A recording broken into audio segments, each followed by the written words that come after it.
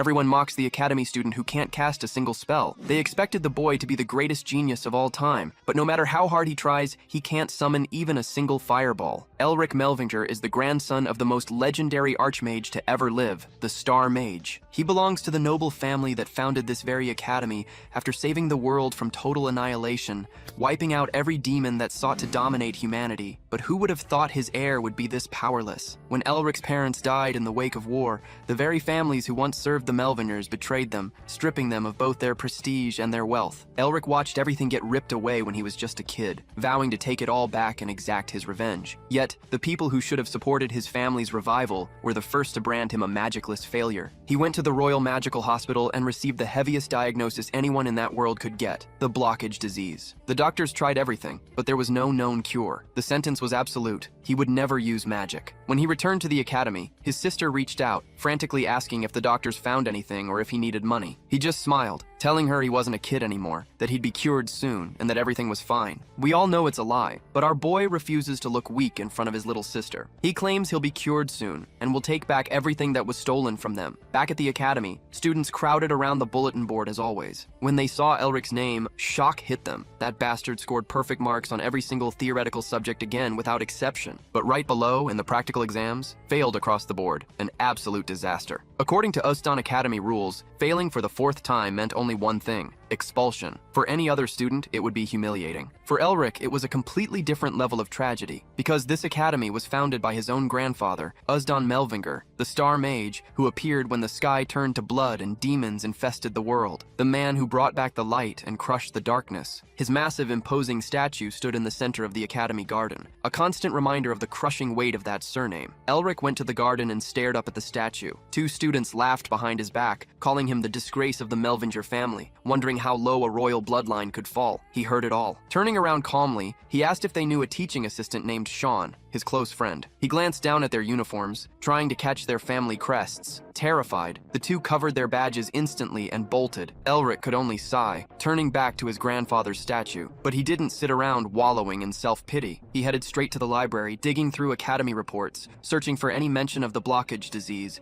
anything that could offer a way out. Suddenly, his research was violently interrupted as someone slammed his face into the desk. Before he could even react, his face was already mashed flat like a Minecraft character. He bolted up, furious, asking who wanted to lose a few teeth. Standing before him was Sean Narrister, the 3rd son of the Narrister family, one of the 6 hexagram families that controlled the Magic Tower. Graduating early from the academy, he had become a professor younger than anyone ever expected. Fiery red hair, a perpetual glare of sheer annoyance, and the usual question locked and loaded: had Elric used his name to terrify the juniors again? Elric just flashed a bright smile, greeting him as if absolutely nothing had happened. He made sure his friend was actually all right before getting back to complaining. After that, he slammed a thick stack of papers onto the desk. The title on the very first page read, "Diamond Dragon Exploration Plans." Elric was instantly hooked. Sean explained that he had tracked down the lair of an ancient, practically extinct dragon species, the very source of all magic in the world, and he wanted Elric to join the expedition. Hearing this, Elric snatched the papers, his eyes gleaming. An ancient dragon was a mind-blowing discovery, but Sean went further. If Elric managed to bring back an artifact from that lair, the academy would turn a blind eye to all his failed practical exams and drop the expulsion. Slid right into the middle of those papers was a map of the kingdom. Elric stared at the map for a few seconds and just chuckled. Sean didn't get it. Calm as could be, Elric tapped the marked location and stated flatly that there was no dragon's lair there. Sean glanced around nervously, dropped his voice, and warned him to tread carefully. Multiple high-ranking professors were backing this research. Questioning that spot meant challenging all of them at once, but Elric knew he was dead right. Sean then placed his hand over a faint symbol in the corner of the map, activating the mana etched into the parchment. In the blink of an eye,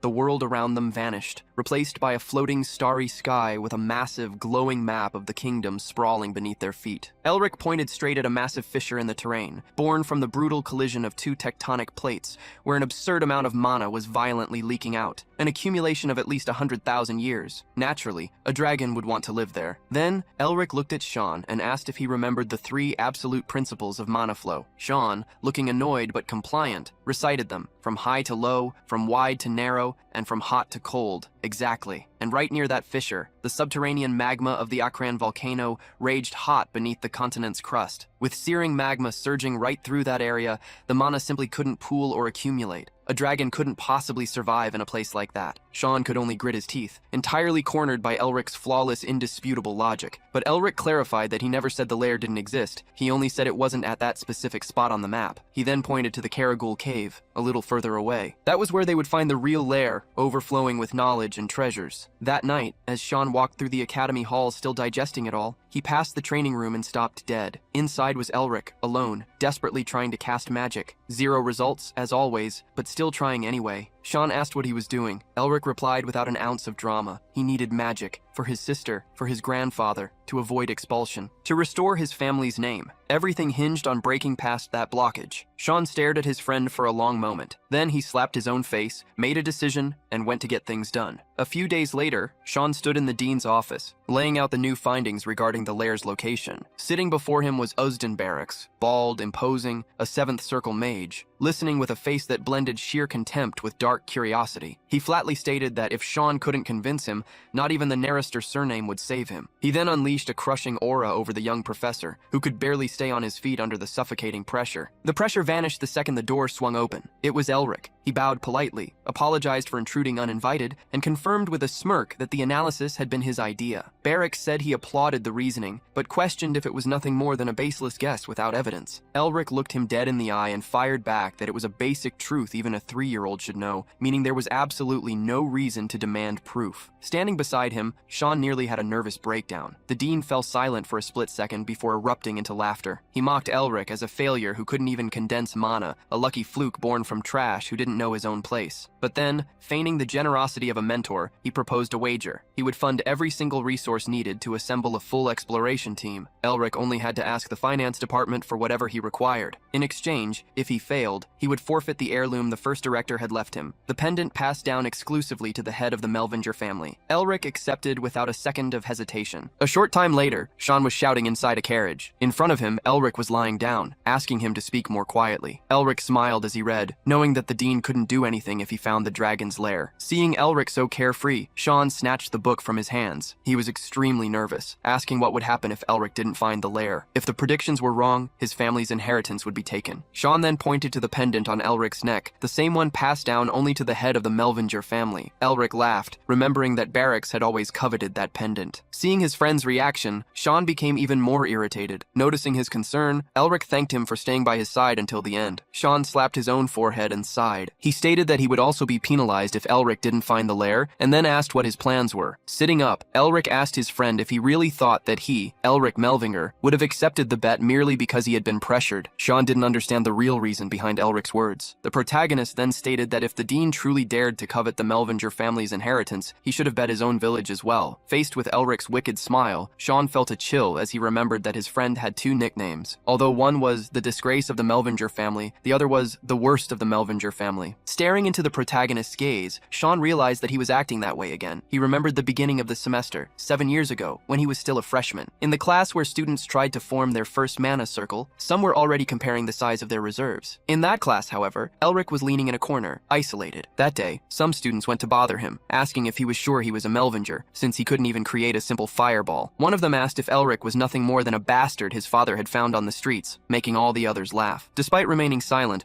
Elric felt terrible about the provocations, and that day, he fought back. With an iron ball in his hand, he hit the head of the student who had provoked him, making him fall to the ground while his friends tried to help him in a hurry. That day, at the Uzdan Academy Disciplinary Committee, although he was being judged, the protagonist stated that the son of a Viscount family dared to insult him, the head of a ducal family. Looking at the council, he declared that he had punished the young man according to the laws of the Empire, asking if there was any problem with that. The entire council began to discuss, and they ended up only suspending Elric because, according to the Academy's rules, all students were equal. But after that day, no one dared to touch him again. Remembering this, Sean's expression was was not good at all. Seeing his friend's expression, Elric asked him to stop shouting, or his blood pressure would rise and he would end up sick. Sean then looked at the book he had taken from the protagonist and was surprised by the title, Effect of Various Factors on a Physical Enchantment. He started shouting again, asking why on earth Elric was reading a forbidden book. The protagonist scratched the back of his neck while giving a small laugh, remembering that if he were discovered with that book, he would be burned at the stake. Returning the book, Sean called him crazy. He then asked what Elric planned to do by learning the Beast King's body-strengthening arts. Elric replied,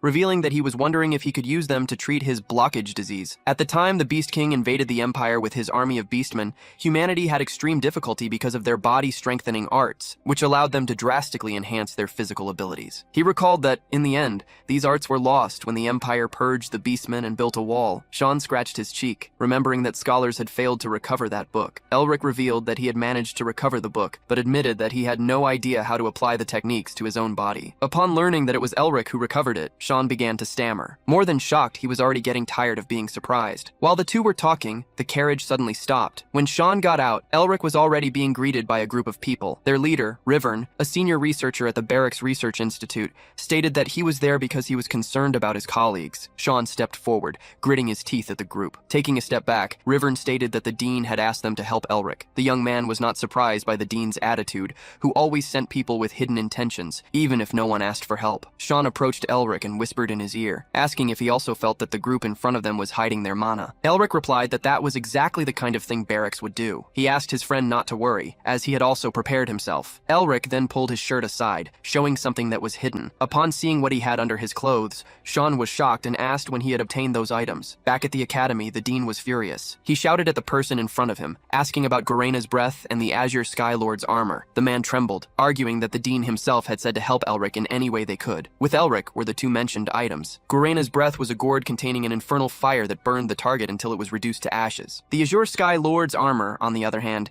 was a breastplate with extreme resistance not only to physical attacks, but also to elemental magic. The dean shouted, asking if he thought it made any sense to give 4-star magical equipment capable of reducing an entire city to ashes to a student, and to Elric of all students. Barracks was about to go crazy. He sent the man away, ordering him never to appear before him again. The man left the room faster than a blink of an eye. Sighing, the dean picked up an academy newspaper, thinking that if the other candidates found out about it, they would cause a scandal. At that moment he stopped, pondering the possibility that Elric might actually find the dragon's lair. Knowing that blood could not be deceived after all, Barracks decided to hastily change the research team. Although they called themselves scholars, they had not noticed something simple that even a student had perceived. However, before doing that, Barracks had another idea. Licking his lips, he realized that, thanks to those idiots, he might be able to obtain the magical pendant, and as soon as he got it, he would secure his position as the next director. The dean released mana with malicious intentions while crumpling the newspaper he was reading. Even if Elric wins the bet, he will only be the true winner if he manages to return alive. Upon reaching the location Elric had indicated as the possible lair, he took out a book and began reading some scriptures. Meanwhile, Sean began chanting a spell. With mana swirling around him, he cast the mana survey spell. As soon as Sean finished, a pillar of energy shot up into the sky from the nearby mountains, revealing the exact location. Sean stammered, confirming that Elric was right. The other researchers were impressed,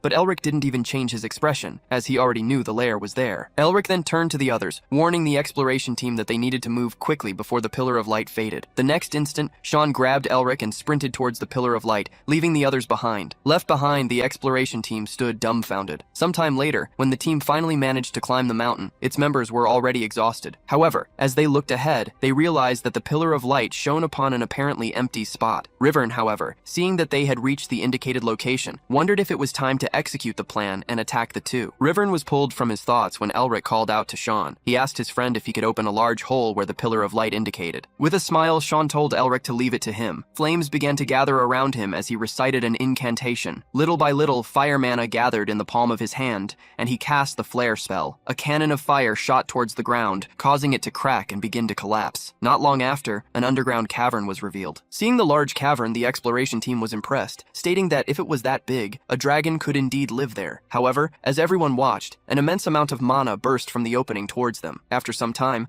the energy began to subside, and Elric told everyone to calm down. He then warned that it was just the repressed mana that had been released with the creation of the hole. Elric ordered everyone to enter, and the next moment, he himself plunged inside. Hastily, everyone rushed to follow him. Once inside the cavern, they felt that the place, permeated by blue mana, was quite cold. Even using warming spells, it seemed the magic had no effect whatsoever. While leading the group, Elric suddenly stopped, staring at a fixed point. Ahead ahead of him was a dark passage. Seeing him stop, Sean asked if he had seen something. Elric denied it, stating that he merely felt a chill down his spine. Hearing this, Sean said it was just the cold, as he was feeling the same thing. From there, the expedition group moved forward, with Elric and Sean close behind. They just didn't know that, somewhere in that lair, there was a hall full of chains imprisoning an unknown being. This being could feel the presence of the humans, and with an evil smile whispered, "You're finally here." After walking to the back of the cavern, Elric and the others arrived at a giant iron door with a golden dragon engraving. The expedition group immediately organized, with the strongest attempting to push the door, while others wanted to break it down with magic. However, Elric hastily interrupted them. He pointed at the door, asking if no one saw the dragon's seal on it, and stated that they didn't know what would happen if they damaged it. Seeing Elric take the lead, Rivern scoffed, thinking he just wanted to show off. Elric then began giving the group instructions on how to open the door safely. But at that moment, Rivern found something on the door, a large button that seemed to beg to be pressed by an idiot. When Elric turned and saw Rivern's intention, he shouted for him not to touch it, but it was already too late. Rivern's hand was already pressing it. The next instant, a sea of fire erupted, engulfing Rivern. Elric and the others gritted their teeth at the sight. The hieroglyphs on the door also began to light up with a golden glow. Elric, seeing this, shouted for everyone to be careful, as Rivern had activated a trap. The door began firing fireballs at the group, who hastily conjured shields to block the attacks. Sean, while maintaining his magic shield, shouted for Elric to do something, saying he was the only one he trusted. Elric then began to analyze the text on the door, stating that he would try to decipher what was written. While he concentrated on the hieroglyphs, the screams of the expedition group echoed as they were being decimated. He tried to remain calm, as if he were taking a test. He transcribed the hieroglyphs to translate them. He was sure he would find the answer, as he always did. He needed to believe in himself, as always. Sean was already being overwhelmed by the sheer number of attacks when the protagonist approached the door. Reciting an enchantment, he knew that as long as he didn't make any mistakes, he could solve the problem. He then pressed a specific button on the door, hoping he was right. With the protagonist's action, the door finally stopped attacking. Sean fell to the ground,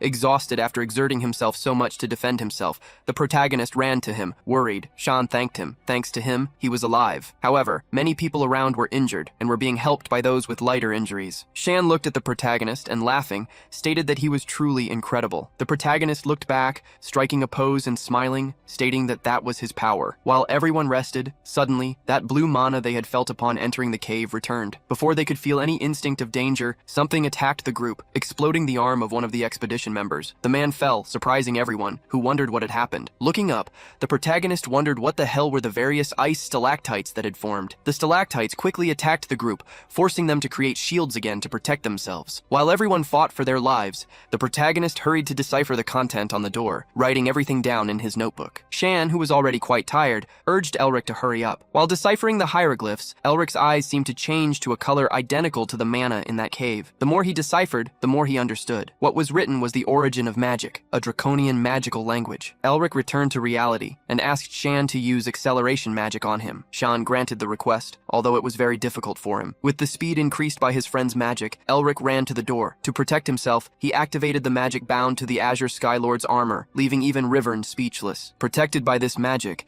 Elric managed to reach the door again and pressed a specific button. He hoped he was right once more, because at that moment, the ice arrows were already dangerously close to his friend Shan, and, as Elric expected, the ice projectiles fragmented before hitting anyone. The trap was deactivated once more. The protagonist fell to the ground, sighing with relief. His clothes were torn in several places, grazed by the ice arrows. At that moment, everyone looked in the direction of Elric and the door, which displayed a golden glow as it opened. The glow intensified. As soon as the door opened completely, the order was given for the exploration team to help the injured and enter quickly. Upon passing through the door, Elric's eyes shone. Inside, various shelves with books of arcane knowledge floated through the air. In the center, a platform with the statue of a golden dragon rose above a sea of gold coins and unknown artifacts. As they entered the room, people were amazed by what they saw. Dragon-scale armors, magical tools, and ancient books could be seen wherever they looked. Observing the group's reaction, Elric smiled, realizing that, deep down, they were still mages fascinated by magic. One of the team members approached the protagonist and,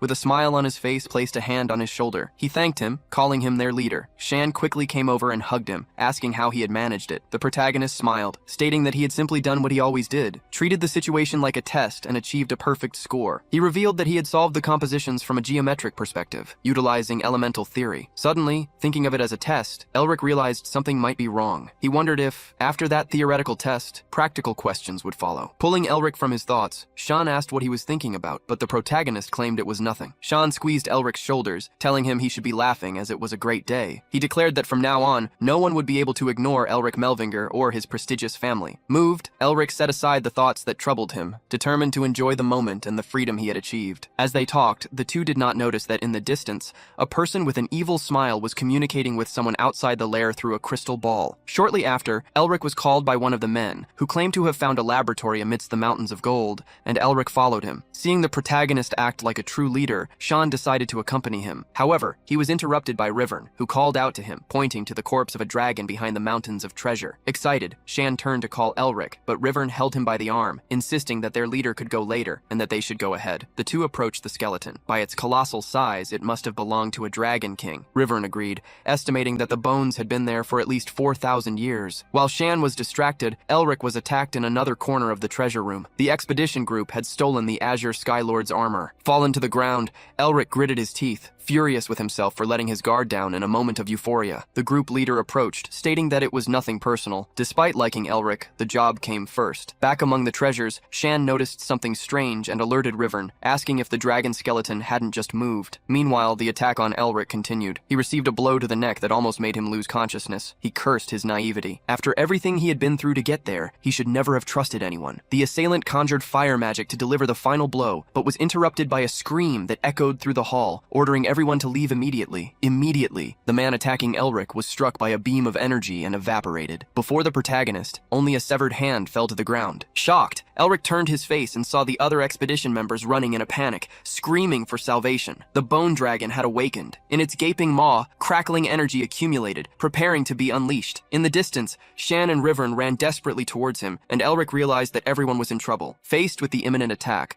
Elric forced himself to remain calm, repeating to himself that this was just another test. While everyone else fled in despair, he focused, analyzing the creature to find a way to survive. Elric knew what he needed to do. Observing the dragon, he noticed that it remained motionless while channeling its attack. The information he had deciphered from the hieroglyphs on the door came to his mind. The newly discovered draconian magic language, his studies. Everything flashed through his head. It was then that he realized the dragon needed a preparation time before each attack. Quickly, orders were shouted for the expedition group to gather and form a defensive line. The knights raised their shields, and the mages positioned themselves behind them, conjuring magical barriers to reinforce the defense. They prepared for the imminent attack. The dragon's breath struck the barrier with full force. Protected by the defensive line, Elric calculated that the attack would last about 20 seconds. If they could withstand it for that long, they would have a chance. Sean took the lead at the front line, shouting for everyone to hold firm. Meanwhile, Elric was formulating a plan. He estimated it would take 17 seconds to reach the exit door. Therefore, if they could close the door in the remaining 3 seconds, they might survive. When Elric looked ahead again, he saw that the shields were cracking and about to give way. However,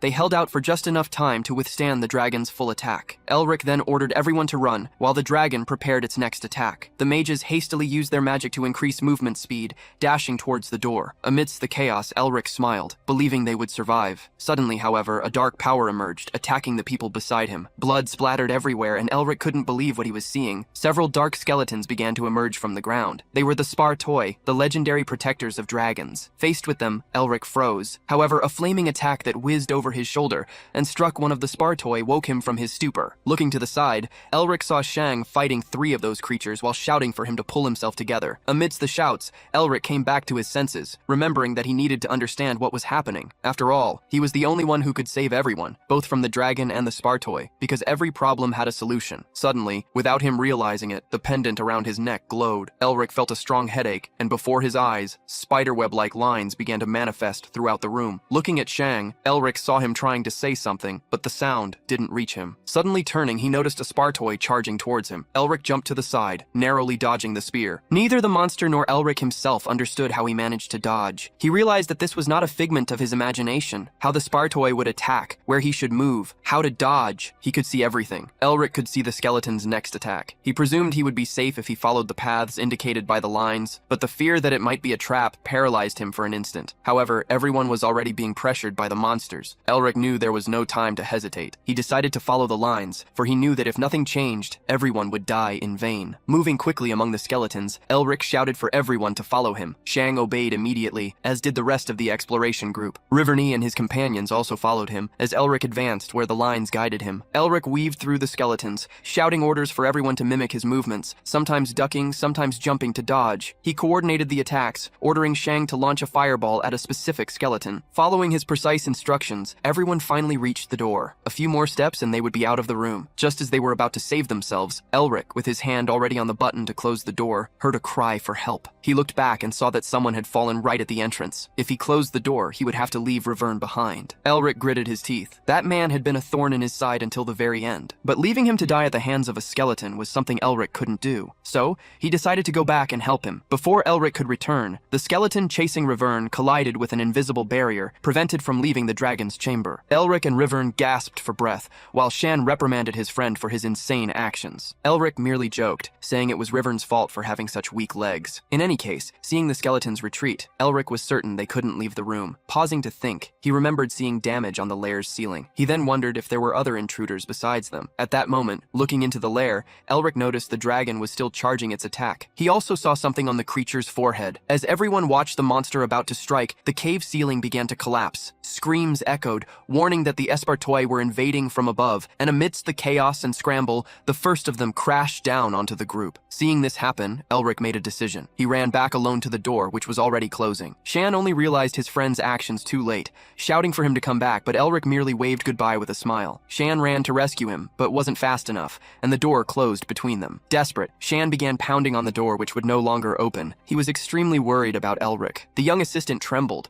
hoping the worst wouldn't befall the friend he had known for so long. The two had met 7 years ago, right after Elric's suspension. Shan was the first to introduce himself, asking if Elric wanted to be his friend. At that time, Elric paid him no mind, telling him to get lost. He always locked himself away in libraries to read magic books, but wherever he went, Shan followed him, always asking the same thing, for them to be friends. However, on every occasion, Elric gave the same answer as their first meeting. Time passed. Once, during a nighttime field lesson, the professor explained that they would need tenacious stamina to become true mages, and thus, they would receive points according to their arrival order. Therefore, they would need to move diligently. At the professor's signal, all the students dashed off. Shan also ran, quickly reaching halfway up the mountain, where he stopped to rest. However, he was surprised. Someone attacked him, causing him to almost fall into an abyss, where he managed to cling on by a thread to some rocks. Wounded and barely holding on, Shan called out for help to anyone. Soon, Riverne and his group appeared, scoffing that he could simply use magic to climb up instead of complaining. Shan didn't know how much longer he could hold on. If he let go, the worst would happen to him as he fell into the abyss, but if he used magic to save himself, he would be disqualified. Tears began to stream down his face. He knew that if he were disqualified, he wouldn't be able to look his father in the eyes again. Then his hands began to slip from the rocks, and he started to fall. However, before he could fall even an inch, someone grabbed his wrists, straining to pull him up. Looking up, Shan saw it was Elric, who was shouting for him to hold on. After much effort, Elric finally managed to save the boy who had bothered him so much. The two sat on the ground to rest, and Shan told Elric to go on ahead, as he would be delayed because of him. Shan's ankle was purple, probably broken. Looking at the injury, Elric helped him up, putting his friend's arm around his neck. Shan didn't understand why he was doing that, especially after he had insisted that Elric go on ahead. With a serene expression, Elric asked if Shan didn't want them to be friends. Shan's face lit up, but Elric quickly broke the friendly mood, saying that Shan should give him some artifacts as payment later. He smiled, asking if that was fair, since they were friends now. The sun was already rising as they walked through the forest, with Shan complaining that Elric was trying to rob his own friend, but Elric merely stated that he should pay the reward for being saved. Back in the present before the closed door, Shan cursed Elric in his thoughts. That bastard! Even though he's weaker than me, who does he think he's protecting? Elric, just wait a bit. I'll call my family's seniors, or at least my father, so please stay alive. Ignoring the shouts of those fighting the skeleton, Shan rushed off to get help. Inside the dragon's chamber, Elric heard his friend's words. He couldn't help but feel grateful, but that was precisely why he didn't want to put his friend in danger. Elric then looked ahead, at the great bone dragon and the dozens of Espartoi advancing towards him. In a thought directed at Shan, who was already far away, he wondered who his friend thought he was. With the help of the lines he could see, Elric dodged the Espartoi's attacks. He finally found what he was looking for and continued advancing, always dodging attacks. Amidst the chaos, Elric leaped to grab his objective, activating its effect immediately, the Azure Skylord's armor. He also grabbed Gorena's breath and, equipped, faced the enemies inside the dragon's chamber. What goes around, comes around. Do you want a taste of your own medicine now? Inside the treasure chamber, Elric held Gorena's breath as great flames enveloped him. His eyes bled, for although an artifact normally used mana to be activated, at that moment he was using his own vitality. As Gorena's breath was activated, an immense amount of flames engulfed the entire room, enveloping the skeletons. Elric was certain that this was all part of the dragon's test, and thus he would risk everything to achieve a high score. Despite the fire covering the entire hall, the skeletal dragon continued to prepare its attack. Elric looked closely at what was on the creature's forehead forehead and quickly climbing onto it realized it was a spear. He bet that this spear was both the key and the answer to the test. However, if he was wrong, that would be his end. Faced with so many Spartoi returning to surround him, Elric could no longer retreat, especially as a Melvinger. The Spartoi swallowed him like an avalanche, but he already had his hands on the spear. At that moment, a blue glow dazzled the treasure room. The next instant, Elric found himself in a completely different place. A blue dragon flew in the blood-red sky, while lightning struck it. But there wasn't just the dragon in that place. There was also a horned being. As Elric wondered who or what that being was, the creature turned, staring at him with a mad smile. Elric was petrified, but things didn't stop there, for the dragon flying in the skies was preparing a breath attack against the horned being. While awaiting the dragon's attack, the being extended its hand,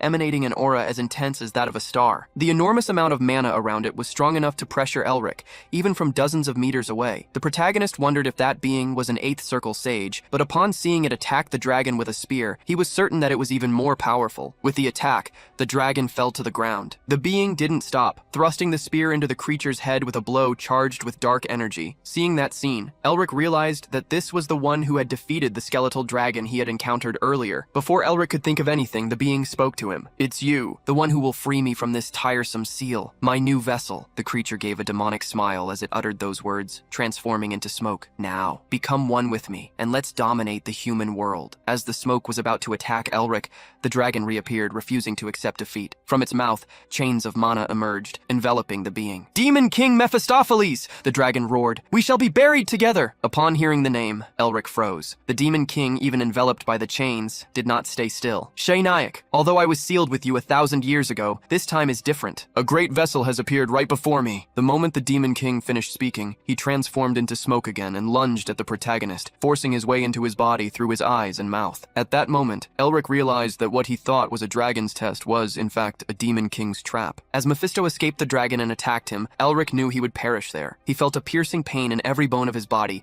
making him scream. However, the dragon suddenly began to help him, making his body stronger. Faced with these two forces acting within his body, Elric remembered his grandfather and all his family members who had sacrificed themselves to defeat the demons in the Great War. After losing even his closest kin, only Elric and his sister remained. It was then that the Imperial family, the Magic Tower, and the vassal families revealed their true desires. Even the person Elric trusted most tried to take what was theirs, and when they tried to protect themselves from their own uncle, they were abandoned. With everyone betraying and insulting his family, all Elric could do was feel non-existent, as his own lineage was practically extinct. Even amidst the suffering, he still remembered his goals: to cure the blockage disease, restore his family, and make everyone who had turned their backs on him regret it. As his consciousness began to fade, Elric was reluctant to perish, just like his heart, which beat faster and faster. The moment he lost consciousness, a light shone upon his family's pendant, and a voice echoed around him. "The Melvingers will not be devoured by someone like you bastard!" Elric's body began to float, as the necklace released countless glyphs and an energy enveloped him. Protecting him,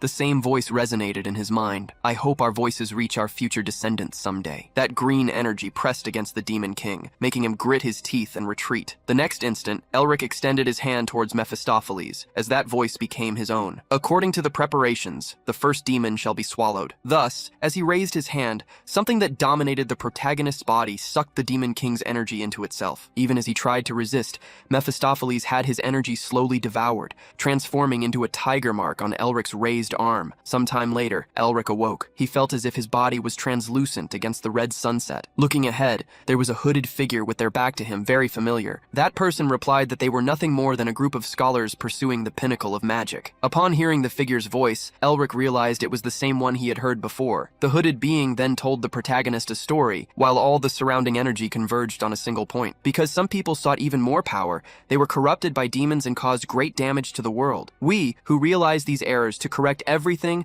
and also atone for our past, created a family. In this world, our family will eradicate demons at their root. Listening to the blonde man speak, Elric saw a being forming from the gathering energy. A demon? No, something worse than a demon king, a demon god. As the hooded man extended his hand, not just one, but several dragons emerged to confront the creature. When the war began, the man stated that the family's duty was to eradicate the demons from the world. However, demons would never completely disappear, always reappearing. They needed to be devoured repeatedly so that their clan would never vanish. Various demonic beings began to emerge from all sides, while the man spoke to Elric. They advanced frantically to attack him, but he merely raised his hand with a smile. "One day, in the future, our descendants will fully inherit our will." And so, with his hand raised, he attacked the demon god, who, despite receiving the blow, counterattacked. contact. Seeing the demonic hand advance against the man with whom he felt such familiarity, Elric hastily shouted, asking him to be careful, but his warning cry was not heard in the world he was in. Looking at his own hand, still suspended in the air, Elric realized he was back in a residence. He coughed and, looking around, saw his friend Shan near one of the windows. Shan avoided looking at him, which led Elric to ask in a teasing tone if he was perhaps crying. The question annoyed his friend, who was visibly embarrassed at being caught in a moment of weakness. Seeing Shan's reaction, the protagonist scoffed. "It's okay to cry. I cried a lot back in the lair too." Annoyed by the mockery, Shan shot him a furious glare. Elric then changed the subject and asked what had happened and if Shan had led the rescue squad. "Yes, you idiot," Shan replied. Elric reprimanded him, reminding him that as the head of a family, he should use more polite language. Caught off guard by the reprimand, Shan let out another curse, making Elric look away and retract what he said. Shan sighed and simply asked his friend not to do anything so dangerous again. However,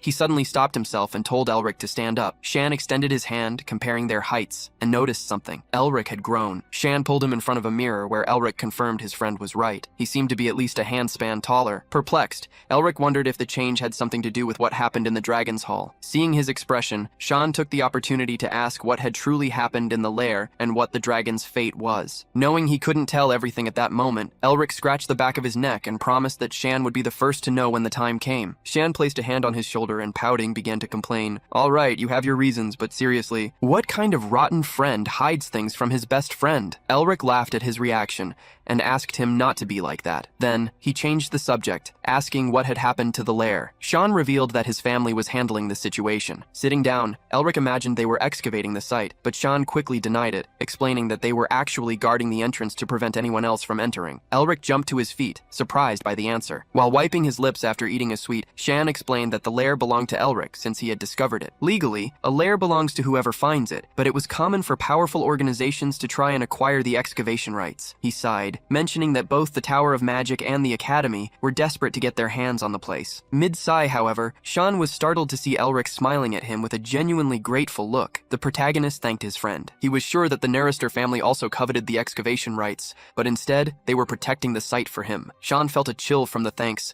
and told him never to say anything like that again. The two laughed and exchanged a friendly fist bump, and Shan didn't miss the chance to call him crazy. Suddenly, Elric's expression turned serious. He realized it was not the time to relax. Old Man Barracks would probably try everything to obtain the excavation rights. Remembering what had happened to the exploration group, Elric smiled maliciously, suspecting it was Barracks' doing. Shan was startled to see that smile. "What madness are you planning this time?" he asked, pointing at his friend. "You always do something insane when you smile like that." Elric approached with a calm expression. Shan began to babble, trying not to hear what was coming, but Elric's request was simple. He wanted his friend to spread the rumor that he was gravely injured. Shan felt dejected for having heard the request to the end. A short while later, in front of the Imperial Magic Hospital, several guards protected the entrance. Barracks, standing before the gate, asked the person on the other side to repeat what they had said. The man inside adjusted his glasses and stated that Cadet Elric Melvinger was in a coma due to severe injuries sustained in the dragon's lair. Therefore, it would be best if Barracks left. Barracks asked if they truly wanted him to leave after coming all this way. The men accompanying him began to question the excavation rights,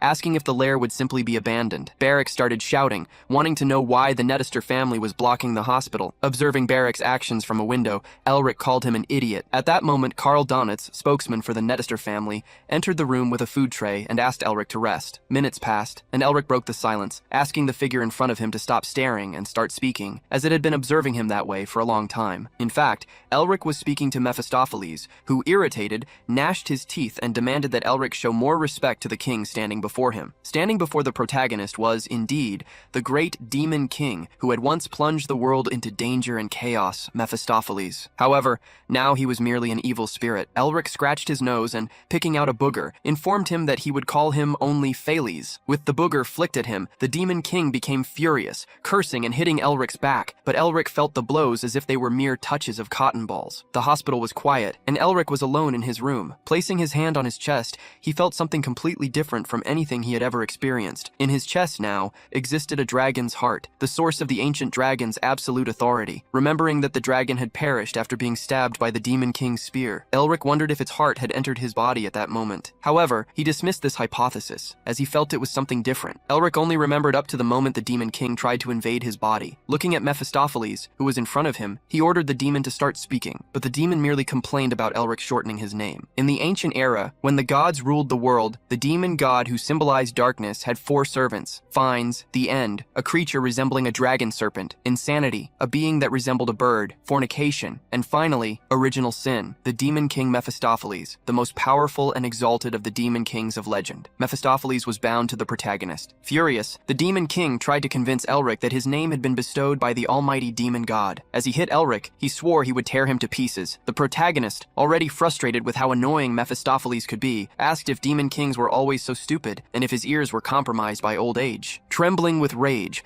Mephistopheles remembered that for 1,000 years he had waited for this moment. However, his mana had been stolen by someone so brazen. He, the great demon king Mephistopheles, who was supposed to subjugate the entire world, was trapped there. The reason for his existence had been put to the test on the night he faced the dragon king Shenek. Although he had given his all in that battle, someone had appeared in his way. Mephistopheles vividly remembered the moment the dragon king trapped him, sacrificing himself to seal him away. Because of that battle, he had been imprisoned for 1,000 years, waiting patiently, until one day, some humans appeared, and among them was the vessel he would use to free himself, the perfect vessel who had overcome all challenges. Mephistopheles still remembered the moment he almost took the body and soul of that vessel, but his plans were destroyed. Looking out the hospital room window, he realized that all that remained of him now was a fragment of demonic energy and his own existence. The demon king frowned, trying to figure out what power had absorbed him. Lying on the bed, Elric smiled and told Mephistopheles to stop acting as if he were powerful. Provoked, Mephistopheles began to curse. "How dare a brat like you? If I were 1,000 years younger, Ah, you damned brat.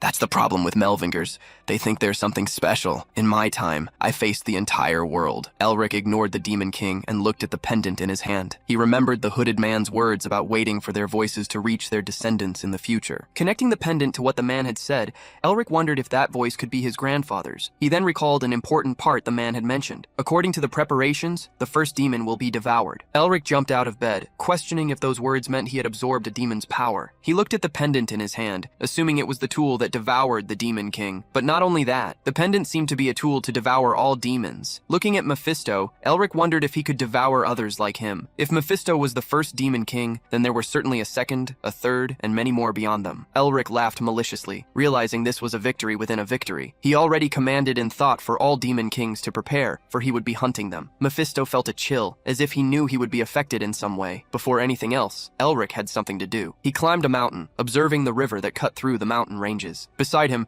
Mephisto asked why he had climbed to that place. Seeing Elric silent, the demon demanded an answer, saying it was disrespectful not to reply to an adult. Annoyed, Elric told him to shut up and sat down in a lotus position with his eyes closed. Before hunting any demon, there was something he needed to discover. As he kept his eyes closed, Elric felt the energy around him shift, revealing a special world. He saw beautiful blue flowers and tiny ladybugs, heard the soft sound of their wings beating, and felt the light breeze touch his face. The fresh scent of plants filled the air, and he could feel everything around him in a way he had never experienced before. Elric had his suspicions about what was happening. He extended his hand and saw several invisible lines, as if the energy around him was revealing itself. Slowly, he closed his hand, and at that very instant, his heart began to beat faster. Then, he uttered a spell. Ignite. A small spark appeared in the air, but it soon grew, transforming into a large bonfire. Mephisto, upon seeing that magic, was completely surprised, his eyes wide with astonishment. What he was witnessing was draconian magic, an ancient form of magic exclusive to dragons. To him,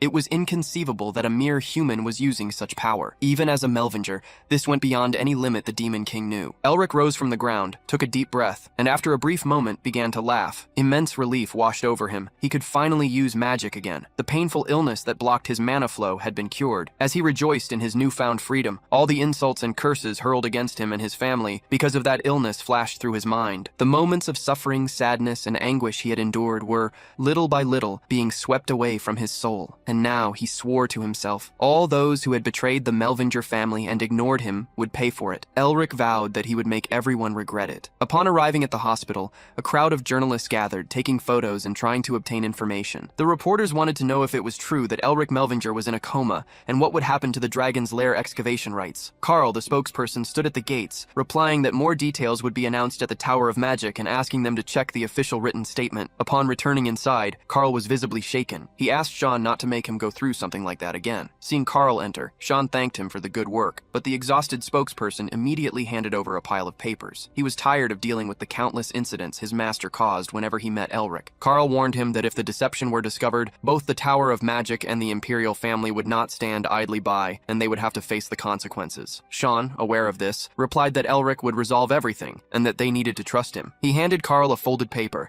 saying that the higher the stakes, the greater the rewards. Although he spoke with confidence, Sean trembled inside, silently cursing Elric, and wondering if his friend had any idea how much he was suffering because of his schemes. Curious, Carl asked where Elric had gone, but Sean didn't know. He simply handed over a note Elric had left, asking Carl to take care of everything. Reading the note, Carl noticed something strange. Among the papers he held, there was a letter he hesitated to deliver. At that exact moment, the door was blasted open by an explosion of magic, and a woman entered the room, exclaiming, "Is my little brother planning something fun without me?" Surprised, Sean looked at his sister, asking what she was doing there. Tasha Narrister, with her short red hair and equally red attire, was known as the Firebird Witch. She advanced with a mischievous smile, saying it wasn't strange for an older sister to visit her younger brother. Tasha was one of the three great stars of her generation, alongside the representatives of the Tower of Magic and the Imperial family, geniuses destined to lead the Empire. Without wasting time, Tasha approached Carl and twisted his ear, asking why he hadn't delivered the letter to Sean yet. Sean, in turn, tried to remain calm in front of his sister, the youngest to receive the title of Great Mage in history, and asked the reason for her visit. Tasha replied that she had heard Sean's friend was ill, and, as a mage, she couldn't simply ignore the situation. She then asked where Elric was, implying he would be in the infirmary. Knowing that Elric was no longer in the hospital, Sean panicked internally. He knew that if Tasha discovered the truth, there would be big trouble. He said that Elric was not in a condition to see anyone at the moment. Tasha gave him a suspicious look,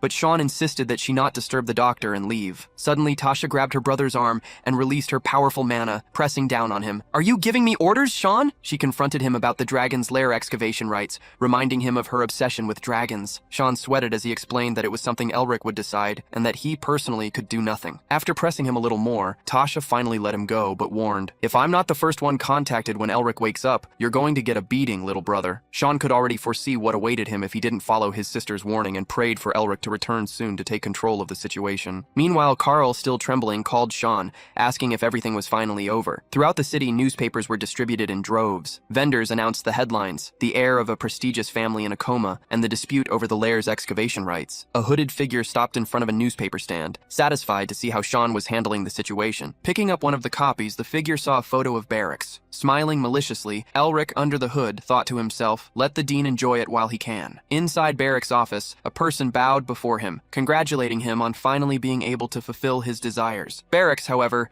urged calm, saying that the elections had not yet begun. Rivern smiled at the dean, admitting he had been hasty and hadn't managed to perceive the sentiments Barracks wanted to protect as the future director of the student academy. Barracks returned a wide smile, correcting him. "I am not the director yet." He then changed the subject, asking about Elric's condition. Rivern replied that he had heard the young man was struggling even to stay alive. Barracks commented that it was truly a pity, although the smile on his face suggested otherwise as he sipped his tea. Rivern then raised his head and said it would be a big problem if Elric woke up, suggesting they should prepare mercenaries to deal with it. However, before he could continue, the dean released a powerful aura, ordering him to stop speaking. The pressure Rivern felt was so intense that he almost lost control of himself and immediately apologized, nervously. Calmly, Barracks placed his cup back on the saucer and commented that there would be a professor vacancy after the elections, leaving open the question of who would fill the position. He added, with a suggestive tone, that being merely the dean, he didn't know what happened outside the academy. Barracks' tone was enough for Rivern to understand the implicit message. Bowing, he affirmed that he would not disappoint the dean. Satisfied, Barracks returned to sipping his tea, a victorious smile on his face. That night, a hooded figure wandered through the city. Elric arrived at a building, pondering whether he should begin his plan. Using his mental eyes ability, which allowed him to see beyond the physical world, he located a hidden space and inserted the mana from his dragon heart, activating the magic with ease. With that, he flew to the top of the building, each step demonstrating his skill in using magic without needing complex incantations. High atop the building, Elric sighed as he gazed at the moon. He had taken the first step, finally standing at the starting line to overthrow Barracks and restore the Melvinger family name. But to do so, he knew he would need to grow even stronger before the director's election. Mephisto, who had been following the protagonist all along, mocked Elric. calling him pathetic for using such a low level of magic, considering the power he possessed. To the Demon King, the leap Elric had made seemed like a circus performance. Elric knew Mephisto was right, and that he needed to grow stronger as quickly as possible. Ignoring him, the protagonist began to reflect on the soul speech, a technique from the magical language of dragons. The magic was activated by building a mental image and converting it into words. Upon realizing Elric was concentrating his mana, Mephisto gritted his teeth, suspicious. The next moment, Elric whispered the word elevate, and his mana enveloped him, lifting him into the air. Mephisto was even more shocked when Elric whispered the magic fly. As soon as he cast the spell, Elric moved forward rapidly, leaving the building he was on and soaring over the city, illuminated by streetlights that gave the night an enchanting atmosphere. Looking down, he realized he was higher than he had expected. The initial fright soon turned into admiration for the simple,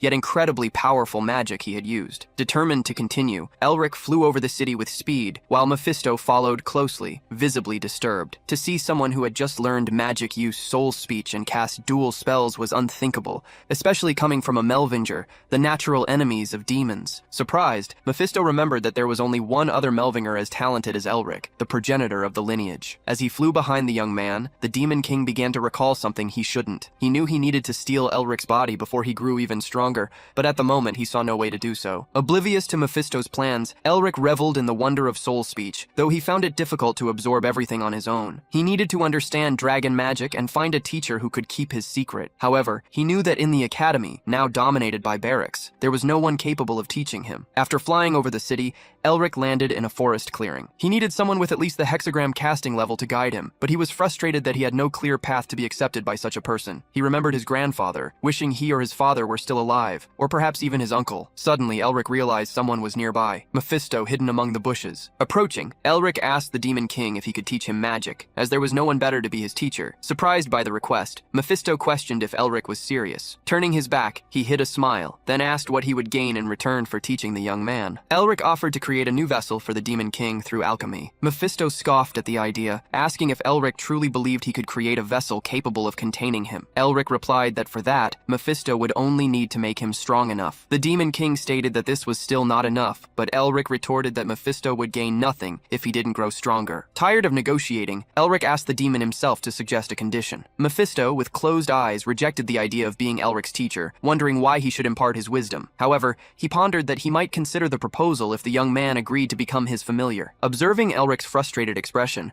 Mephisto chuckled, appreciating the fact that the human had, until that moment, been toying with him. The Demon King knew that although he was too weakened to devour Elric at that instant, he could hide dark magic within his teachings. As the young man grew stronger, his soul would gradually be corrupted until Mephisto could finally devour him. Mephisto was already smiling, satisfied with the plan he had concocted, eager to see Elric kneel and beg to be accepted as a disciple. He was certain that the young man, being so weak, would eventually obediently become his vessel. However, to the Demon King's surprise, Elric, without hesitation, told him to go to hell and forget his demand. Mephisto's soul nearly turned inside out upon hearing that. He began to stammer, incredulous, as Elric asserted that there was a limit to how much the old demon could bargain. Elric, unconcerned, began to pick wax from his ear, warning that Mephisto wouldn't gain anything by acting tough. With a provocative smile on his face, he approached the Demon King who, feeling humiliated, found himself minuscule in the face of the challenge. Furious, Mephisto lunged to attack Elric. However, the young man cast a spell. Silence! In the next instant, Mephisto felt as if an invisible tape had sealed his mouth. Elric laughed, commenting that the magic worked even better than he expected. Mephisto, desperate, tried to speak,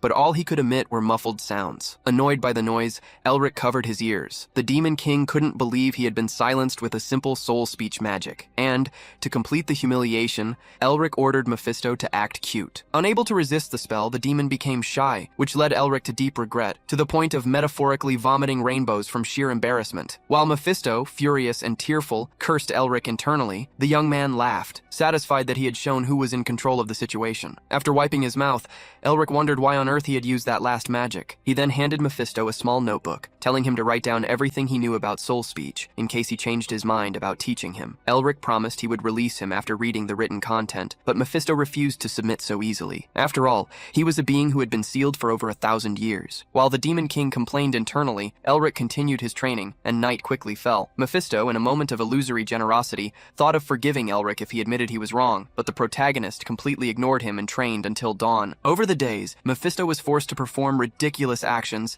such as scratching his nose and making a peace sign with his hand, hoping Elric would ask for his magic lessons again. However, the protagonist continued to ignore him, focused on his solitary training. In time, Mephisto was practically drooling with frustration. He had decided to teach Elric from the beginning, but now he wondered if he should feign submission to escape that humiliating situation. Finally, he began to write the basics of soul speech in the small notebook. Seeing this, Elric mocked the Demon King, imitating one of the ridiculous poses he had previously ordered, which made Mephisto even more enraged. The pride of Mephistopheles, the great Demon King, was wounded. He would never submit to a mere human. Suddenly, Mephisto realized he was acting like a dog, while Elric, notebook in hand, read what he had written. In the text, Mephisto explained that soul speech was ancient knowledge, inaccessible in any book. Elric praised the effort, acknowledging that the Demon King was finally beginning to cooperate. He then removed some of the spells he had cast on Mephisto, leaving only the one that prevented him from speaking. Showing a passage in the notebook, Elric asked Mephisto to elaborate on it, suggesting that if he did, he might let him speak. Furious, Mephisto did as he was asked. But when he handed the notebook back, Elric said it still wasn't enough. He asked the Demon King to write more than before, and, if he did so daily, he would allow him to speak for 3 days. Furthermore, he demanded that Mephisto write everything manually and all at once, including any secret techniques he knew. Mephisto could only think of one thing, hoping that the black magic hidden in those lessons would destroy Elric's body and soul. However, what the protagonist learned from Mephisto was only the introduction, but even that already allowed him to create a powerful ice wall. Observing Elric's progress, the Demon King was incredulous to realize that there was no trace of black magic affecting his body. Noticing Mephisto's perplexed expression, Elric questioned why he was so confused. Mephisto tried to disguise it, but Elric knew he expected something to change. With a victorious smile, the protagonist thanked the Demon King, for thanks to him, he had reached a new level of power. Mephisto began to curse him, frustrated that Elric had discovered his plan. When Elric asked if there was anything else to learn, Mephisto replied with frustration, "There is nothing more to learn. Besides my true speech, there is nothing else I can teach you." Elric remembered that true speech was the most powerful form of soul speech, surpassed only by divine speech, the voice of God. Mephisto warned him that he was not prepared to comprehend that power at his current level, and that attempting to master it could drive him to madness. Knowing that the Demon King was right, Elric wondered what he should do next. Mephisto interrupted his thoughts, saying that magic could only be perfected in battle, and that this was what the Melvingers had been doing for centuries. Elric then remembered a day when his father taught him about the Melvinger family's maxim, while holding a pendant that had protected the continent from demons. Even confined to a wheelchair, Elric's father showed pride when speaking about the family's lineage, which had always fought bravely on the battlefield, alongside the boy's grandfather. Once, while looking thoughtfully at the horizon, young Elric excitedly asked his father if he could use incredible magic like his grandfather on the battlefield. Before his father could answer, Elric's mother, who was nearby, smiled and asked the boy what she had already told him was necessary to become a powerful mage. With a pout, Elric replied that he needed to study. His mother confirmed the answer, saying that he shouldn't focus only on powerful magic like his father, since his grandfather, before becoming the most powerful mage on the continent, was also a great scholar. While Elric's mother was giving her lecture, his father approached him and, whispering, said that, even so, true magic was perfected on the battlefield. However, his wife pulled him away, reminding their son to finish reading a study by the end of the day, and leaving his sister, Hazy, in charge of looking after him. Hazy, annoyed, dragged Elric away, while he cried, feeling like his ear was about to be torn off. After the children left, Elric's father commented that, although studying was important, children should behave like children. His wife, in turn, reprimanded her husband, saying that he spoiled Elric too much, creating bad habits. After all, as the saying goes, like father, like son. And so, the sunset marked the end of another day. One night, Elric and his sister were with their sick parents in their room. Both of their illnesses had suddenly worsened, leading to their deaths. With their vitality shared between them, they ended up passing away together. That night, before he died, Elric's father cried for his wife, who always shone brighter than everyone else, but who, because of him, was in that state. Elric's mother didn't want her husband to say that, because after meeting him, there wasn't a single day when she wasn't happy. Elric's father thanked his wife for raising their children so well, always being a good mother. She then looked for Ryza, their daughter, asking her to take care of her little brother while apologizing and thanking her. Ryza trembled upon hearing her mother's request, crying. Her father apologized to Elric for the illness that affected him, blaming himself for it, but Elric didn't care. The only thing he did at that moment was cry. cry, not wanting his parents to leave, questioning what would become of him and his sister without them. As he cried, Elric felt a warm hand on his face, and his father told him, "Looking back on my entire life, compared to my days as a mage on the battlefield, I was much happier as your father. You don't need to be a mage. I just hope you live a happy life, surrounded by the people you love." And so, Elric's father's hand fell onto the bed. The boy asked his father what had happened and then realized, which made him despair. Now, deep in that forest and thinking of his father, Elric asserted that he was wrong to say that he didn't need to become a mage. If he wasn't strong, he would be discarded. That was the reality, and because of that, he would become stronger, so that no one would be able to ignore him. Elric remembered his father's words. Magic could only be perfected on the battlefield. He realized that what he needed now was combat experience. He wondered where he should go to get it. He thought of the Crimson Ghost Forest, full of ghost-type monsters, which was a dangerous place. He also considered the Goblin Cave, but there were always too many people there. He tried to think of a place where he could go, but then he remembered something his father had said about some safe houses around the continent, where their ancestors used to live. Recalling this place, Elric called Mephisto so they could go together. The Demon King asked Elric where they were going, and then Elric revealed, "We are going to the Yeti's habitat, the Yeti Highlands." Inside the forest, Elric was bathing in a stream. He knew he needed to change his appearance so that his identity wouldn't be revealed. He then began to use magic that enveloped him with the stream's water, cutting his hair. After that, he used another spell to change his appearance. Now, with different skin color, hair, and hairstyle, Elric felt confident to head towards his destination. The place he was heading was always snowy. At the guide agency, an employee told someone that it was their lucky day, as normally no one went to the Yeti Highlands. But it was surprising that several people were going there that day. He then pointed to the group behind Elric, indicating them. Turning around, the boy saw several people entering the agency. Among them were 4 herbalists, 3 monster hunters, and curiously, 5 people concealing their energies. One of them, who was quite short, approached Elric, introducing himself while starting to speak rapidly, enough to make anyone listening get lost. Mephisto, beside Elric, was already annoyed by how much this person talked. Elric ignored the Demon King and asked Mingma if he could buy a communication crystal orb there. Mingma stated that their village did not have crystal orbs, but he could use a carrier pigeon or send a letter. The short person then started talking again, telling a funny story about pigeons and letters. But suddenly someone interrupted him, calling him to leave. He decided to tell the story another day. Elric was worried, as his sister would be annoyed if he didn't contact her soon, but he decided to let Shang handle it, trusting his friend. As they ascended the Yeti Highlands, Mingma resumed telling the story about birds and letters. Beside Elric, Mephisto commented that the place felt familiar to him, and that it was, in fact, the Yeti's habitat. Hearing this, Elric asked if he had ever visited the region. Leaving the boy behind, Mephisto stated that the Yetis were scum who admired them. Surprised, Elric questioned if Yetis were demons. Mephisto then became annoyed at being placed in the same category as those beings. Pausing to think, Elric reflected that he had always thought Yetis were just monsters. Discovering they had ties to demons was something he never expected. As they walked, Mephisto stated that the ancient king of the Yetis was competent, so he must have received the demon god's grace, even if his fate was not fortuitous. As he walked on, the Demon King pondered that the ancient king's lair might still be around. Surprised, Elric hastily asked if Mephisto knew where it was. The Demon King revealed that he had no idea, and that even if the lair was there, it should have already been plundered. Now knowing that Yetis were demons, Elric presumed that their king's lair must have some connection to his family's safe house. In the past, his father had told him that these safe houses were ancestral hiding places, built to protect the family's legacies. His father had asked that, when he became an adult, Elric go to the Yeti Highlands to confirm the family's legacy in his stead and pay respects to the ancestors. Holding the family pendant, Elric wondered what legacy would be inside the safe house, and if he would be able to learn more about the pendant upon arriving there. As he walked, he noticed that Mingma was still chattering away. Mephisto was already annoyed and asked Elric to use magic to silence that bastard, as his ears were already bleeding. Elric told him to endure it, stating that ghosts don't bleed. Seeing Mingma talk so much about the Yetis, Elric wondered why they hadn't appeared yet. Suddenly, Mingma smiled and warned everyone that the path ahead would become more complicated, so they should eat before proceeding. Thus, the group entered the forest and set up some campfires. Elric then saw one of the people concealing their aura approach another group, asking to borrow fire. Observing that individual, Elric realized that they must be as strong as a noble knight. The group didn't seem to be targeting him, so Elric wondered if they had a secret mission. Looking at a figure with a different cloak, he wondered if that was the leader, although they didn't seem stronger than the others. At that moment, the person Elric was observing began to remove their hood, and everyone turned to look. It was a blue-haired girl. She smiled at the group who had lent the fire, stating that she would use it with gratitude. Seeing the young woman, 2 men began to have lewd thoughts, questioning why she hid such a beautiful face,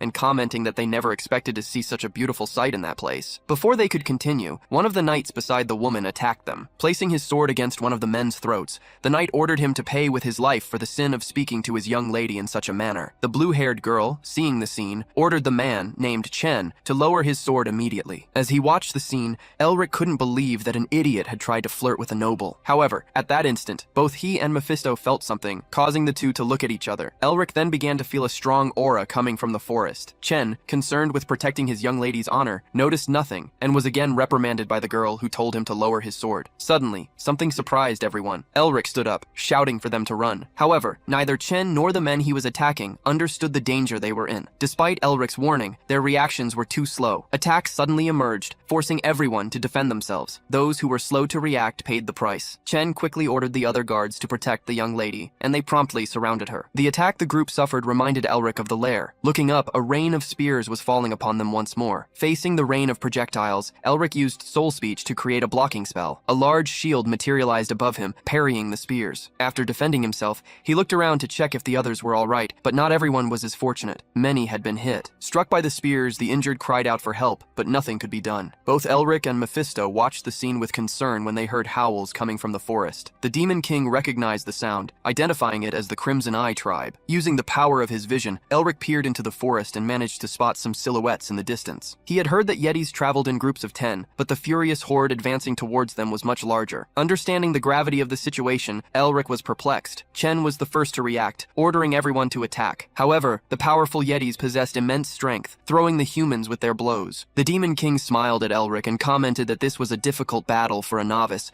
asking if he would be afraid to fight like any ordinary human. Provoked, Elric used magic to silence him. This was no time for conversation. Despite the initial pressure, Elric admired Chen's movements, who, utilizing a knight's aura, faced the Yetis with mastery. Elric wanted to keep watching, but it wasn't the right time. The surprise attack was a problem, but not the only one. With his keen vision, he discovered another group of Yetis lurking, waiting for a chance to ambush them. One false move, and everyone would be in danger. But the situation would be different if he attacked first. Elric began to conjure his spells, starting with the removal of his transformation to reveal his true identity. Next, he activated his magical armament to strengthen himself, using enchantments he had previously recorded with a memorization spell for quick access. Strengthened, he leaped, soaring over the forest until he spotted the hidden group of Yetis. One of them noticed his presence in the sky, but it was already too late. Elric descended with full force, crushing the creature's skull beneath his feet. The other Yetis recoiled, frightened by the scene. Elric seized the opportunity to continue the attack, aiming to at least delay them. Launching himself into the middle of the group, he conjured the burst spell, and a large explosion engulfed the nearest enemies. Although the attack was successful, dozens of Yetis still remained. Without hesitation, Elric used the burn spell. A wave of flames swept across the snowy clearing, incinerating more creatures. Next, several ice crystals materialized in the sky. Shaped like swords, they were launched by Elric to pierce the Yetis. An eye for an eye, a tooth for a tooth. He returned the aerial attack his group had suffered. The ice swords fell like a deadly rain, eliminating most of the remaining adversaries. At the end of the barrage, the few survivors trembled with fear upon seeing the fate of their companions. Realizing they planned to flee, Elric decided he would not allow it. With a smile, he used soul speech to conjure a spell that trapped the fugitives. Shortly after, Elric stood surrounded by the bodies of the Yetis. He sighed as he observed the outcome of the battle,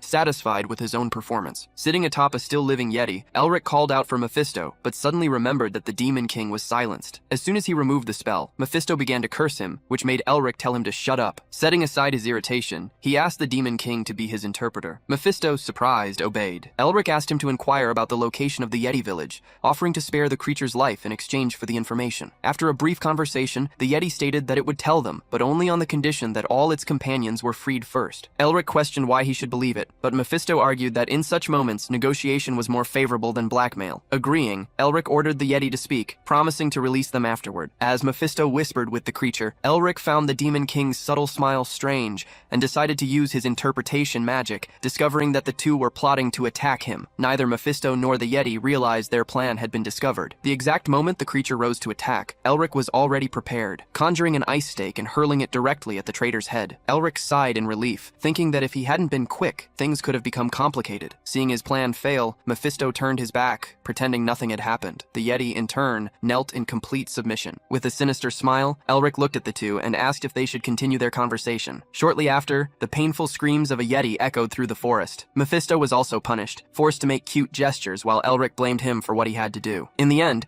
the tortured Yeti agreed to guide them to the village. Along the way, Elric placed his hand on his chest, feeling the dragon heart, now filled with both his mana and the Demon King's. He realized that after using so many spells, he could only utilize about 3% of the maximum mana capacity in his heart. If he used more than that recklessly, his body might not withstand stand it and could explode. It was dangerous to continue fighting that way. As he reflected on his condition, Elric finally spotted the Yeti village. He clenched his fist, aware that it was not the time to give up. If he did so now, he would never be able to revive his family. His thoughts then turned to the forest, wondering if the noble lady was well. Far from there, at her location, her guards lay bathed in blood after a fierce battle. The young lady ran to Chen, informing him that someone had disappeared. Chen suspected the missing person had either been captured by the Yetis or was hiding somewhere, but he smiled at the young woman, assuring her that he had probably escaped safely. With a worried look, the blue-haired young woman hoped that was true. Little did she know that the person she was thinking of was, at that very moment, standing before a multitude of Yetis. Elric ordered them to avoid unnecessary bloodshed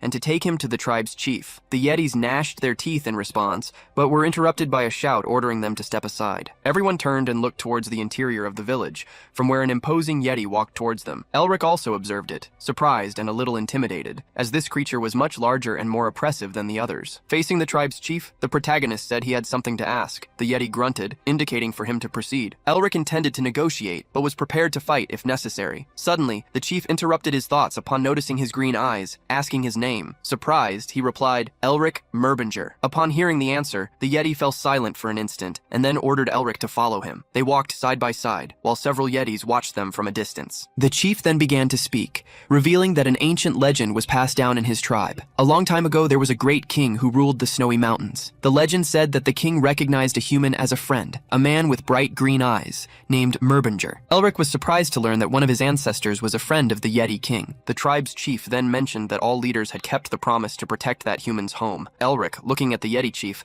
asked where this home was located. The Yeti pointed to an abyss, revealing that the dwelling was down there. Elric gazed into the dark canyon, incredulous. Only after his eyes adjusted to the gloom did he manage to discern a house nestled within. As he observed the abyss, Elric suddenly felt a strong current of air. The Yeti, beside him, explained that even for them, descending to the house was difficult, as the air currents only weakened once a year. Mephisto began to mock Elric, saying he would freeze if he used ordinary magic to protect himself. The protagonist remained silent as the Demon King taunted him, asking what he would do, for with his current abilities, descending was impossible. Elric agreed that with his current abilities, it would be irresponsible to descend. However, if he turned back now, he wouldn't be able to take another step forward. Moreover, his ancestors likely wanted to test their descendants' abilities, and he needed to provide an appropriate answer. As he pondered this, Elric stepped forward and threw himself into the abyss, a smile on his face. The Yeti and Mephisto remained behind, watching him plummet into the canyon. Mephisto couldn't believe the recklessness of his actions. As he fell into the precipice, Elric felt a pressure far stronger than he had anticipated. At that moment, Mephisto began to accompany him, ordering him to maintain focus. Jolted by the Demon King's words, Elric straightened his body and, with difficulty, used magic to create platforms. As he rapidly descended, he seemed to walk on air, slowing his fall. Thus, progressively, he approached the house at the bottom of the abyss. Maintaining his focus, he managed to reach the ground, kicking up snow in all directions upon landing. Feeling the firm ground beneath his feet, Elric fell onto his back, relieved. After recovering from the mental exhaustion, he began to laugh like a maniac, startling even Mephisto. The protagonist looked at the simple house before him, made only of wooden planks. Walking to the door, he tried to open it but realized it was locked by ancient magic. Pausing to think, Elric supposed the lock shouldn't be too difficult to open. Mephisto then suggested he try inserting his mana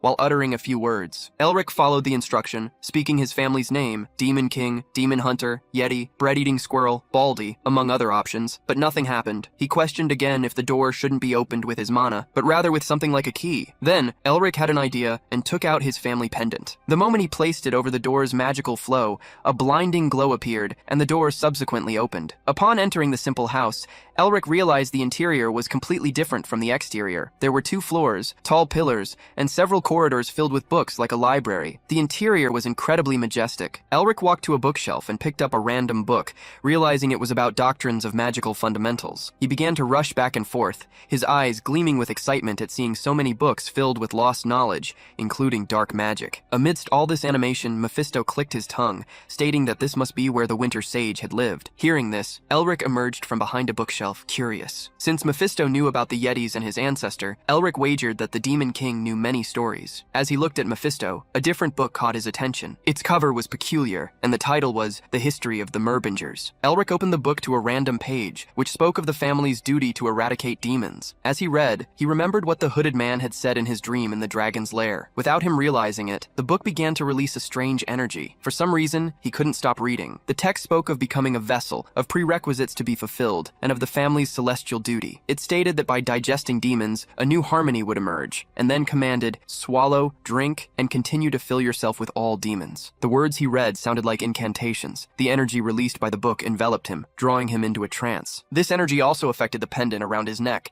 which began to glow intensely. As he continued to read, various images were projected by the pendant. Within his mind, he saw Mephisto's fight against the dragon, his ancestors' intervention, and himself in that very situation. The book's words echoed, speaking of inaugurating a new era of magic and congratulating the descendant who had passed the first test, devoured the first demon, and reached the starting point of his true beginning. When Elric awoke from his trance, he was no longer in the house. He found himself lying on a spring meadow. As he stood up, a voice greeted him, stating that he must be the descendant from a distant future to whom the inheritance had been promised. The protagonist turned and saw the man speaking. He was a man with a large beard and mustache, white hair, wearing a monocle and elegant clothes. He placed a hand on his chest and introduced himself as Otto Han Merbinger, a guide whose function was to test and guide future descendants through assignments. Hundreds of years prior, Otto Han Merbinger had been one of the 5 esteemed chief ancestors of the family who developed their system of magic. Otto smiled, noticing that Elric seemed to recognize him. The protagonist then asked if he was the Winter Sage. Otto thought for a moment and said that someone probably called him by that nickname, asking Elric where he had heard it. Elric revealed that he had heard it from Mephisto, which startled Otto and made him question if he was referring to the Demon King of Original Sin. Upon seeing Elric confirm, Otto placed a hand on his shoulder and began to laugh, realizing that the first demon Elric had swallowed was Mephistopheles himself. He exclaimed that they had an incredible descendant,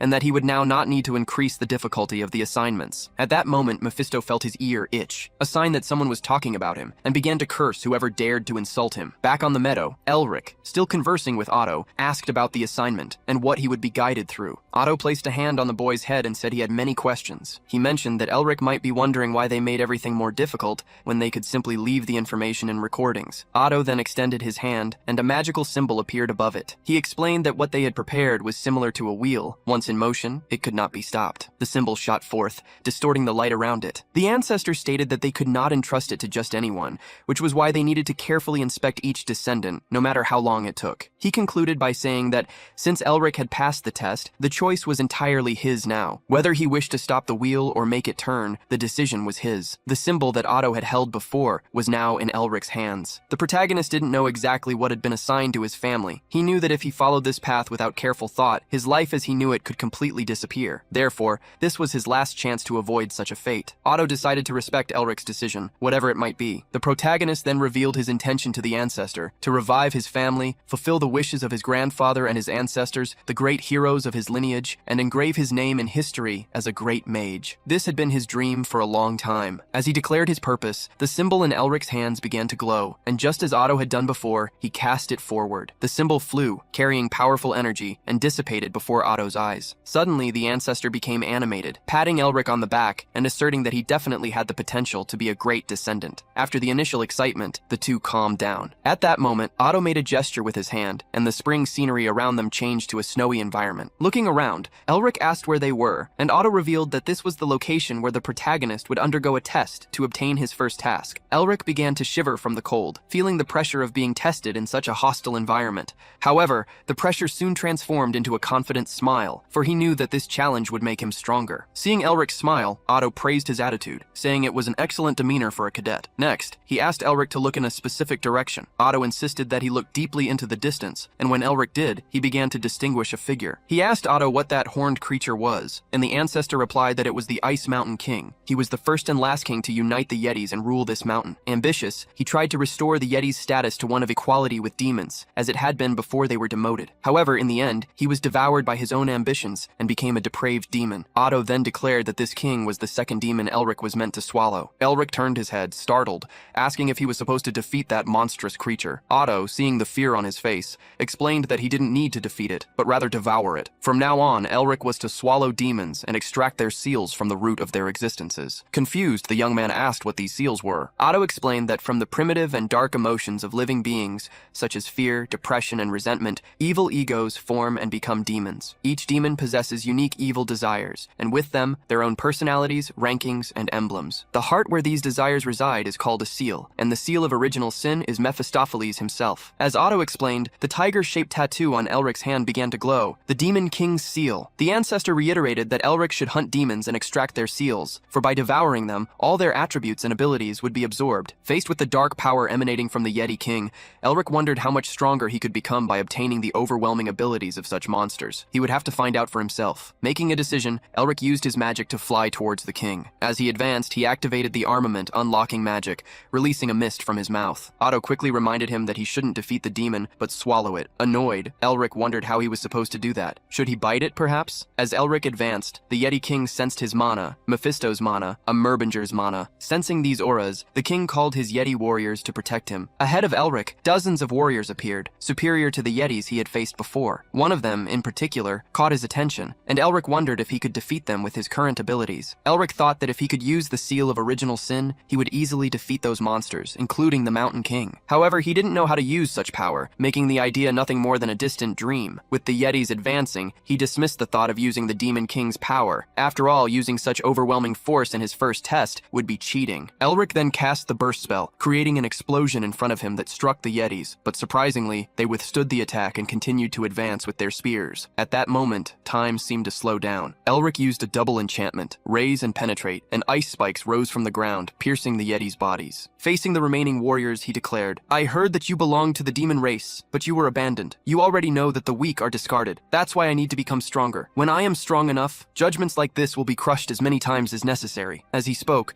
the Yetis continued to advance. Elric raised his hands and created a fireball above his head, which burned everything that approached, like a small sun. However, the chief of the Yeti warriors managed to attack him, violently throwing him to the ground. The armed Yeti in front of him was much stronger than he had thought, but Elric, even coughing and exhausted, smiled. He would not accept losing in his first test. A blue smoke began to emanate from his mouth, enveloping his entire body like an aura. Even knowing his body couldn't withstand that power, he decided to use it. Getting up, Elric charged at the Yeti chief, using the spells Bloom and Dispersion, and defeated the warrior, turning him into a pile of flesh. However, looking at the other Yetis, he noticed their bodies were reconstructing themselves. Exhausted and with his heart on the verge of exploding, he didn't know if he could continue fighting. Suddenly, the dragon heart aura that enveloped him began to disperse. Startled, Elric noticed that the seal on his arm was reacting. Although it was weaker than the Seal of Original Sin, a new seal had formed, and the dragon heart mana, which was about to explode, stabilized. Otto approached and explained, "That's why demons call their seals by their true names. If you want to use your powers, you need to know the true names." Elric asked how he could discover these names, and Otto reassured him, saying that when the time came, he would naturally know. Shortly after, Elric had an epiphany. The true name of the Yeti was Cruelty. He didn't know how, but he simply knew. Elric then extended his hand and released the accumulated energy,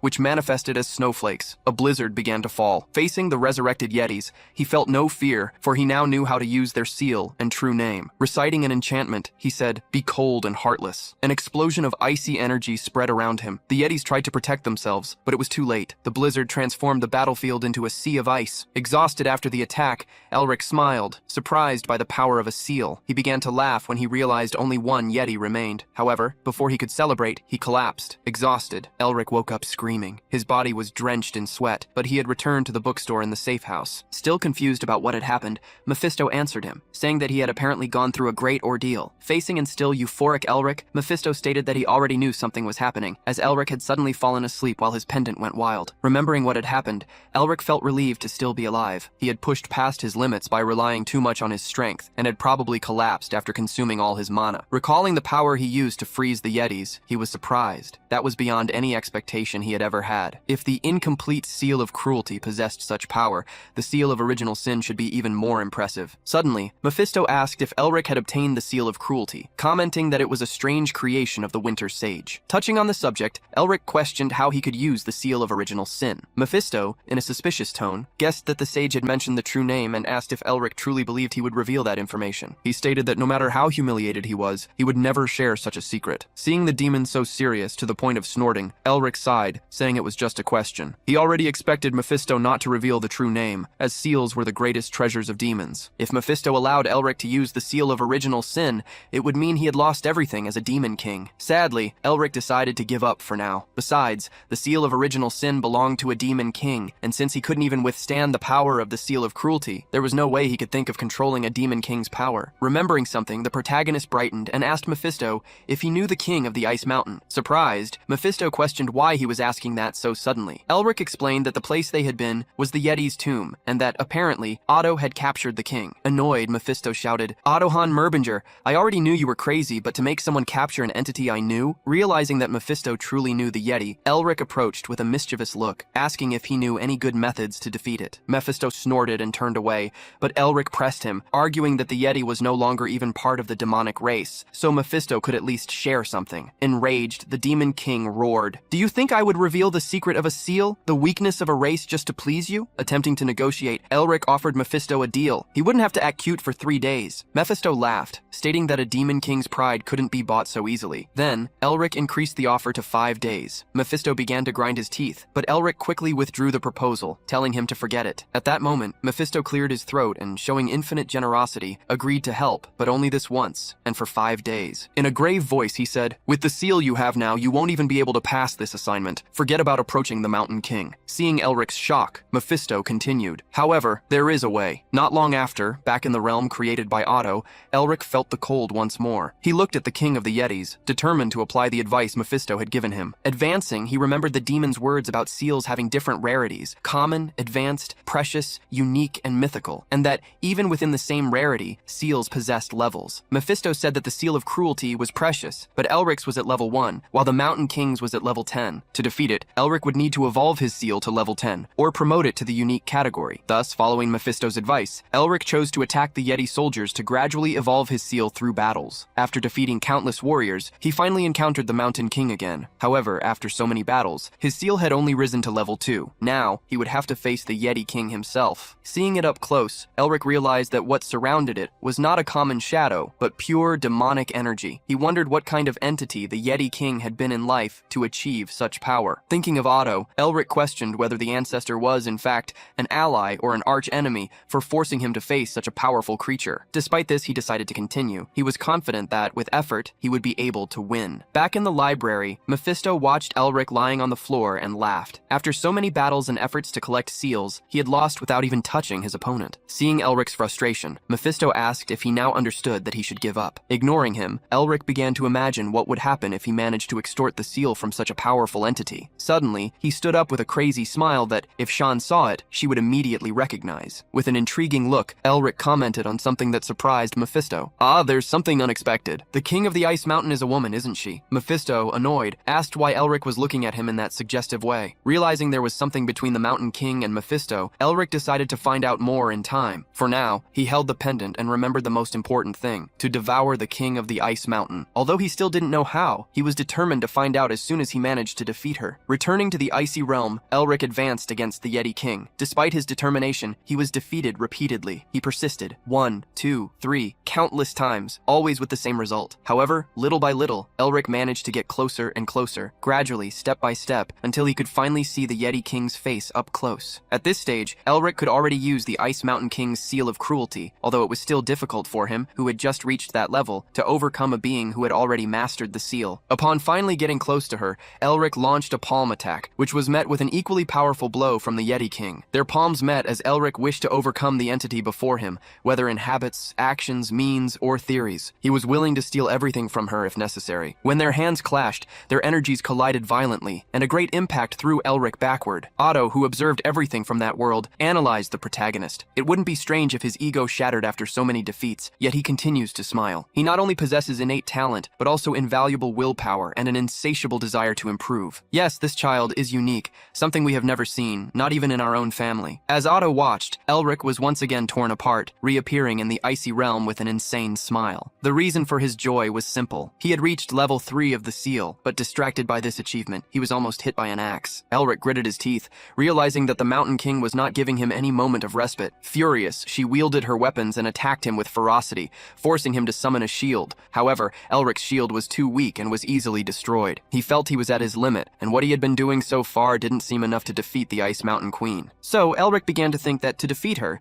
he would need to understand her, or perhaps go beyond that. He needed to become like her. As he attacked, the seal on his arm glowed, and he was enveloped by a sensation of darkness. Thinking he had been defeated again, he saw, to his surprise, Mephisto flying through the skies. Elric, confused, wondered why the Demon King was there, when he heard Mephisto shout, "Prove that you are worthy of becoming part of our race, King of the Ice Mountain." At that moment, Elric understood what was happening. He had become the King of the Ice Mountain. The seal on his arm glowed, and his vision darkened again. When he opened his eyes, he saw a Yeti priest holding him. Confused, he heard the Yetis celebrate an oracle from the demon god, and asked the new queen to lead the Highlands. Elric, now in the body of a Yeti baby, was lifted interrupted by the priest, who proclaimed to the crowd, "The mountain range will be ours." He was witnessing the past of the Mountain Queen. She, born to rule the Ice Mountain, was the first in history to unite all the tribes of that region. However, this did not satisfy her. She desired to restore the ancient glory of her species. One day, the Yeti Queen declared to her race, "Listen to me. We were once part of the mighty demonic race, and now we will reclaim our rightful place." Following her words, the Yetis subjugated countless humans and demons beyond the Ice Mountain. In the end, once again, they became part of the demonic race. However, the queen still desired more. She tried to become a demon king, but upon facing the true demon king, Mephistopheles, she encountered an insurmountable barrier, the absolute power of a demon king. The wall was too high, and she had no choice but to swallow the bitter taste of defeat. Even so, the queen never gave up, polishing her true name and evolving her seal. With effort, she took the first small step to gain Mephistopheles' recognition. However, when she arrived before his castle, she was stopped by even more formidable beings. Those beings represented an even steeper barrier than the previous one, the Merbinger family. In that battle where the queen led her army against the castle, her soldiers seemed destined for defeat. The Yetis, amidst the fight, screamed in terror before their enemies, begging for their lives, overcome by fear. However, the Ice Mountain Queen took the lead, protecting her companions and ordering, "Calm yourselves. We are part of the proud demonic race. There is nothing we cannot conquer. Show these enemies true terror." Despite her courage, the queen froze before the harsh reality. All the Yetis, except for her, were quickly defeated, leaving her alone on a field of dead. Before her stood Otto von Merbinger. The war was lost to the humans, led by Otto, who pursued them to the Ice Mountain. Back in her homeland,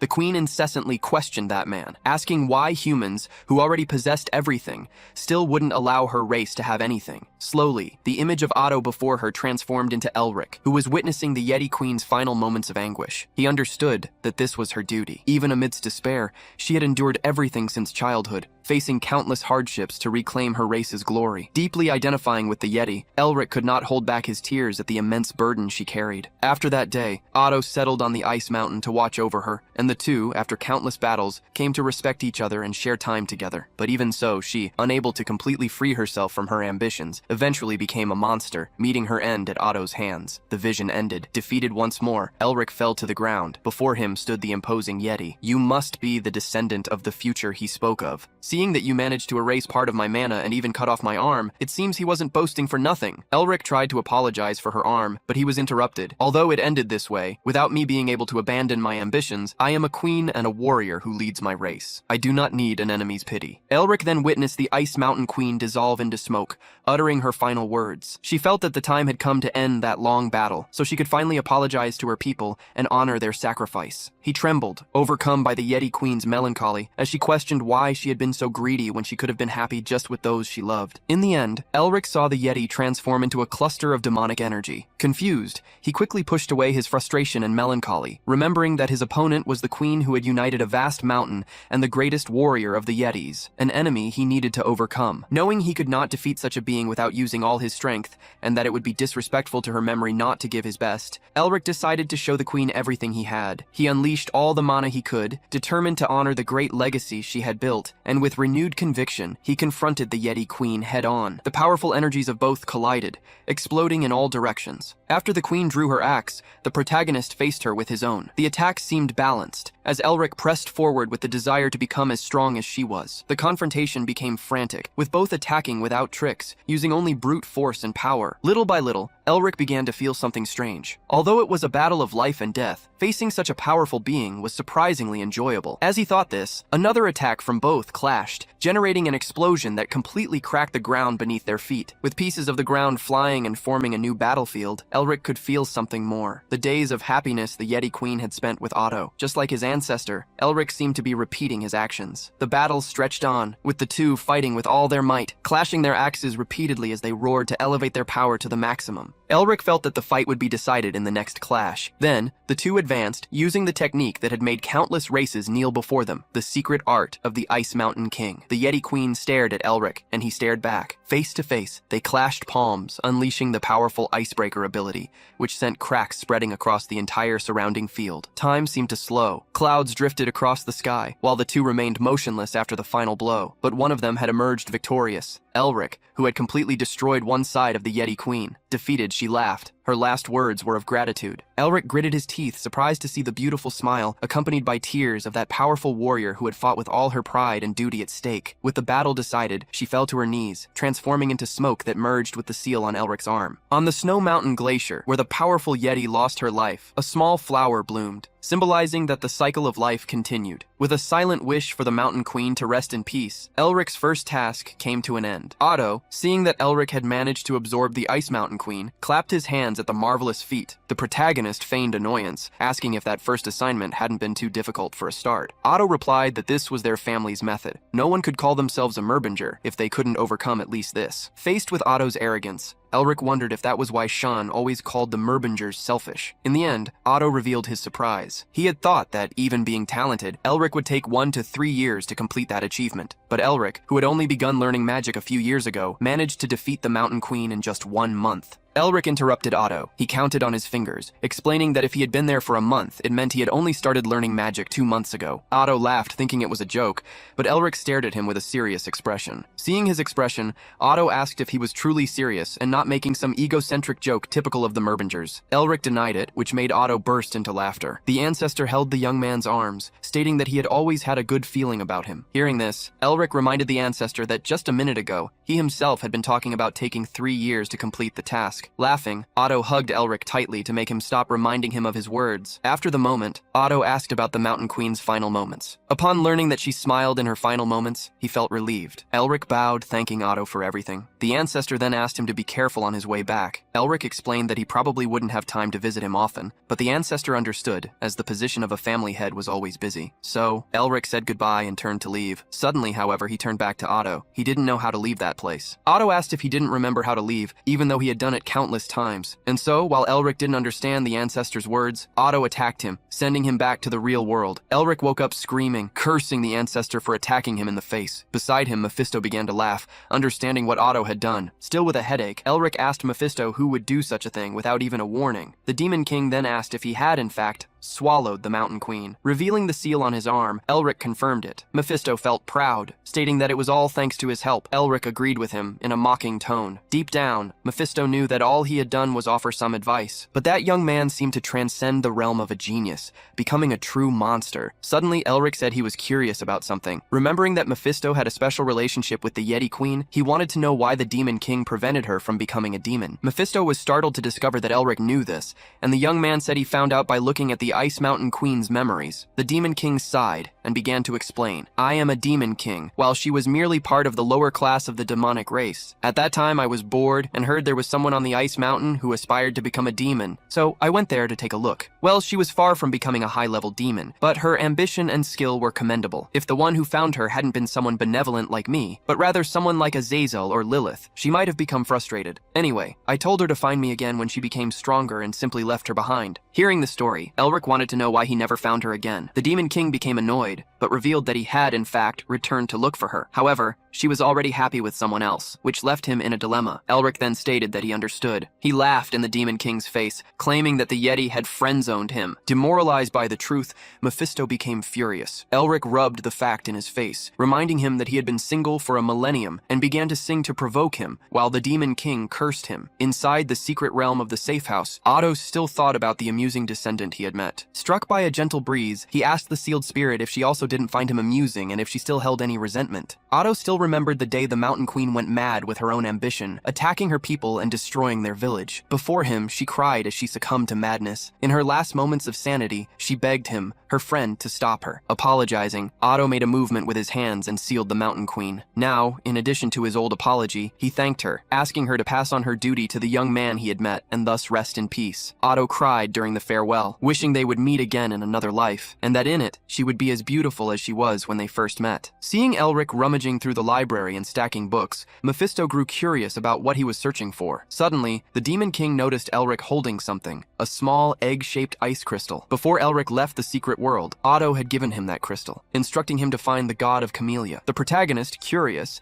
asked if Otto was referring to Camellia, and he confirmed, stating that this person would become Elric's new guide. Scratching his head, the protagonist asked his ancestor asked her if this was a new task, and Otto confirmed it. Holding the small crystal, Elric questioned how much time he would have to complete it. Otto looked at him with a profound gaze, stating that he would receive tasks until he reached the level of the family's progenitor. Upon hearing this, the protagonist was surprised. Otto knew Elric must have many questions, but assured him they would be answered naturally with time. He explained that the progenitor had accomplished and left many things in the world, and that everything had been prepared for Elric to follow in his footsteps. Therefore, he only needed to diligently follow this path. The protagonist understood the task and put away the ice crystal, while Otto apologized for leaving such a heavy burden on him, but emphasized that this was a path only Elric Merbinger, the Lord of the Merbingers, could tread. Thus, Otto bid farewell. Go and perfect the winter. After telling the story to Mephisto, Elric held the small egg, stating that he needed to find the god of Camellia. The Demon King then began to cackle. Knowing the legend, Mephisto deduced that Otto was trying to recreate winter. The protagonist did not understand what he meant by that. Then Mephisto explained that there were the 4 seasons of the Merbingers, who hunted Demon Kings. Elric stood up, demanding that Mephisto tell him more details,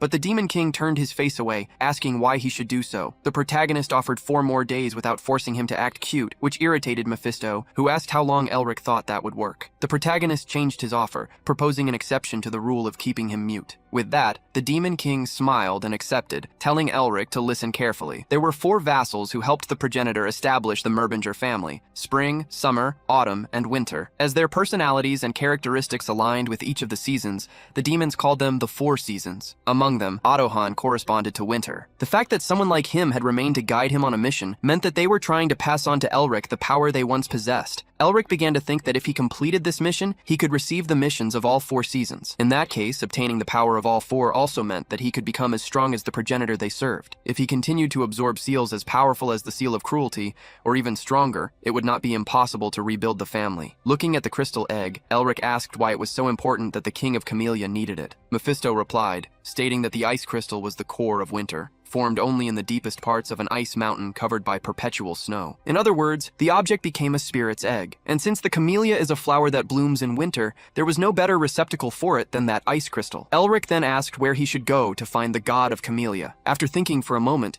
Mephisto indicated the flower temple in the north. The protagonist was surprised, as he had only heard of that place through books and did not know it actually existed. Mephisto confirmed that it did, and that the god of Camellia would probably be guarding the temple. Now, Elric could only be sure after researching in the Imperial Library. However, seeing Mephisto answering everything so amicably, Elric suspected he was planning something. Observing the Demon King, Elric wondered if somehow he didn't seem a little more vivid. Indeed, after completing the task given by Otto, part of Mephisto's demonic energy had returned. From Elric's gaze, Mephisto realized that the hunter had also noticed the change, but that he could do nothing about it. Elric would have no choice but to grow stronger through those assignments. Upon realizing that the missions that strengthened him also strengthened Mephisto, Elric understood that he might be reviving a great demon king, capable of plunging the world into darkness. Mephisto rejoiced at the expression of fear on Elric's face. Despite feeling uncomfortable strengthening a Merbinger, the Demon King decided to proceed with the plan, as his own recovery was the priority. Suddenly, Mephisto noticed something. Elric was once again displaying that maniacal smile. The protagonist had understood that,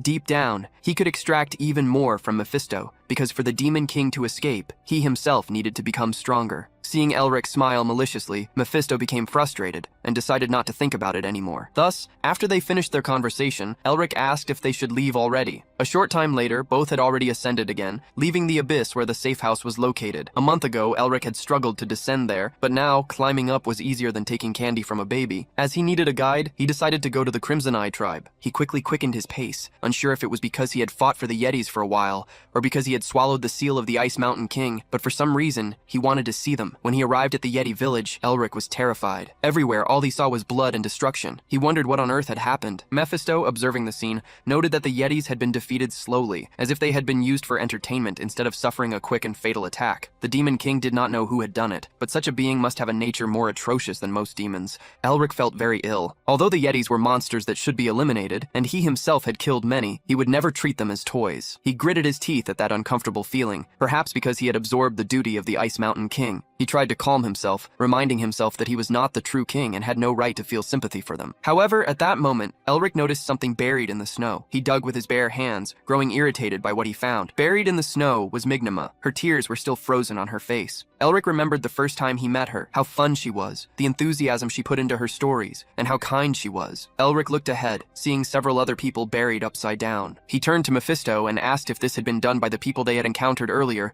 and the Demon King confirmed his suspicion. In the snowy forest, the young blue-haired lady ran desperately, while two men followed her. After running so much, she was already out of breath and her legs were tired. At one point, she fell to the ground, exhausted. One of the men approached, asking if she was all right. Asking Chen not to worry, the young lady insisted they keep their focus on finding the tomb, as they didn't know when the assassins would appear again. Chen stated that she needed to rest, but she retorted, saying that as the child of the Blue Lion, she would not be a burden to anyone. Never again. Chen merely stared at the young lady, who was now trembling. She knew that many people had suffered because of the assassins pursuing her, so she couldn't afford to collapse there. They had been searching for the tomb for a month, without success. She wondered where in the world that place could be, as she thought of her father. Far from there, on the ice mountain, stood the castle of the Blue Lion family. Despite their great fame, some commented that the Blue Lion's only daughter couldn't even swing a sword properly. They cited the rule that lions followed the strong, and in comparison, the young lady was the opposite. As one man commented on this, another warned him to be careful not to be overheard, as the person they were talking about was nearby. In the training room, the young lady swung her sword fervently. Despite her effort, she knew she had no talent for it. Faced with so many disparaging comments,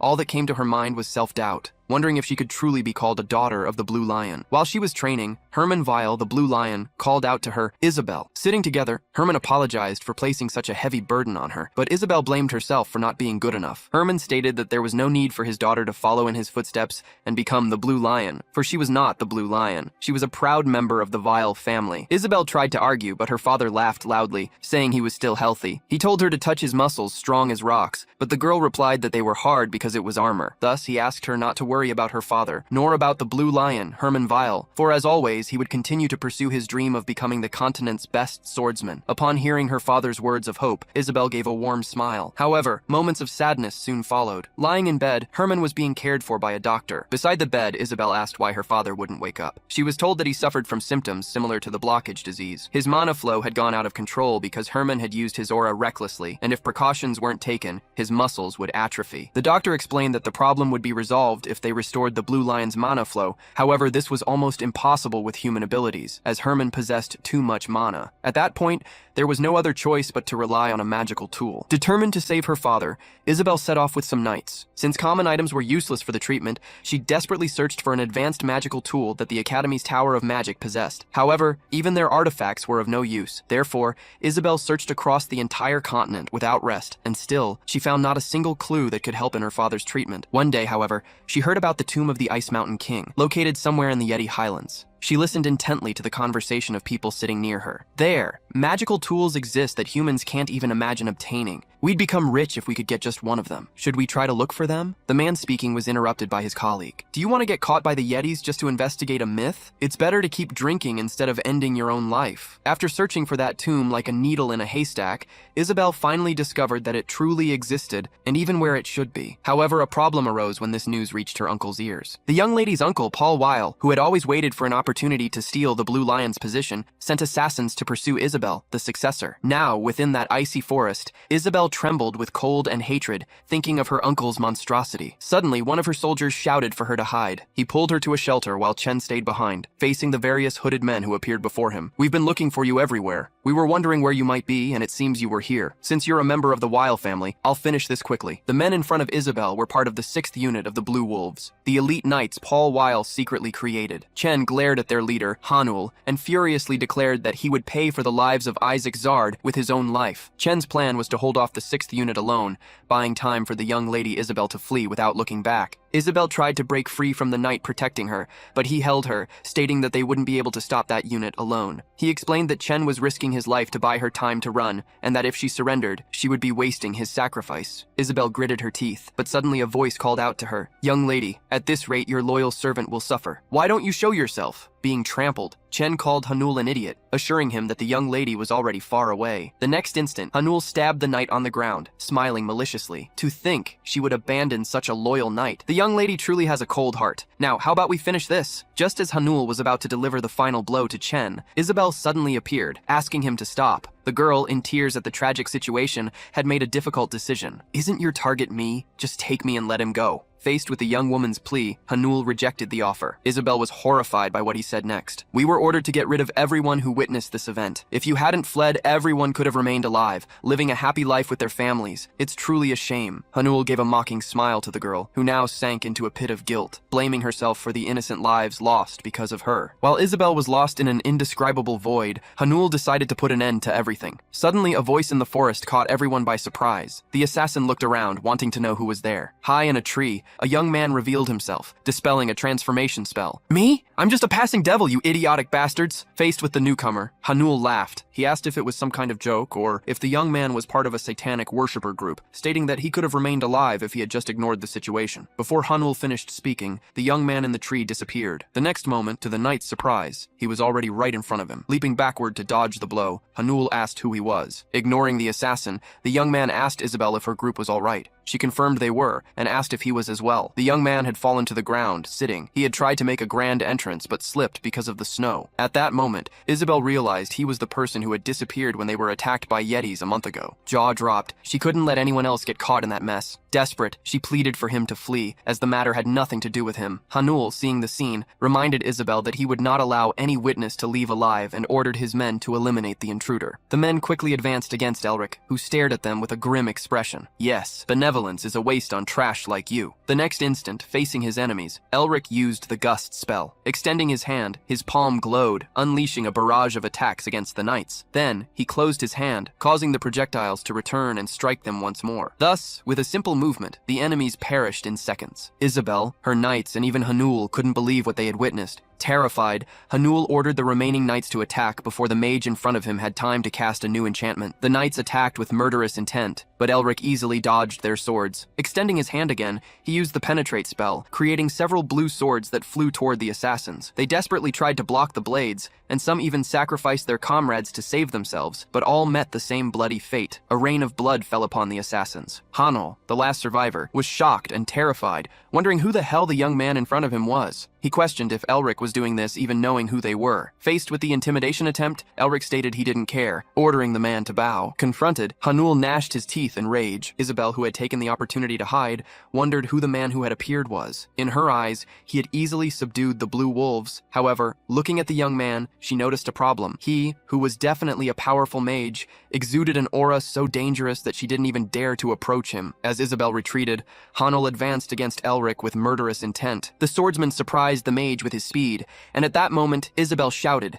advising Elric to keep his distance. Elric quickly used armament reinforcement magic, leaping backward to dodge. After gaining some distance, he used projectile magic, and aiming at the assassin, fired a large number of ice crystals. Hanul scoffed, asking if the young man thought he could stop him with that, and continued to advance while destroying the ice. Hanul's sword descended from above, aiming for Elric, but the next moment, a wall of ice materialized. The blow struck the barrier, but it remained intact. Behind the wall, Elric was laughing. He taunted, saying that more important than the wall not breaking was the fact that his opponent's head would be buried in the ground. As Elric adjusted his hair, striking a pose, the assassin did not understand his actions, and the next moment, just as he had said, a powerful blow struck Hanul, burying him in the ground. Watching the battle conclude, Isabel's guards were impressed by the young man who had swept away the blue wolves in an instant. They couldn't believe there was a mage like that on the hillside where they stood. Isabel realized the young man before her must be her age, but she wondered how he could be so powerful. If he was already like this, she wondered if he was on the same level as Tasha Nerester,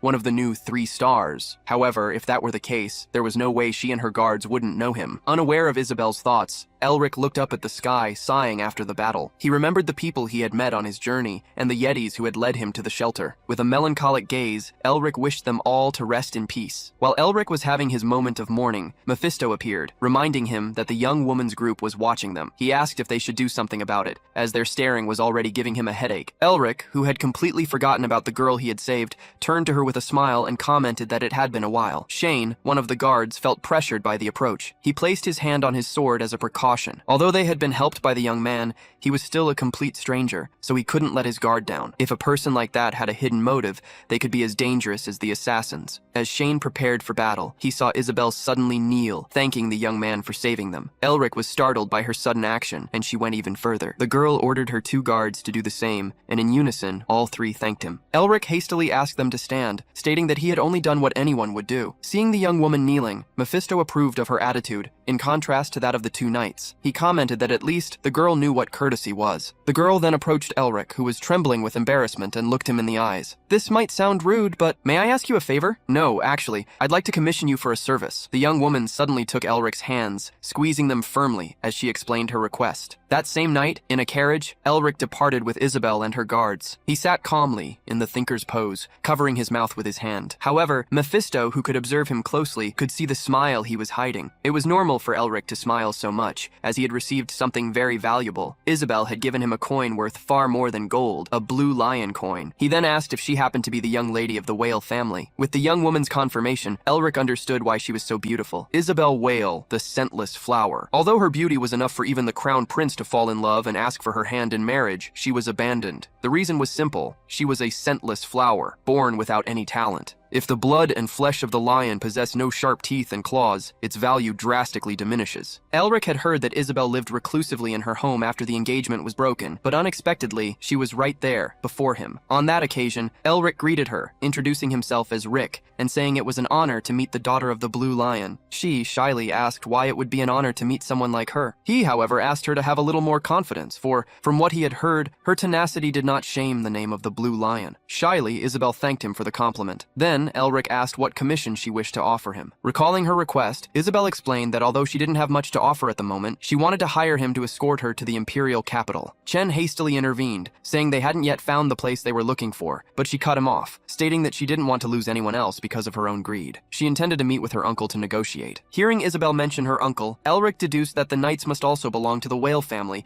and wondered if an internal power struggle was underway. On second thought, Elric remembered hearing that the Blue Lion, the family head, was suffering from the reflux disease, something similar to the blockage disease. It was Chen who had told him this. Suddenly, Elric realized he could use this information to put the Blue Lion in his debt. If the Merbingers were revived and allied with the Blue Lion, it would be quite a spectacle. The protagonist reveled in his own cunning. Isabel said that, though it was little compared to his abilities, she could double the reward she had just offered him. Seeing Elric stare at the coin in his hand, Isabel presumed he would refuse the offer. Elric, however, returned the coin. Holding Isabel's hand, he smiled. "I will escort you safely, dear client." Once inside the carriage, Mephisto reminded the protagonist that he didn't need money, as there were tons of treasures in Shaneake's lair. The protagonist, however, had a plan. He told the Demon King not to speak such things, as he had never experienced cold or hunger. Mephisto was confused, and Elric then asked what he should do if he had no money at that very moment. The demon might not care being a ghost, but he, a human, needed to eat and sleep. Floating upside down in the carriage, Mephisto grumbled that this was the problem with humans. Suddenly, Elric praised the sound conduction ability, commenting on how convenient it was. He could send his thoughts directly to a target by expending only a small amount of mana. Mephisto revealed that he had only taught him that so no one would think he was crazy for talking to himself, allowing them to continue their conversation. The protagonist laughed, mocking Mephisto, who hated silence. Elric suddenly asked the Demon King if he intended to remain upside down for the entire journey. Mephisto merely replied that he was bored. Isabel had been observing Elric the entire time. Seeing that he didn't utter a single word, she wondered if he was uncomfortable because she had imposed a commission on him. Still, at that moment, she desperately needed his help. If her uncle sent even more powerful blue wolves, there would be no way for her group of 3 to stop them. While Isabel and Elric traveled in the carriage, a group gathered in a castle. On the throne, a man asked a kneeling person if it was true that the 6th Squadron had been annihilated. The man bowed completely, asking for forgiveness. Another man stood up and walked over to him. "If you feel guilty, then you should have done something to apologize in the first place." As he spoke these words, he attacked the bowing man, spilling his blood onto the floor. The assailant,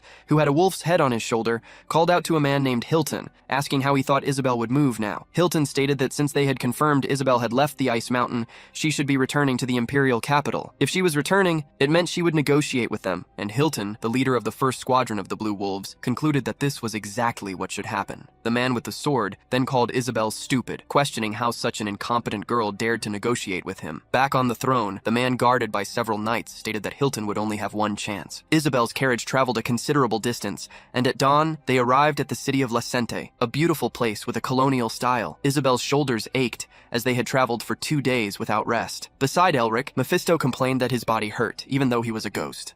The protagonist then asked the Demon King if he couldn't find a proper posture to ease his mind, questioning why on earth he had remained upside down for the entire journey. While bantering with Mephisto, Elric noticed some movement at the city's entrance. There were a few knights in blue cloaks. Back at the castle, Hilton had ordered the Blue Wolves Squadron 2 to assemble. The man who received the order questioned whether they should really mobilize their most powerful squad for something so trivial, arguing that the young lady's return to the capital was no different from a declaration of surrender. Contradicting him, Hilton attacked him, silencing him forever. A man beside the victim stated that Isabel would undoubtedly pass through Lecente on her route from the Ice Mountain to the imperial capital. Thus, Hilton ordered them to turn the city into her grave. Faced with so many knights, Elric was shocked. Inside the carriage, although Isabel knew she couldn't move freely since the local lord governed those lands, she didn't expect so many enemies to appear. She wondered if they should turn back, but concluded they shouldn't. They had already attracted the knights' attention, and retreating now would only make them more suspicious. Isabel quickly suggested they abandon the carriage to find a way to enter the city in secret, but Elric interrupted her, stating it wouldn't be necessary. As Isabel asked what he intended to do, the protagonist used display magic. After Elric's magic was activated, the carriage moved forward, passing through Lacente's gates. Even though the enemy soldiers looked directly at the vehicle, they ignored it for some reason. Once they were safe, Isabel got out and asked what kind of magic he had used. The protagonist smiled, explaining it was just an illusion magic that changed their appearance for a moment. It was nothing more than a hypnosis that could be broken with the slightest shock, so they should be careful. Isabel thanked Elric, calling him Mr. Rick, for getting them safely into the city. The protagonist replied that they would spend the night there and bid farewell, saying he would return after taking care of a few things. He left while Isabel asked him to return safely. Mephisto grew curious and asked why Elric had used illusion magic instead of simply getting rid of the assassins. The protagonist explained that he didn't want to fight without knowing the exact number of enemies, and that he needed to conserve mana for emergencies. Mephisto scoffed, calling him lazy and reminding him that he had soul speech and the seal at his disposal. He then asked if Elric shouldn't return to the academy soon. The protagonist replied that he needed to find something first. As he walked through the market, Elric smiled maliciously. He wanted to find out what situation the dean was in, so he could prepare to get rid of him in the future. Seeing Elric smile when talking about the dean, Mephisto commented that the man was unlucky to have crossed his path. Suddenly, seeing some children playing, Mephisto remembered something and asked the protagonist a question. He said he had felt an energy similar to mana coming from the knights, and wanted to know what it was. Elric stated that it was the aura current, mentioning that it probably didn't exist back when Mephisto was alive. Seeing the Demon King's doubt, Elric explained, "It's simple. Mana is originally a blessing given to mages, but over time, even martial artists developed a method to apply it to their bodies. If mages use magic to create mana circles in their hearts, martial artists strengthen their bodies using aura currents in their dantians. Just as the 6th rank of mages is categorized as magus, the 7th as archmage, and the 8th as sage, the ranks of martial artists are categorized from 1st to 5th as user, advanced, expert, master, and superior." Mephisto was surprised to learn there were only 5 ranks for knights, unlike mages. Elric explained that there were exceptions, as only one person had managed to form more than 5 aura currents. The Demon King grew curious to know who this person was, and Elric revealed it was the Golden Lion. Such a man was considered the strongest being on the continent. Mephisto was impressed by such an arrogant nickname, commenting that it was exactly what one would expect from humans. Elric, however, disagreed with the Demon King, stating that such a being was on the same level as his grandfather, who had been the greatest Merbinger in history. As Elric finally got to where he wanted, Mephisto gave a devilish smile, similar to the protagonist's own, and stated that he would love to meet the Golden Lion someday. Leaving the old demon aside, Elric had more important things to do. He smiled at the vendor and asked for a newspaper, as he wanted to find out what had happened during his absence. At the academy, Barracks asked Rivern if the situation still hadn't been resolved. The student apologized, explaining that the Nerister were guarding the hospital like an impenetrable fortress. Barracks grew irritated upon learning that Sean was involved. Rivern tried to appease the dean's anger, stating that he was far superior to the other candidates in the election for director, as the news that he had discovered the lair was being spread by academics and the press. However, Barracks replied that nothing was guaranteed if he didn't obtain the excavation rights to the lair, as he wanted an overwhelming victory. Rivern then smiled, asking the dean to give the command. The dean then ordered him to pressure the Nerister even more. At the hospital, the spokesperson informed Sean that the pressure for the nest's excavation rights to be transferred to academic circles was increasing, and that wasn't all, as the situation made him look like a traitor who stabbed a professor in the back. Academic circles were in an uproar. Sean was already trembling under the weight of so much pressure. He looked up, crying. My sister torments me every single day, and that bastard Elric hasn't even contacted me once. Despite this, Sean showed the spokesperson some papers, asserting his resolve. He would continue to endure the situation until Elric returned. At that moment, Elric, who was surrounded by dozens of newspapers, slammed his hand on the table. He realized that the dean was as cunning as ever, and that Sean was sinking deeper into trouble because of him. He smiled, thinking that the older one gets, the more cunning they become, and mentally praised the dean for his use of pressure. Elric slammed the table. Just keep it up, because this will make my debut even more spectacular. Putting that aside, he began to wonder if he could do something for Sean, as he felt bad for him. As Elric pondered, a bright light flashed through the window. In the distance, a massive explosion occurred. He and Mephisto quickly turned towards the sound of the blast. Elric rushed to the site of the explosion. Several children were screaming for their parents, and before his eyes, what he saw resembled hell. Earlier that day, Isabel and her guards had settled into the inn. The guards asked if she trusted Rick, and Isabel affirmed that he had saved her. Despite this, the soldiers argued that even though Rick wasn't a subordinate of Paul Whale, he could be an assassin sent by another of the Seven Lions, targeting the main state. Shane wanted to be prepared for the worst. Isabel understood Shane's concern, but he had been overly protective since the Ice Mountain. She stated that she understood his feelings, but they needed to keep something in mind. Doubting Rick was the same as doubting her decision. Isabel trusted Rick. The expression on his face after defeating the assassins was one that only a righteous person could possess. Shane understood what Isabel meant. However, he questioned if Rick wasn't just a mercenary seeking money. Isabel smiled, asserting that he likely had another purpose. Addressing Shane's doubt, she reminded him that Rick had initially helped them without asking for any compensation. However, his expression changed as soon as he discovered they were from the Whale family. She explained that he took into account that the family's reputation could be tarnished, and thus deliberately humbled himself. The soldiers finally understood. Rick had acted that way so as not to make the Blue Lion appear weak. As they conversed, a massive explosion suddenly occurred. Observing the burning city, a man asked the group around him if the scene wasn't beautiful. They had used a scroll with a fourth circle spell called Advent of the Heat Wave. The destruction caused was worth the price. The man admiring the scenery was Simonin, leader of the Blue Wolves' third squad. Beside him was Baskov, the leader of the second squad. Looking at his companion's demeanor, Baskov asked how he could laugh. Simonin, who had a scar on his face, reminded Baskov that he had agreed with his opinion moments before, but was suddenly acting so serious. He then asked Baskov if he had any idea how expensive the scroll they used was. Baskov cursed Simonin in his thoughts, but couldn't find a better alternative. Considering the young lady's personality, she would certainly appear to help the people, no matter what. Simonin then asked what they should do, suggesting they burn more places. Baskov replied that the sixth squad had been eliminated and that, according to Hilton, there were at least 3 or more enemies. They should be careful, as there might be mages among them. With a crazed expression, Simonin scoffed, saying that even he could eliminate the sixth squad with his eyes closed,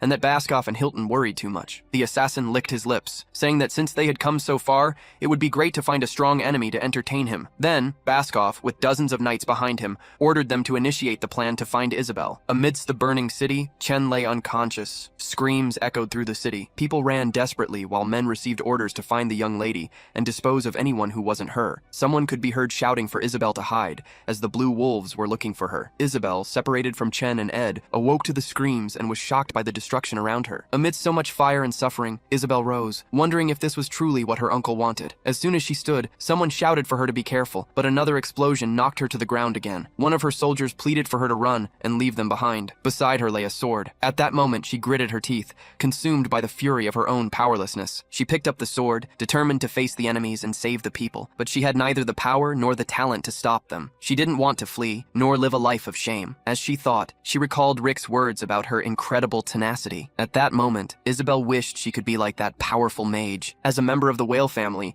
she would protect the Empire, even if it cost her life. Thus, as she rose with tenacity, a glow appeared in the sky. A new fiery attack was heading towards the inn where Isabel was. She faced the onslaught head-on, determined to fight until the end. And then the attack exploded. However, upon opening her eyes, Isabel realized she hadn't been hit. Looking at the hole in the inn's wall, she was incredulous, unable to believe what had happened. There, with his back to her, stood a man. Gathering a large amount of icy energy, he conjured a spell that covered the entire street. The next moment, everywhere Isabel looked, everything was frozen. All the fire had been extinguished, making people shout, emotional at having been saved. Isabel was speechless, tears streaming from her eyes. The man before her, whom she knew as Rick, had saved her once more. As she watched him leap into the fight, she wished for something that might not be possible, that might take an eternity, but she wished nonetheless that one day she could stand by his side. Leaping into the street, Rick questioned why the soldiers were exterminating innocent civilians. Mephisto, who accompanied the protagonist, witnessed the fury of the Merbingers. Though it usually lay dormant, determined. This rage was not easy to extinguish once ignited, a fury he knew all too well from having confronted it in the past. Unlike common humans, who made mistakes when losing their reason, Merbingers became calm, ruthless, and stronger. He followed Elric, who climbed to the top of a tower, facing the knights from above. Mephisto commented that the enemies seemed more numerous and stronger than the previous ones, asking if he thought he could win. Below, the villagers looked up to see their savior. Rick replied to the Demon King that it might be difficult, especially since he didn't know how much mana he had left and couldn't use magic freely among the citizens. Mephisto then asked why Elric wasn't fleeing. The protagonist, possessed by an imposing aura, revealed the reason. There's a saying in our family, those with power have an obligation to prove they are worthy of it. That's why the Merbingers have always been the spearhead of all wars. Atop the tower,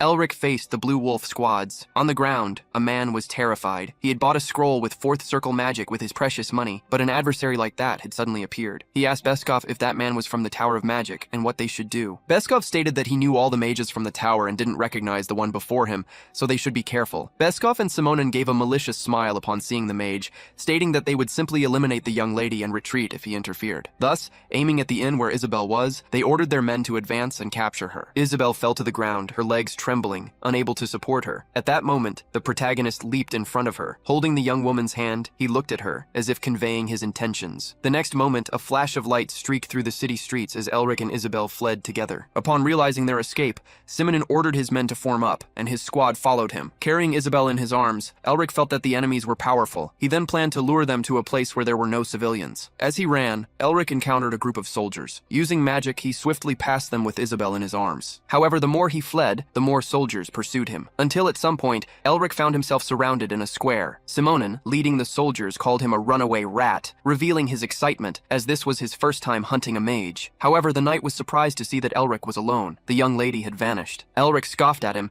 asking if he truly believed he could discover her whereabouts. After all Simonin had done was chase him like a dog. The taunt infuriated the knight, who ordered his subordinates to bring him the mage's head. A large explosion of lights erupted before Elric, who had already consumed a considerable amount of energy extinguishing the city's fires. The Dragonheart's mana had significantly dwindled after absorbing the seal, and his body wouldn't endure if pushed beyond its limits. When he fought the Ice Mountain King, he could restart the battle whenever he wished, but now, everything would be over if he lost even once. Looking around, Elric counted between 30 and 40 enemies and realized Isabel was right. They wouldn't go easy, not even against a single person. Elric calmed himself and decided to eliminate the leader first, but he was suddenly ambushed by several knights. For some reason, he felt his body move with more difficulty than when he defeated the Ice Mountain King. Mephisto appeared, asking if he was sure he had truly defeated the king. What Elric meant was that back then, his body moved exactly as he wished. As he was attacked, Mephisto called him a fool, questioning if he truly believed the game created by Otto would be the same as reality. The Demon King's words were as sharp as the sword that nearly struck Elric's face, making him think it would be better for Mephisto to stay silent instead of continuing to spout nonsense. At that moment, Simonin ordered his subordinates to step back and charged furiously, questioning why a mage was fighting hand-to-hand and provoking him to use the same powerful magic as before. Elric hastily conjured the Pierce spell to try and stop him, but with a cross slash, the knight shattered the ice. Continuing his advance, Simonin asked if that was all the mage had. He wanted more entertainment, and with powerful vertical strikes, forced Elric to continuously dodge. Simonin attacked relentlessly until Elric met him head-on, causing a massive explosion when their blows collided. Emerging unscathed from the clash, the knight declared that this was what the boy deserved for running like a rat. He and his men surrounded Elric, cornering him. Just as Simonin planned to end the fight, an energy surged skyward, exploding like fireworks and illuminating the city in red. Looking back, he saw the explosion and wondered what on earth had happened. Distracted, he failed to notice the malicious smile on Elric's face. Magical power emanated from Elric's body as something began to emerge on the ground. Quickly, a golden magic circle covered the entire plaza. Simonin, desperate, ordered the young man to stop his tricks, but as he looked at Elric, all he saw was an aura akin to a dragon's. Such was the energy he exuded. Hastily, Simonin commanded his men to attack before the magic circle was activated. Seeing the knight's actions, Elric realized the foolishness of their intentions and activated the circle beneath his feet. Minutes earlier, while fleeing the inn with Isabel, Elric had managed to gather information on how his adversaries fought. Thus, he formulated a plan to get rid of them all at once. Thanks to Isabel, he could plan a trap, but he needed her help. After evacuating all the citizens from the plaza, she would give the signal by tearing a magic scroll. That would be the moment Elric could exterminate the Blue Wolves. With the magic circle activated, Elric unleashed his magic. The temperature dropped instantly as ice erupted, freezing everyone in the plaza. Upon seeing his feat, Elric noted that magic circles truly were excellent for conserving mana. While Elric praised his own magic, Simonin, who was still alive, couldn't believe what had happened. Seeing him him still breathing, the protagonist scoffed. How stupid can you be not to notice I was drawing a magic circle? Faced with Simonon's fear, Elric's icy hand approached the enemy's face to finish him. At that moment, a surprise attack struck the space between the protagonist and the man of the blue wolves. The newcomer, a hooded man named Beskov, praised Elric for dodging, but declared that his luck would end there. Elric stared at this new enemy, who commanded the squad that had just arrived in the frozen plaza. Beskov acknowledged Elric's feat of luring them into close combat and exterminating them all at once. This was something impossible to do without precise calculations and confidence. Seeing the smile on the protagonist's face, Beskov wondered if he already knew they were watching, but dismissed the possibility. If Elric had sensed their presence, he wouldn't have used the magic circle before they appeared. Still, not entirely confident, Beskov feigned, saying he would spare Elric's life if he handed over the young lady. However, the answer he heard was different from what he expected. Is that so? The thing is, I don't plan on letting you live. There's no mercy for knights who abandon their code. Faced with Elric's sharp gaze and the cold aura that emerged, Beskov couldn't remain still. He drew his sword and advanced, instructing his subordinates to protect their bodies with aura and maintain formation. Against Beskov's blade, Elric tried to use a spell to rust it, but the spell failed. Forced to dodge, he ducked and fired mana from his fingertips, but Beskov easily neutralized that magic as well. Elric didn't understand why his magic had suddenly grown weaker until he realized the cause. Because of the Seal of Cruelty, all spells not of the ice element were weakened. Using the seal in the middle of the city was much more difficult than on the ice mountain, which also forced him to consume more mana. Because of this, even his ice attacks against the group of knights were weakened. However, while battling, Elric had an idea. He launched an attack against Beskov, and when the knight defended with his sword, the blade began to sustain damage. The protagonist then joined his hands, releasing two energies of different colors to create a new spell. In the next instant, several ice swords appeared, aimed at the knights. Upon realizing the danger, Beskov ordered his men to block, while he himself cut down the projectiles heading his way. After defending, he launched a counterattack. Wounds began to appear on Beskov's hand as he released his aura. His eyes, full of energy, stared at the protagonist, who stood with his eyes closed, preparing an attack. Looking at the young man, Beskov delivered an ultimatum. Enough games. I no longer have time to play with you. Let's end this. Beskov's attack, however, failed. He ordered his subordinates to join the attack, but as he turned, he realized his squad was turning into ice statues. Incredulous, he asked how that had happened. The protagonist provided the answer. Poisonous ice freezes the target even with the slightest touch. Blocking the attacks instead of dodging them was your mistake. Then Beskov himself began to freeze, his weakening voice murmuring, I've never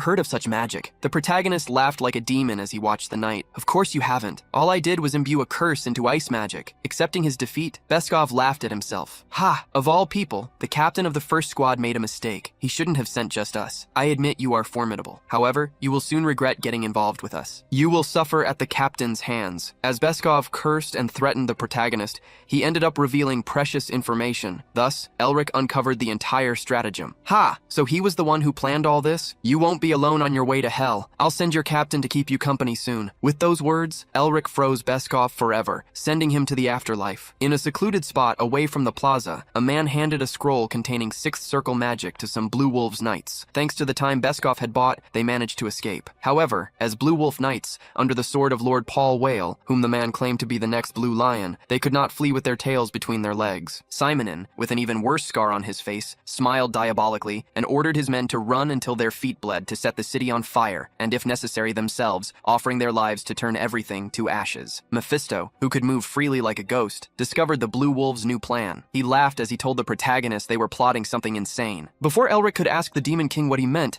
he felt a powerful energy in the city. Immediately, he rushed off in one direction. Mephisto accompanied him, laughing madly. The only race more insane than demons are humans. No matter how sophisticated they act, that is their true nature. Elric quickly advanced towards an area of the city, his eyes catching the threads of energy in the air. He remembered that 3 Blue Wolves had not yet been defeated, but now he couldn't find them anywhere. However, more dangerous than them were the scrolls in their hands. If one of them was of the 6th circle, any mistake could turn the city into a sea of flames. As he ran, Elric didn't notice he had passed Simonon, who was high up on a house with malicious intentions. I wonder if you'll be able to stop this, though it's already too late, Simonon murmured as he began to activate the scroll. Feeling the scroll's activation, Elric turned hastily, trying to prevent Simonon from completing the action. The next instant, Simonon's arm, which held the scroll, was no longer there. The protagonist breathed a sigh of relief for having averted the worst. I already knew since the Ice Mountain that you were fearless. Who would have thought you'd use the item I gave you in this way? Elric said. Behind Simonon stood Isabel, holding a sword. She was responsible for the knight losing his arm. Elric praised her action, giving her an A grade and highlighting the good use of the stealth scroll he had given her. Even with one arm missing, Simonon could still use the other. He tried to attack Isabel with a dagger as she was close, but Elric quickly conjured magic to freeze him. The protagonist began walking towards the Mad Knight, mocking him. You really try hard, don't you? Why do you keep resisting so much, even knowing the end will be the same? What's wrong with your face? It was just an arm. You were already ugly. This doesn't make anything worse. Tired of talking, Elric prepared to finish Simonin, but the knight asked if he truly believed everything was over. Simonin reminded the protagonist about his two subordinates, who should be somewhere in the city, finalizing preparations for the plan. Although I lost to you, we, the Blue Wolves, our Lord's sword, never fail. You were careless, mage. Soon this place will become a purgatory of suffering. As Simonin boasted, Elric smiled, revealing that he had already dealt with the other two knights. Frozen and surprised, Simonin could not believe it. Elric explained, "Didn't you tell me to use the magic I'm so proud of? I had already discovered their location and created an attack that split, heading for each of them. Do you want to see it?" In the end, even his last card was played. Simonin could not accept his defeat. In desperation, he turned to Isabel, trembling. "Young lady, please listen to me. If you let me live, I will speak well of you to Lord Poe Whale. We were only sent to scare you a little and escort you back. I am the captain of the 3rd Squad of the Blue Wolves, and I am sure he will—" Before Simonin could finish, Isabel silenced him with her sword. She could no longer bear to hear that man sully her family's name. Realizing what she had done, Isabel apologized to Elric for losing control. Elric, however, reassured her, saying that he would have done it himself anyway, and asked if she was hurt. Trembling, Isabel replied that she was fine, but Elric noticed she was in shock. He tried to calm her, placing his hand on her,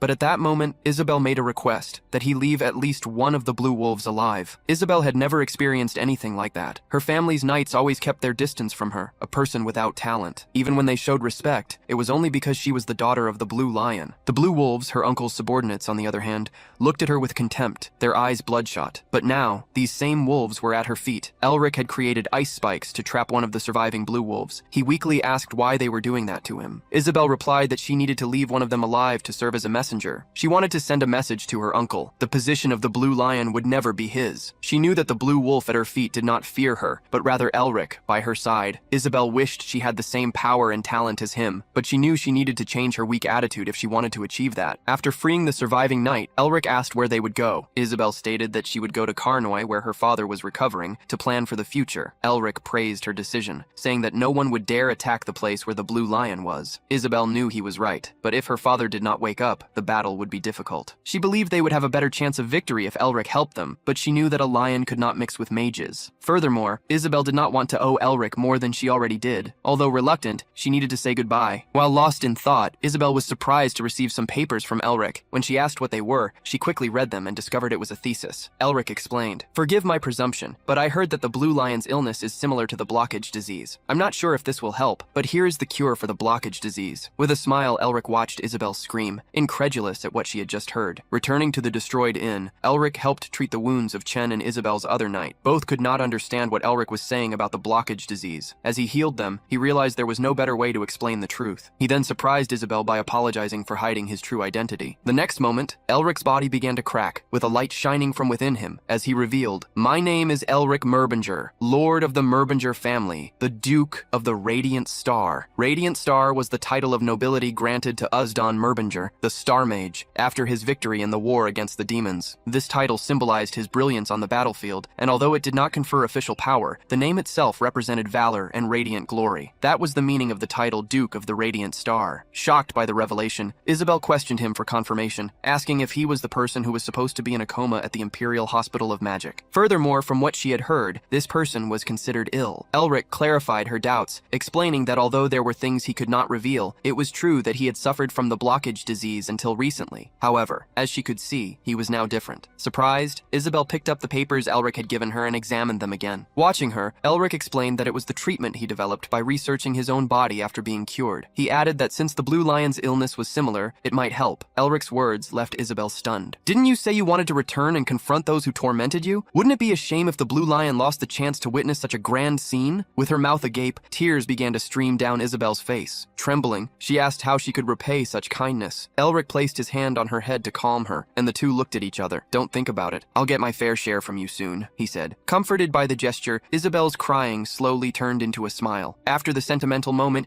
Isabel stated that she would like to return the kindness he had shown her. "I would like to be the one to help you, at least this time, Sir Elric. How about I make you a hero?" Meanwhile, much of the city of Lasente was destroyed. People ran back and forth to help the injured. Mephisto, who always accompanied Elric, asked if he was sure about revealing his identity. Elric, in turn, knew that Poe Whale would try to find him sooner or later, especially since he had exterminated many of his blue wolves. He was also aware that Poe, being someone who hated to lose, would definitely make a move. Furthermore, his magic was so unique that his identity would be revealed as soon as he returned to the academy. Mephisto then understood the plan. He was preparing the ground, knowing he would eventually be exposed. While Elric secretly conversed with Mephisto, the Demon King, several people in the city praised him. Elric commented that helping the Blue Lion would be of great value to revive the Merbinger family in the future. Mephisto praised Elric for not only creating an extravagant spectacle, but also for establishing a solid position, impressed by the fact that he had as much talent for magic as for strategy. As Elric greeted the people, a woman approached. "Are you leaving already? You should stay a little longer." The hero laughed but rejected the invitation, stating that he had a long journey ahead and that the citizens should also return to their daily lives. Holding her baby, the woman thanked Elric, saying that if it weren't for him, the worst could have happened. Another man also approached to thank him. Though he didn't know how to express his gratitude, Elric looked at him and asked why he showed so much appreciation for something Elric considered merely his duty. The man was Chen, who, as a Knight of Whale, stated he would never forget Elric's favor. Already tired of such thanks, the hero reminded Chen that he had already asked him to stop. Mephisto, agreeing, joked that he only cared about the money he would receive. "Shut up," Elric told Mephisto, before turning to Chen and asking what he would do next. Chen stated that although they had been attacked by Paul Whale, that was a sin of the Whale family. In the family's name, he would help the townspeople until the end, and then proceed to Karnoi with the young lady. Mephisto realized that Chen wanted to stir public sympathy by spreading Paul Whale's bad reputation. Knowing the idea came from Isabel, he found her more cunning than her innocent appearance suggested. Elric, recognizing this as a noble's responsibility, bid farewell to the townspeople, who continued to thank him, asking him to return someday. Mephisto, on the other hand, knew that Isabel was merely using justifications to achieve her true goal. Leaving Licent, Elric decided to return to meet with the Dean. At that moment, the Dean was staring at a young man who trembled before him. Shouting, he demanded, "I told you to get the damned excavation rights, even with the family in the way. What the hell have you been doing?" The young man apologized, while Barracks cursed Chen, stating he would never again let him set foot in the academy. Gritting his teeth, he ordered his assistant to find a way to get what he wanted, even if it meant using pressure or bribes. The assistant fled the room. Surrounded by newspapers on his desk, the Dean lamented that only 3 days remained until the director elections, and without the excavation rights, he would be in trouble. Burning the papers, he turned to a man sitting in his room and asked him to repeat what he had said earlier. The man, legs crossed,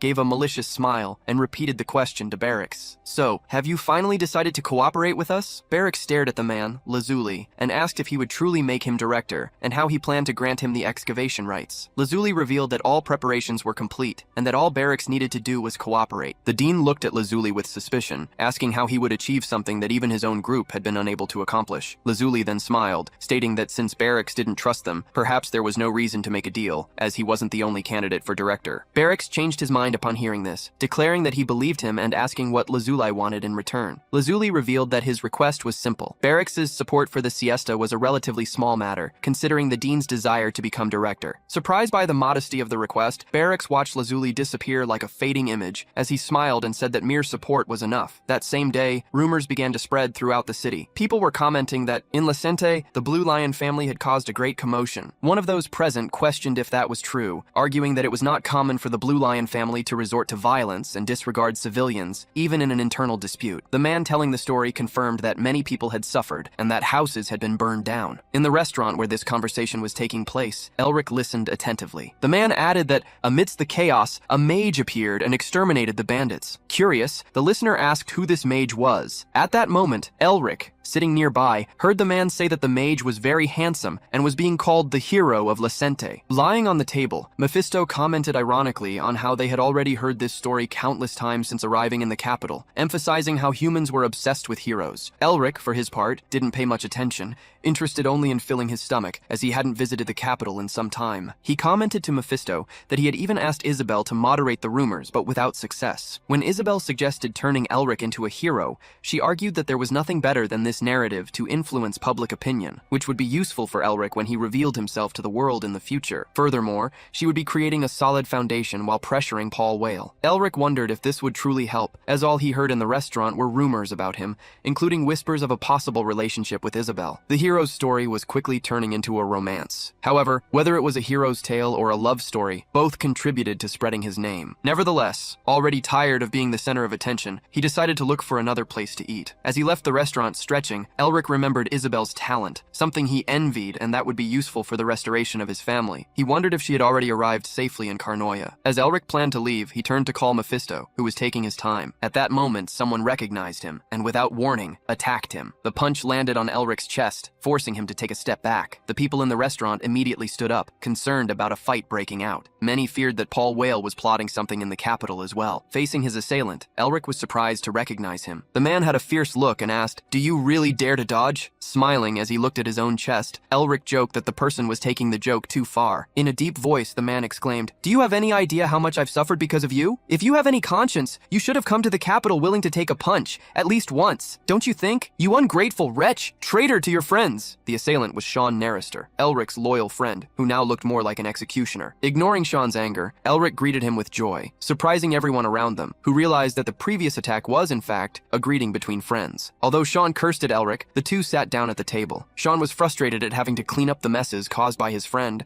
but he already expected this from someone so beyond salvation. Laughing, Elric asked Sean to buy him a drink, which annoyed his friend, as Elric was rich after conquering the dragon's lair. Nevertheless, Sean called the waitress and ordered the drinks. Smiling, Elric noted that Sean had probably already noticed the difference in his mana, but was waiting for him to explain it himself. Seeing Elric's satisfied expression, Sean felt disgusted. When the food arrived, he told Elric to eat before it got cold. The two clinked glasses, and Elric asked why Sean was calling him disgusting, revealing that lately, people had been calling him handsome. Putting the teasing aside, Sean commented that the show was being prepared according to Elric's instructions in the letter he had sent. However, Sean questioned if it was truly necessary, concerned about the risks of Elric losing everything. Elric assured him there was no need to worry. There were only two goals in his mind, to send Barracks to hell and to resurrect the Merbinger family. He planned to make both happen at once. Resigned, Sean sighed and promised to continue the preparations as planned. Elric then asked about Carl, the Narrister family's spokesperson. Sean looked around, worried that his sister, the family witch, might have heard the rumors. Curious, Elric asked who this witch was. Trembling, Sean confirmed it was his sister. If she heard about the rumors, being a dragon fanatic, she would certainly lose control and could ruin all their plans. In a grand mansion, a woman in dragon slippers was furious to hear from her secretary that the excavation rights to the lair had been granted to the academy. Tasha, dressed in beachwear, ordered her secretary to prepare to go to the hospital. Turning to Hanabi, Tasha told him to repeat the information. Hanabi read the newspapers, which stated that Barracks had acquired the excavation rights, that the election for academy director had been postponed, and that the Narrister family had renounced their rights, all under pressure from the hexagram families. Tasha knew that even with such pressure, her father wouldn't stand idly by, much less Sean. Hanabi confirmed that the young master had not given any response yet. Tasha couldn't believe her brother was inactive, even after supporting his friend for so long. A powerful aura emanated from her, startling Hanabi. She decided they would go somewhere else. When Hanabi hesitated, Tasha reminded him that the excavation rights belonged neither to the Narrister family nor to the academy. She wanted to see a certain bastard's face. Although the position of director of Uzdon Academy seemed like a simple administrative role in a magic school, it was highly symbolic and held great power. Not only was it equated to a marquis in terms of nobility, but the title also influenced academic and political circles, standing on equal footing with the masters of the Hexagram Tower, the captains of the Empire's Magic Knights, and other similar positions. Today was the day of the new director's election. On a platform in the center of a large hall, filled with chairs and guests, the dean thanked everyone for their presence. As you know, the discovery of the precious dragon's nest is something that will likely never be repeated in history. And, at the heart of this historic discovery, I, Barracks, was present. If you choose me, I will stabilize the system that will allow us to continue achieving great feats like this one. In the audience, someone secretly scoffed at Barracks, realizing that the dean was already acting as if the academy belonged to him, starting his speech even before all the candidates had arrived. Sitting in one of the chairs, Sean was worried about his friend, wondering if he could handle everything alone. When the two had talked at the restaurant, Sean revealed that Dean Barracks' approval rating to become the new director had become overwhelming. Although Elric had devised a plan, the dean's strong support base could hinder his success. Elric smiled at his friend's warning, stating that the next day, Barracks and his group could try whatever they wanted. During the election, Lazuli praised the dean's speech, already calling him director. Barracks chuckled, stating that he hadn't been elected yet, but he would do whatever Siesta wanted, even without Lazuli's praise, so he didn't need to worry. Changing the subject, Barracks reminded them that the other candidates were still campaigning, and that they could talk later. Internally, he thought that once he became director, nothing would be beyond his reach. He had no intention of helping Lazuli and his group. Being allied with the masters of the Hexagram Tower, he believed that a baseless group like Siesta couldn't harm him, planning to use them merely as a stepping stone to achieve the director's position. What Barracks didn't know was that Lazuli had suspected him for a long time, smiling maliciously as he bid farewell. After the speeches of 7 candidates, it was decided that voting would begin shortly, and everyone should take their seats. Berix. Despite this, Sean noticed that Elric's chair was empty. At that moment, the young man was surprised to spot a familiar figure. He wondered why his sister Tasha was there. A white-haired elder stared at her, asking if she understood the kind of place she was in. He stated that this was not an alumni gathering, but rather the electoral seats, reserved exclusively for the lords of the hexagram. Tasha retorted, stating that she knew exactly where she was, as she was the representative of the lord of the Narrister family. More than anyone else there, she knew what was about to happen. Upon hearing this, Sean gritted his teeth, wondering if Tasha had discovered something. Interrupting Shan's thoughts, someone ascended the podium to speak. I ask for everyone's attention for a moment. I have an announcement to make before voting begins. I request that all electors return to their seats and maintain silence. Everyone should have received the magic crystal, through which you can check the candidate's information and vote for one of the 7. The result will be announced as soon as everyone casts their votes. Berix, upon hearing this, was confident. He had made a promise that had attracted everyone's attention, related to the Academy, which could even allow him to collaborate with the Magic Tower and the Imperial family. Furthermore, he already had agreements in place with most of the electors. All Berix awaited now was for his name to be announced. He yearned for this moment, as he had always wished. The person at the podium prepared to announce the result. Excluding the vote of the Merbinger family, who is not present today, the candidate who received the most votes is Berix. Before he could finish, someone suddenly appeared in the hall, ordering him to be silent. People turned to see who dared to interrupt the sacred election. Tasha looked at the person with interest, while Sean smiled, rooting for his friend. The person who entered the hall was, indeed, Elric, surprising everyone. The lord of the Merbinger family, Elric Merbinger, as Duke of the Radiant Star and electoral representative, has come to exercise my small yet significant right to vote. Berix felt a chill upon seeing Elric. The people around became euphoric, remembering the nickname Disgrace of the prestigious magic family. Many were incredulous, as they had heard that Elric was supposed to be in a coma. Ignoring the murmurs, Elric walked slowly towards the podium. Berix was sweating, unable to believe he was there. Some people began to point at Elric, shouting, "Elric, what is the meaning of this disturbance? How dare a mere student cause confusion in the director's election?" As he walked, Elric cast a spell on his body, changing his clothes. "Do you underestimate the laws of the Empire? At this moment, I am not a student of this academy, but a Duke of the Empire and an electoral representative." The elegant white suit Elric now wore perfectly matched his refined style. The empty chair in the center belongs to the Merbinger family. Is not the lord of the Merbingers granted the honor of founding director? Berix hastily stood up, stating that he was happy to see Elric in good health, but emphasizing that he should not interrupt, as the voting had already concluded. He then ordered the election winner to be announced, but Elric interrupted him. Used in Academy Election Law, Article 7, Session 2. When an issue raising suspicions about a candidate's integrity is found before the end of the election, a new vote must be held, provided that the majority of electors agree. Elric advanced to the podium, greeting Rivern as he passed. I, the Duke of the Radiant Star, Elric Merbinger,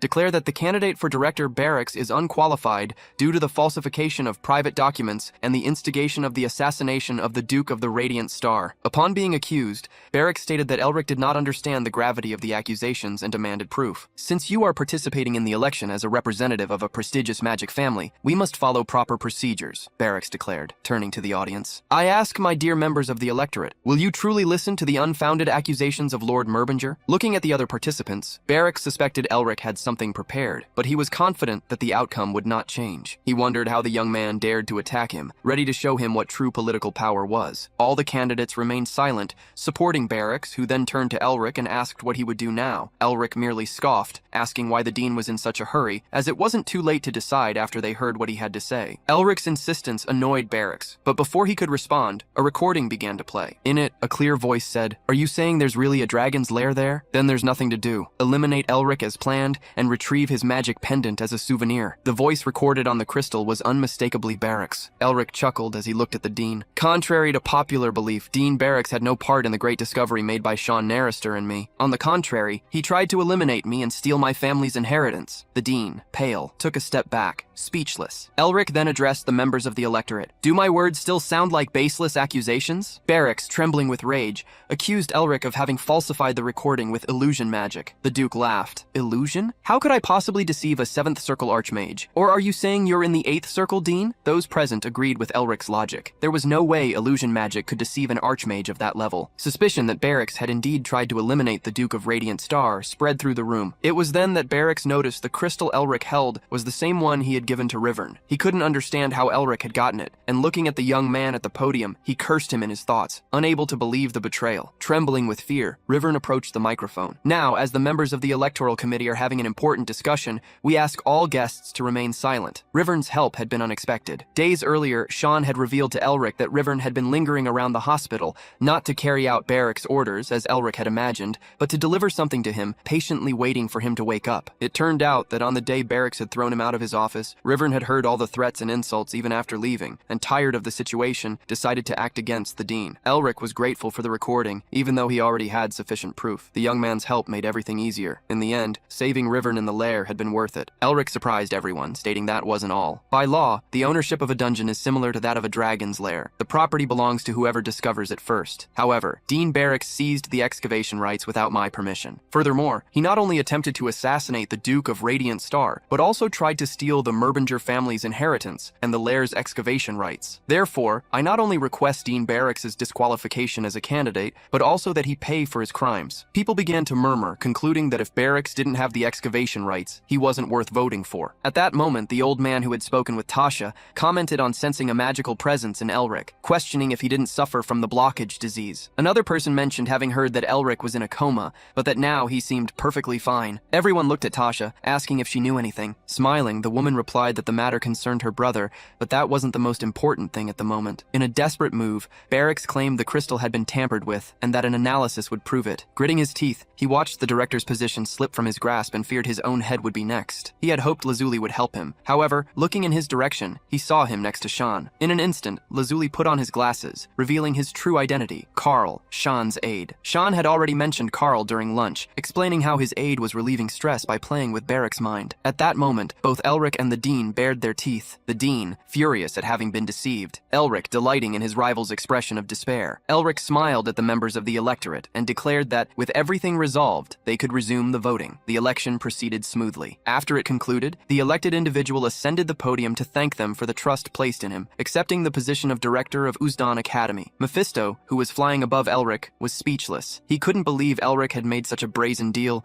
and asked if he was a genius or completely insane. The young man retorted, saying that moments like these were precisely for getting his part of the deal, as he needed to cancel his academic internship and secure the scholarship. Changing the subject, Mephisto asked if Elric would let Barracks get away unpunished since the dean was fleeing. Scoffing, Elric asked if he was referring to the bald old man. Then, by mistake or perhaps on purpose, he transmitted the message directly to Barracks and laughed. He began to walk towards the dean, sending more sonic provocations. "Oh, it seems you received my transmission. I didn't mean to send that to you, sorry. I bet you're still in the 7th circle, even being bald. You can hear my transmission incredibly well, but why aren't you saying anything? Can't you use sonic transmission? Well, I guess being able to hear already shows some talent. Ah, I get it. You pick up well because your bald head works like an antenna, right?" Provoked for so long, Barracks became furious and recited a spell, suddenly casting it at Elric. "You bastard! How dare you provoke me?" People were startled, wondering what Barracks was doing as they desperately prepared to flee. Barracks, however, smiled, eager to see his attack hit its target. Elric, for his part, merely watched the dean's strike approach, with a smile on his face. Elric made a simple hand movement, conjuring a defensive spell. Barracks' strike collided against the ice shield,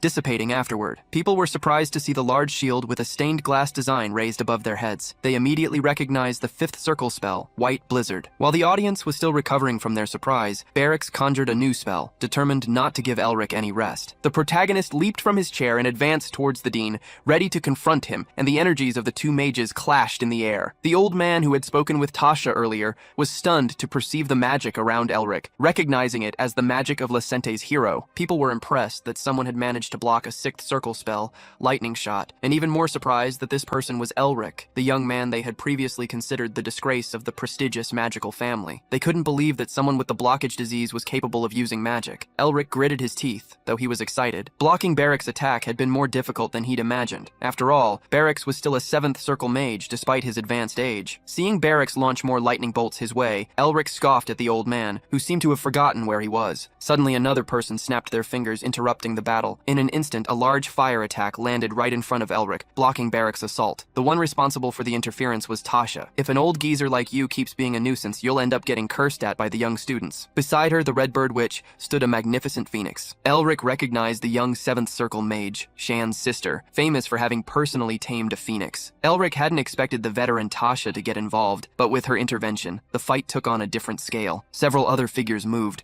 confronting Barracks and declaring that any further action from him would be considered an act of terrorism. Barracks began to tremble as he was challenged by the electoral representatives of the Hexagram Lords. These mages and sages were no less skilled than the Dean, and if Barracks continued his provocations, they would consider it disrespect and suppress him with force. As the Dean retreated, a telepathic transmission from Elric surprised him. "Are you going to stop now, after going this far? Earlier, you spoke as if the world was in the palm of your hand, and now you're running away like a coward. You couldn't even scratch me. You just dirtied my clothes. Why don't you act like before, like a dog in heat?" Provoked beyond his limit, Barracks' hatred exploded, and he lunged forward to strike Elric. The protagonist was thrown against some tables, causing an explosion upon impact. Everyone was shocked and slow to react, as they hadn't expected Barracks to continue the attack. But in the next instant, they snapped out of their stupor and rushed to suppress the Dean who had attacked the Lord of Merbinger. Mephisto floated beside Elric, who was on the ground. "I wonder if I truly deserve the title of Demon King. You would do very well as a Demon King if you had been born into our race." Hearing Mephisto's joke, Elric smiled and said that he should already know that. Before a completely chained Barracks, Elric told the Demon King that this was the fate of anyone who dared to face him. After that day, news of the commotion at Uzdun Academy spread. An ill-informed person asked if Elric, who was supposed to be in a coma, was the center of the story, doubting what he could have done. He was quickly corrected by another, who revealed that Elric was the hero who had saved Lysent. Dean Barracks was banned from the academy and imprisoned for attempted murder. Elric Merbinger, grandson of Merbinger Uzdun, the star mage who protected the Demon Empire, had become a legend. The news also raised questions. How had Elric cured his incurable disease? Had he discovered some secret in the dragon's lair? What few knew was that another person had also benefited from Elric's cure, the Blue Lion. Finally, it was announced that Elric had granted excavation rights to the Nettister family, who had helped him. Sean, reading the news hastily, commented, "The resurrection of the Merbinger family was as brilliant as a star, the proud emergence of a hero after overcoming so much ridicule." Annoyed, Sean asked why he had to read to Elric, who was lying down. Smiling, Elric claimed he was a patient, and still felt pain where Barracks had hit him. In truth, Elric was in the hospital partly to avoid the reporters who followed him to the entrance, desperate for an interview. Sean commented on the guards suffering as they tried to block the journalists who wanted to know the truth about Elric the Swindler. "You used to use tricks, but now there are even hero stories about you. Who did you learn that from?" Sitting up in bed, Elric asked if Sean really thought he had just been fooling around for the past few months. He began to talk about Lysent and the young woman from the Blue Lion family, but soon interrupted the story, telling Sean that he didn't need to know about it. Uninterested, Sean asked if Elric planned to cause more trouble. The protagonist shrugged, leaving Sean suspicious. It was then that Sean revealed his father wanted to have dinner with Elric. Guy Narrister, Sean's father, was one of the great sages of the Ninth Circle, one of the greatest mages of his era, and lord of the Narrister family, which led the Tower of Magic. Even Elric's grandfather, when alive, had wanted to be Guy's disciple. It was dusk when Elric and Mephisto followed Sean to the Narrister home. Both were impressed. "Man, I knew you were rich, but if I'd known it was on this level, I would have extorted a lot more from you. Is this a house or an entire district?" Elric commented. Before them, Mist Hill, the main residence of the Narrister family, rose imposingly, with large houses, buildings, and towers covering the hill. With an eager smile on his face,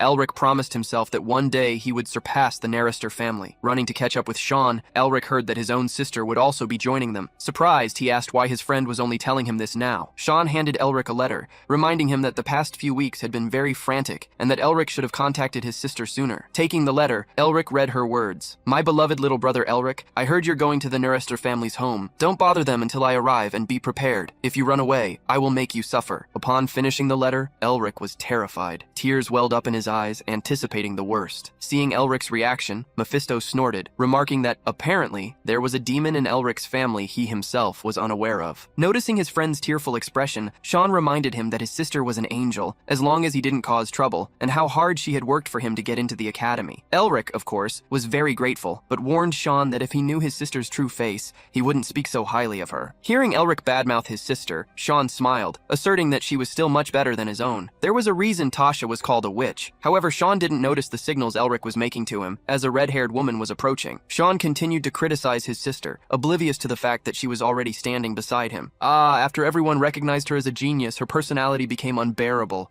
We can't even call her human. Hearing her brother's disdain, Tasha delivered an ultimatum. "I believe I said I'd give you a beating next time, didn't I? It seems you truly want one." Looking to his side, Sean saw, terrified, his sister, and his fear was palpable. After disciplining Sean, Tasha thanked Elric for his help during the election. Elric gratefully said she didn't need to have interfered, as he could have handled the situation himself. Sean, with a swollen face, sarcastically asked if his sister was interested in Elric. Tasha replied, threatening to hit him even harder. While the duo exchanged barbs, Elric smiled, but suddenly his gaze eyes froze. Sean and Tasha, distracted, continued walking and complaining about the long distance to their father's residence, commenting on the traps scattered along the way. It was then they realized Elric had disappeared. Now, in an unknown place surrounded by smoke, Elric searched for Sean and Tasha but couldn't find them. He began to run, sinking deeper into the darkness. After some time, he stopped. An image resembling an eye that pierced his soul appeared before him. It was high-level magic, demonstrating the power of the Nearester. Elric felt the different elements around him, harmonized by the wind, as if the entire place was a complex web of magic. As he tried to comprehend the situation, a voice emerged. "You are seeing something very interesting, child." The surrounding smoke took shape, and Elric found himself in the palm of a hand. The voice returned. "Do you know what you are seeing, or are you merely looking, without understanding?" Ignoring the voice, Elric knew that getting lost within such powerful magic was dangerous, especially without permission. He was before an archmage, likely of the Seventh Circle, and his mind began to search for a way out. The voice, noticing Elric's silence, laughed. "Ha ha ha. Are you trying to ignore me? I can hear your thoughts." Determined to escape, Elric used the obscure magic, extinguishing all light in the area. The old man, observing the labyrinth, was surprised as his vision was blocked. He murmured to himself, "Uzdan, you left too soon, but it seems you've left an interesting descendant." Deciphering the labyrinth's secret,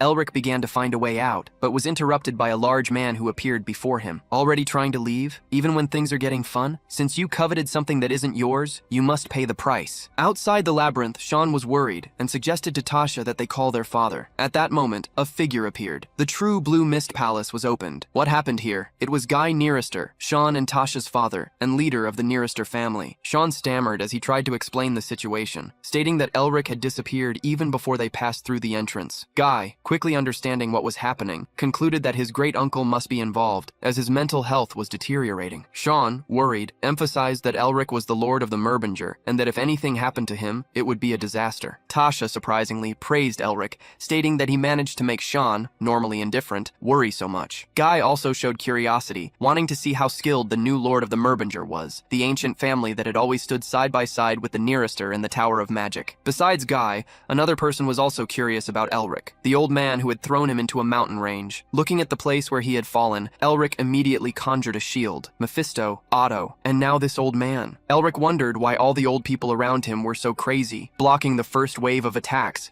He tried to calm himself. Understanding the situation was his priority. As he defended himself, he realized that the mana of the place didn't possess just one attribute, even though the Nearester family's characteristic was the use of wind. He concluded that the old man was manipulating the wind to give form to other elements. The hot wind, carrying the fire attribute, transformed into steam, and the wind's light concentrated to form a mist. When the cold wind, with the ice attribute, condensed the mist, a powerful wind blew, sealing his movements. Elric understood that if the old man was powerful enough to control the wind in such a way, creating a tornado would be trivial for him. He wondered if the elder had even formed the mountains with the wind, and that irritated him. Feeling provoked, Elric decided to decipher what he still hadn't understood. He had already experienced something similar in Lysente, where his other magical attributes except for ice were weak. Determined to apply the method he used there to transform the mana flow, Elric planned to convert the wind into ice magic, reorganizing the mana circulation to connect the soul's speech to the seals and thus reduce energy consumption. Remembering the battle in Lysente and everything he had developed there, Elric wondered if he would be able to use other elements along with his ice magic. Even as the wind attacked him, he remained calm. A blue light appeared before him, and as the attack was about to hit him, the mana in his heart expanded. Mana flowed through his arms, coursing through his entire body, and a symbol appeared above him. As the energy spread, the seal on his arm began to glow. At that moment, the old man who guarded the labyrinth murmured a few words, releasing Elric from his control. When Elric reappeared, Sean and Tasha were dumbfounded. Sean commented that it took at least 24 hours for a Sixth Circle mage to exit that place,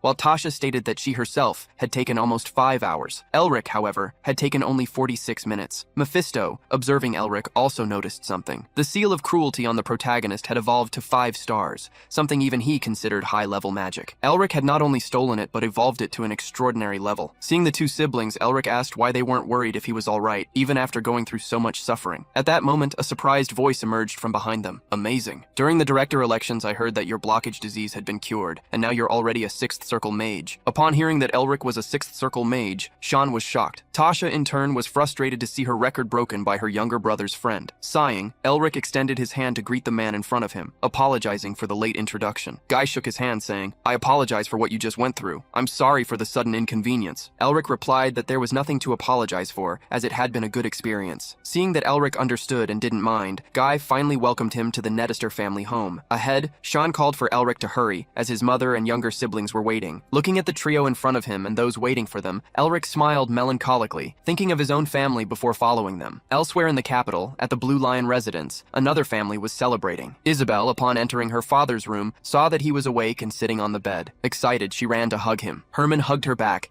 joking that his grown daughter still acted like a child. Caressing his daughter's head, he asked how she had managed to wake him, since not even the doctors could cure him. Crying with joy, Isabel explained that Elric helped her, and that she wasn't the one who woke him. Upon hearing the name, Herman, the Blue Wolf, was surprised and confused. After Isabel told the whole story, he let out a hearty laugh. Ha ha ha ha ha! As expected of the prestigious magical family, the Merbingers have always been the light that illuminates the darkness. Dressed in his formal attire, Herman was preparing to leave. Isabel, concerned, asked where he was going, reminding him that he needed to rest. Adjusting his clothes, Herman replied that given the situation, his health was secondary. If there is someone so talented, I must find them, even if I have to travel to the ends of the continent. Donning his armor, Herman smiled at his daughter. If there is such a righteous child in a corrupt world, there is no greater reason for me to go. In another castle, a man knelt before his master, reporting on the defeat of the Blue Wolves, Isabel's escape, and the family's resurrection, which was now prospering. The man asked if all of this was the work of a mage. Paul, the master, inquired about Herman's brother,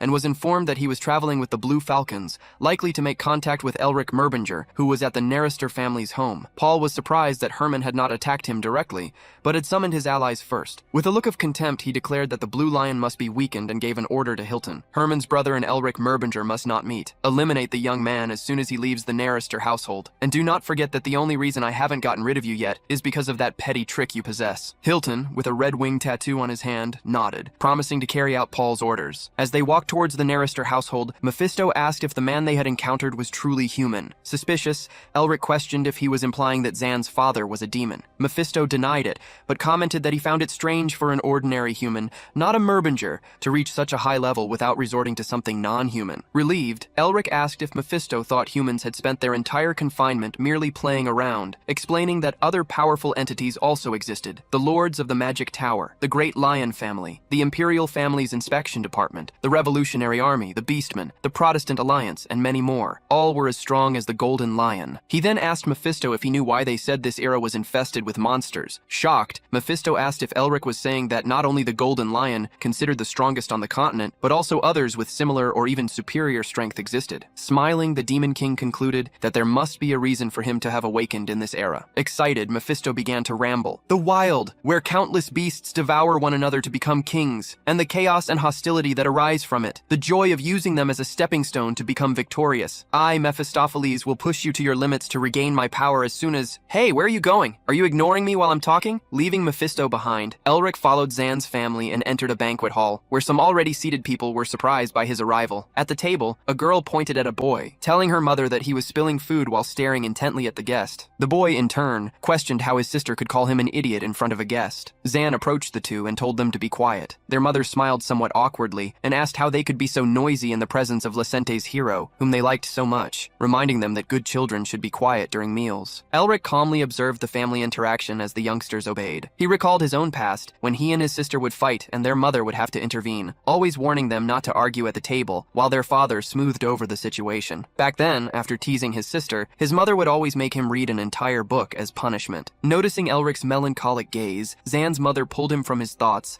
asking if the food wasn't to his liking. Quickly, Elric affirmed that it was excellent, blaming the delicious taste for his moment of distraction. To ease her concern, he smiled and commented that eating in company was always a joy. Later during tea, Guy commented that he had heard Elric had handed over the excavation rights to the lair to the Narrister family. Elric confirmed, stating that he had always been indebted to Zan. Guy then took a long sip of tea and asked if he harbored any resentment. Tasha was surprised by the question, while Zan, with his eyes closed, remained silent. The fall of the Merbinger family was a delicate matter. It made no sense that a family with centuries of history, one that had led victorious wars, could fall overnight. The Imperial family's ostracism, the Hexagram's political maneuvers, and the betrayal of those Elric trusted all contributed to his family's ruin in the name of politics. In response to Guy's question, Elric stated that he harbored no resentment. Everyone had their circumstances, and he knew that the Narrister family had not contributed to the Merbingers' downfall. They simply couldn't help due to political issues. Elric could blame them for merely watching, but he questioned if he himself would have had the courage to act differently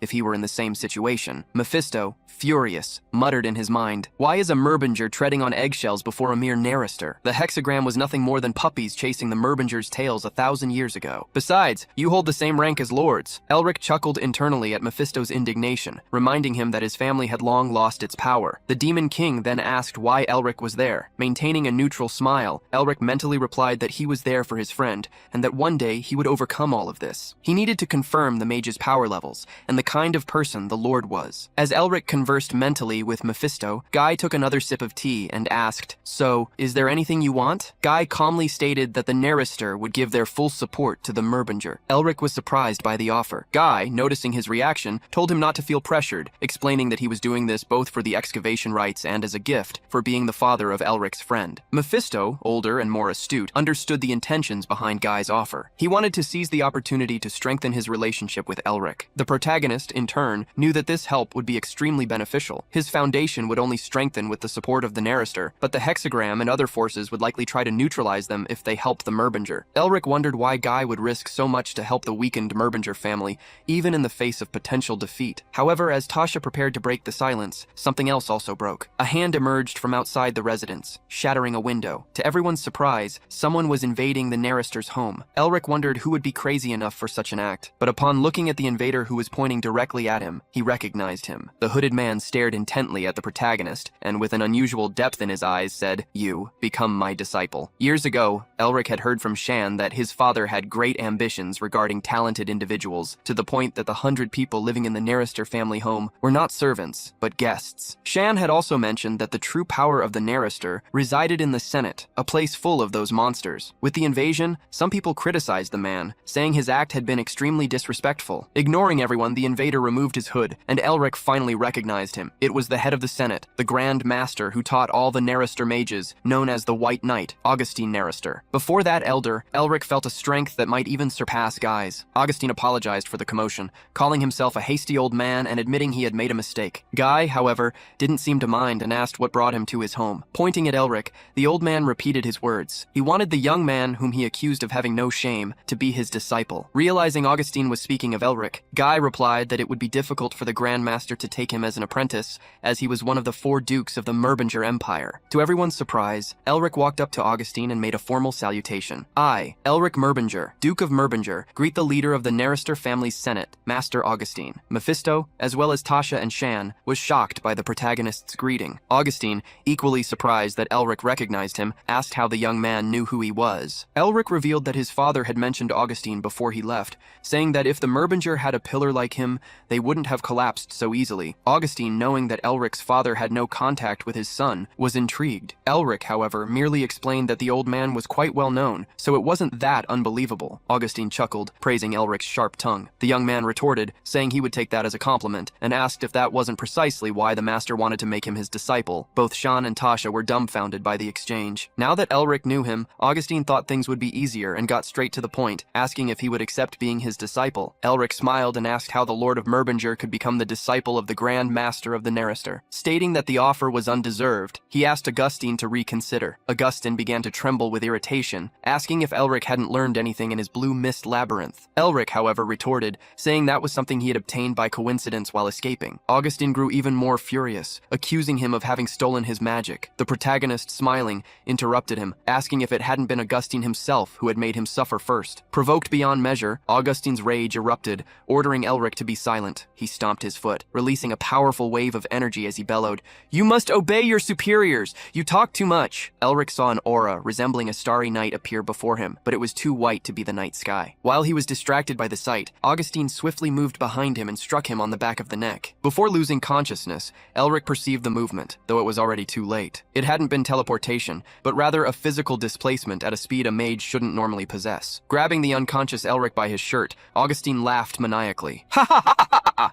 You are mine!" As quickly as he had invaded the residence, Augustine vanished, taking Elric with him and leaving a trail of the White Knight behind. Stunned, Sean was immediately questioned by Tasha, who asked if he would just stand there watching his friend be kidnapped. Sean replied, asking if she still didn't know what kind of person Elric was. Leaving the siblings to argue, Mephisto, with a broken smile on his face, murmured, "It seems we'll have another victim to succeed me. How fearless of you to use that monstrous old man as a master, or rather as someone for you to manipulate." Sometime later, Elric began to wake up. When he opened his eyes, he saw a bearded old man staring at him while rubbing his bandaged fingers. Upon noticing the old man, Elric was greatly startled, jumping away from where he had been lying, not realizing he had leapt to the edge of a precipice. Before Before he could fall, Augustine caught him. Be more careful. I almost lost my first disciple, and at 90 years old at that. Elric gritted his teeth. His plan was to manipulate the old man, the great master of the Nerister family. He hadn't imagined, however, that Augustine would kidnap him while he played hard to get, just to force him to accept discipleship. Elric wondered if he hadn't barked up the wrong tree. Quickly trying to circulate his mana to free himself from Augustine, he realized his mana wouldn't move, just like when he suffered from the blockage disease. Seeing that Elric had noticed his situation,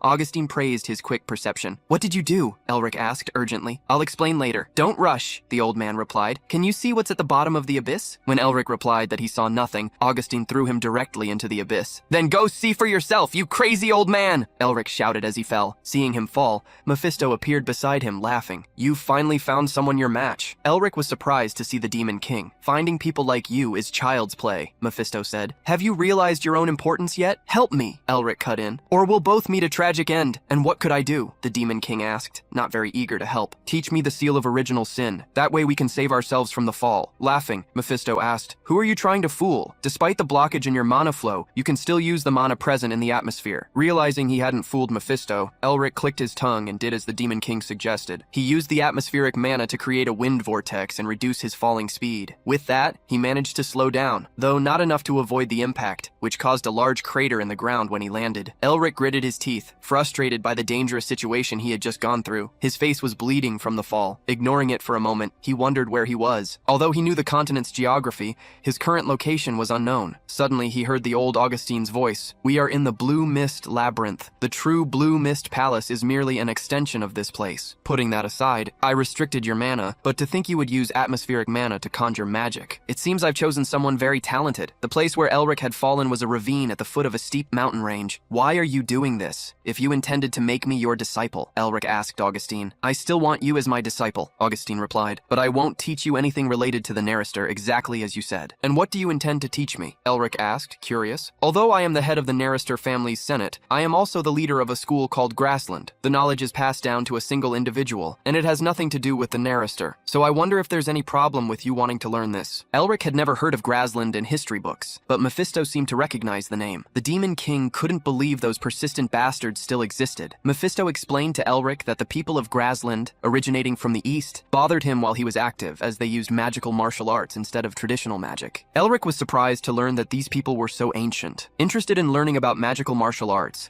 he asked if these techniques were similar to fighting techniques. Mephisto confirmed, explaining that they were a combat art that strengthened the body using mana circulation as its foundation. Simply put, it was exactly the kind of teaching Elric needed most at that moment. Grassland specialized in harmonizing different forms of magic, which would be perfect for balancing the intertwined mana within him. Placing his hand on his chest, Elric remembered how worried he had been about dealing with the different types of mana that refused to mix within his body. If Grassland truly was what Mephisto said, he had hit the jackpot. It would be a perfect teaching for him, without having to be bound to the Nerister family. There couldn't be a better opportunity. So Elric asked Augustine if he would teach him the magical martial arts of Grassland. Augustine was surprised to learn that Elric knew the term, as there shouldn't have been any record of it. "In that case, let's not waste any time. We'll start immediately." As the old man spoke, Elric realized he was being cornered. Augustine revealed that they were in the habitat of dire wolves, creatures 3 times larger and stronger than normal wolves, reminding Elric that Grassland's magical martial arts were learned through practical experience. Augustine ordered him to survive. In front of Elric, several blue wolves began to appear. Their white and red striped fur emanated an aura as beautiful as it was menacing. Upon seeing the wolves,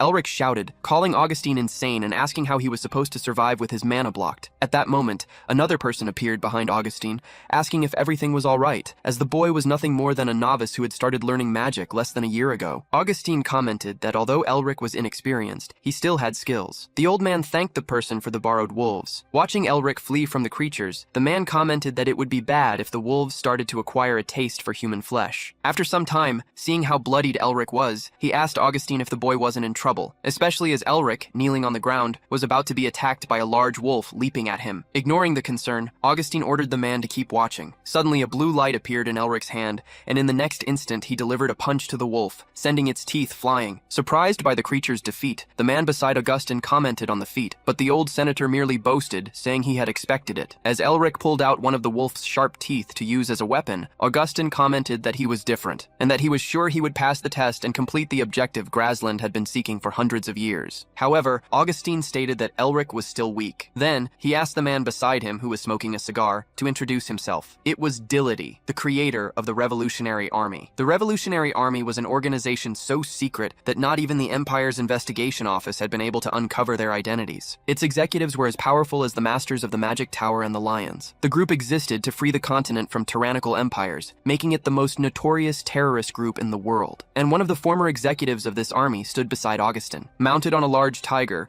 Diligity Tense, the king of beasts, stated that he would fulfill Augustin's request, but questioned if the old man wasn't worried about losing his disciple, given how excited he seemed about the new acquisition. Facing a completely blood-covered Elric, Mephisto commented that he had defeated one wolf by sheer luck, but that it would be difficult to defeat another in his current condition. The danger increased now that the other wolves had seen one of their own killed. He warned that Elric shouldn't expect any more strokes of luck. Breathing heavily, Elric knew the Demon King was right. He could only use the mana from the atmosphere 1 or 2 more times. As he cursed the old Augustin, he wondered how he would defeat the wolves with only his own body. Elric had never wished so much for his magical armament, used on the Ice Mountain, and lamented not having done any physical training. At that moment, he remembered the Art of the Strong Body, the book he had been reading during his journey with Sean. Deciding to try, Elric resolved to imitate what he had learned. The Art of the Strong Body was said to have been passed down through the lineage of the Tiger King, a battle technique that hardened bones like steel and multiplied strength, teaching one to fight instinctively. The Tigermen, Beastmen, believed that the body was a miniature of the world created by God. Just as mana flowed through nature, the breath flow coursed through the body. The body changed according to one's breath and mental focus. With concentration on a specific point, subconscious states emerged, and once one was chosen, the body would modify itself, moving by pure intuition. Elric then tried not to anticipate the movements of the attacking wolf. He needed to see the world as it was, acting with instinct and intuition, without plans or reasoning, simply trusting that the decision made would be the correct one. With this technique,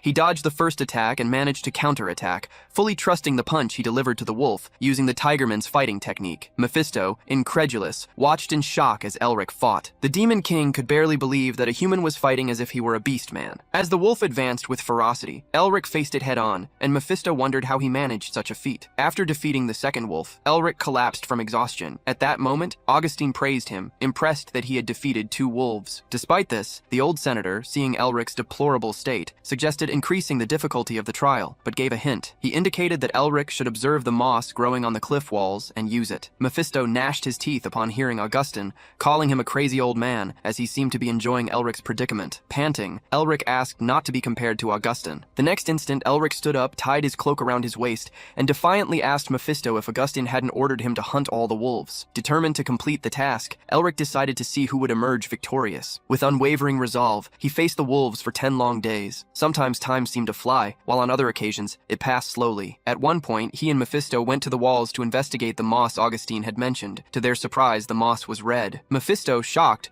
revealed that it was a plant from the demonic realm, known as the Resurrection Plant. Since the plant possessed magical energy, Elric assumed he could restore his strength by consuming it. Mephisto explained that for ordinary humans, the flower growing on the moss only served medicinal purposes, but it might work for Elric, who possessed demonic seals, potentially even increasing the level of his seals. Using these flowers, Elric continued his battle against the wolves. Mephisto still wondered how such a plant existed in that place, and if it meant there was a connection between the location and demons. He also suspected that Augustine had brought Elric to that place on purpose. Despite Mephisto's suspicions, Elric saw the situation as an opportunity. Although he was furious about being put in danger, he recognized that it could strengthen his seals and increase his own mana. After defeating countless wolves, Elric managed to train the Art of the Strong Body, thanks to his sealed mana. After practically exterminating all the wolves, Elric found what appeared to be the last one, but noticed something different. There was a human riding the wolf. A voice suddenly surprised him. "You continue to surprise me every second. I heard from the boss that you were the best at Uzdan Academy, but I never thought you would show such impressive growth." When he turned,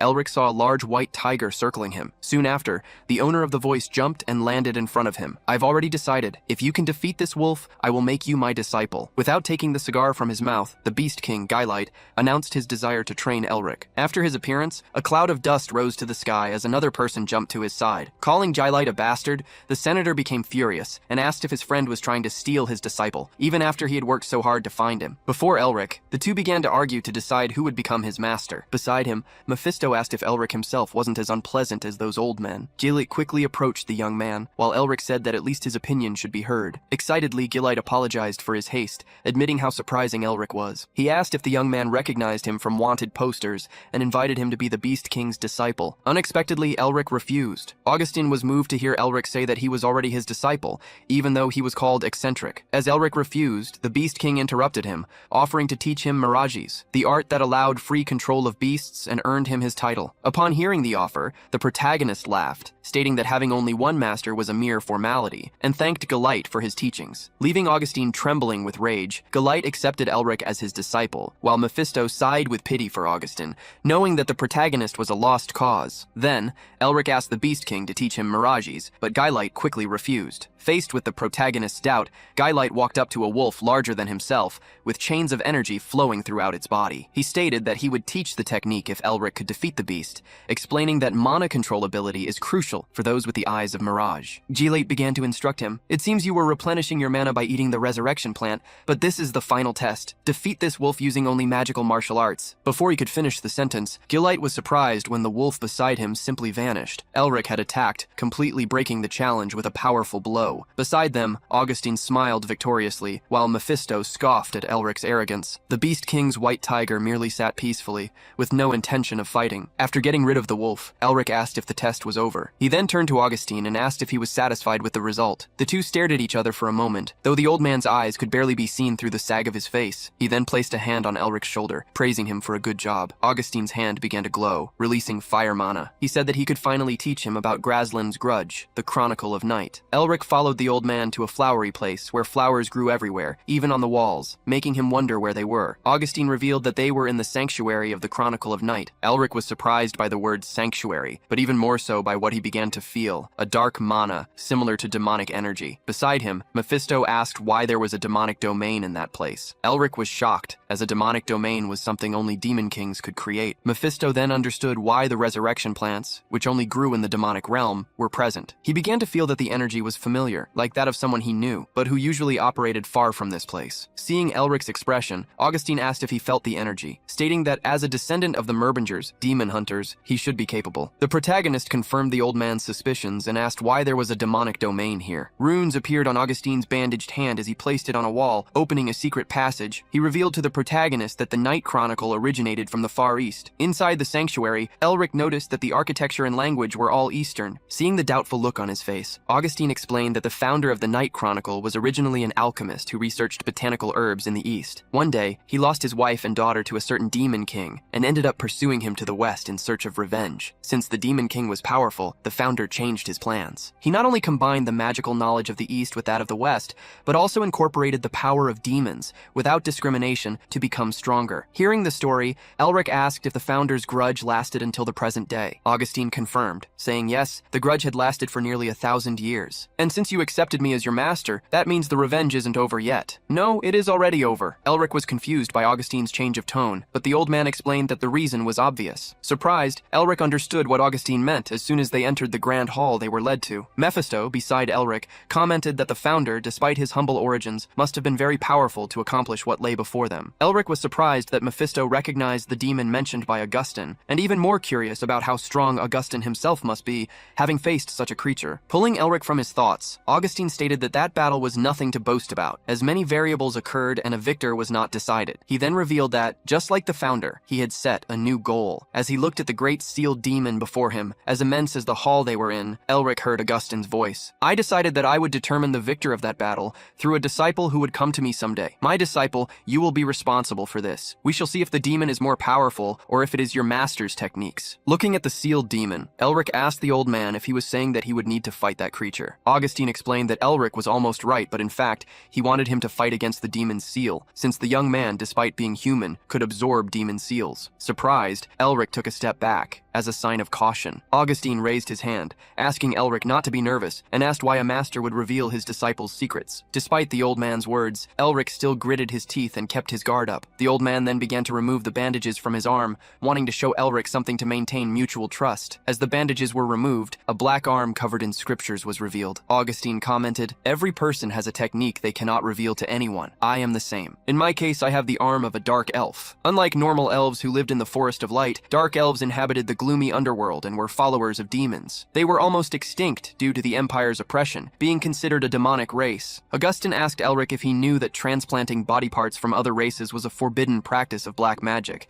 especially if the race was demonic. Faced with Elric's surprise, Augustine stated that no one in the world, besides Dillet and Lord Nettister, knew this secret. He then asked Elric if he now felt more comfortable, since both knew each other's secrets. The old man apologized for having discovered Elric's secret while examining his body when he was unconscious, but stated that now that he knew the young man could absorb seals, he could not let him leave, for the sake of the sanctuary. Admitting that it was merely an old man's greed, Augustine allowed Elric to make whatever decision he wished. Dillet and his tiger watched the protagonist, curious to see what decision he would make. Even the Demon King Mephisto was curious. Elric pondered Augustine's words. He agreed that what the old man was doing could be considered greed, a pursuit of self-satisfaction regarding something that had already passed. However, he saw no problem with being greedy or having a goal, as he had his own. Therefore, he could not turn his back on someone who strived so hard to achieve their goals. With his hands clasped, Elric bowed before Augustine. I, Elric Merbinger, Lord of Merbinger, pay my respects to the heir of the Night Chronicle, Lord Augustine Narrister, as your humble disciple. As he straightened up, Elric smiled at the old man, who returned the gesture, thanking him. Turning to the sealed demon, Elric wanted to know if all he needed to do was absorb its seal and asked Augustine what the creature's name was. Augustine revealed that he didn't know the demon's exact name, but that on its journey from the east to the Empire, it had been called by various names wherever it appeared. However, in the Night Chronicle, it was known only as the Wild Beast Yu. Now knowing the demon's name,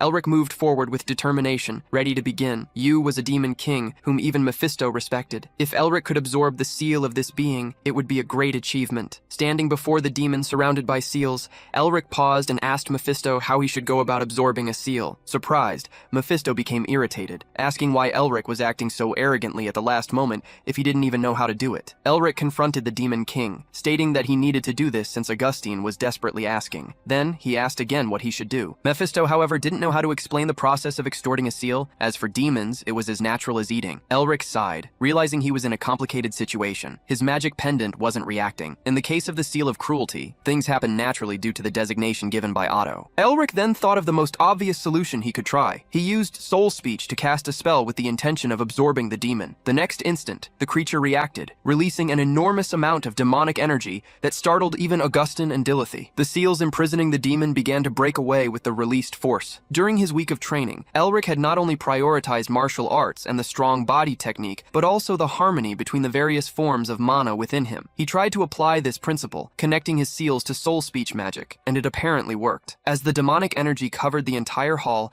Elric was transported to a mental world. Walking through a swamp, he wondered if he would need to undergo a trial to obtain the seal's qualification, just as he had with the Ice Mountain King. Even after walking for a long time, he found nothing. No insects, no birds. Although he was in a mental world, the place was incredibly silent, as if all living beings had been devoured. There was only the sound of the wind and the bubbling of the swamp water as Elric advanced. However, beyond that, he also felt a dark presence. Elric suspected that there must be a predator in that place. As soon as he thought this, he felt as if something was watching him from among the trees. Perhaps it was in the forest or even in the sky. However, Elric dismissed both possibilities, as he couldn't pinpoint the predator's presence anywhere. As he worried about discovering where the threat was, an enormous mouth silently appeared behind him, belonging to a creature interested in devouring the human it had found. The shadows and teeth, vaguely formed by the sun's rays between the leaves, created an endless darkness. Elric wondered if he should fight the creature, which looked like a crocodile, in the same way he faced the Ice Mountain King. However, since he still didn't know how to absorb Yu's seal, he decided to first understand the situation, as there was no guarantee of victory. The pupil of that giant crocodile contracted as it looked at Elric. Merbingers usually attack first and ask questions later, but Yu exceptionally seemed to be patient. Elric was impressed by the monster,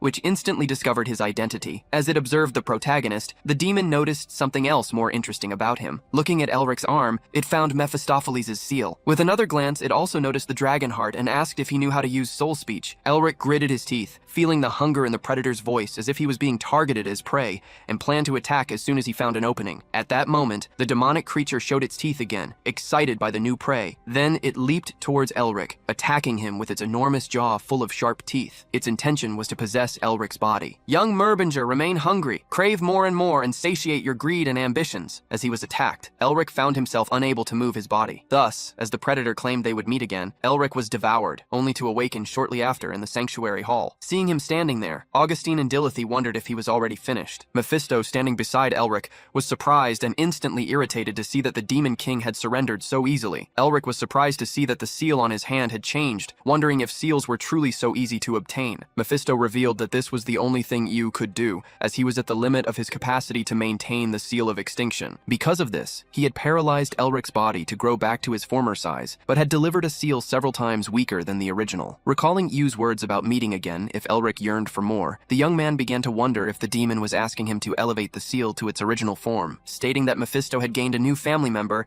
Elric asked him to reveal Yu's true name. Mephisto refused to help, but at that moment, Augustine revealed the name to Elric, Wicked God. The old man explained that the demon's status had fallen after its defeat, along with its brutality, wickedness, and malevolence. Mephisto was irritated to see that Augustine had given away the information he was trying to hide, impressed by the old man's knowledge of a demon's true name. Elric had already planned to ask Augustine if Mephisto refused to speak, which made him wonder why the old man took the initiative. As Elric pondered, Augustine revealed what Demon King Yu's seal was, the Seal of Ferocity. He explained that Yu was originally known as a demon called Prita, a hungry spirit. These spirits lived at the bottom of the demonic hierarchy, always treading carefully, afraid of perishing at any moment, yet simultaneously consumed by their natural greed. Augustine stated that with Yu's seal, Elric would be able to sense imminent danger, uncover the full power of his enemies, and identify their weaknesses to act against them. This was the awakening of the sixth sense through mana circulation, something the magical martial artists of the Night Chronicle had always tried to imitate. Augustine began to weep as he spoke. This tingling in your heart, this sensation across all your senses. I call it the Preta sense. The Night Chronicle has finally obtained Ayu's seal, and now, all you need to do is increase the power of this seal by facing Yu again. The levels and use of the seal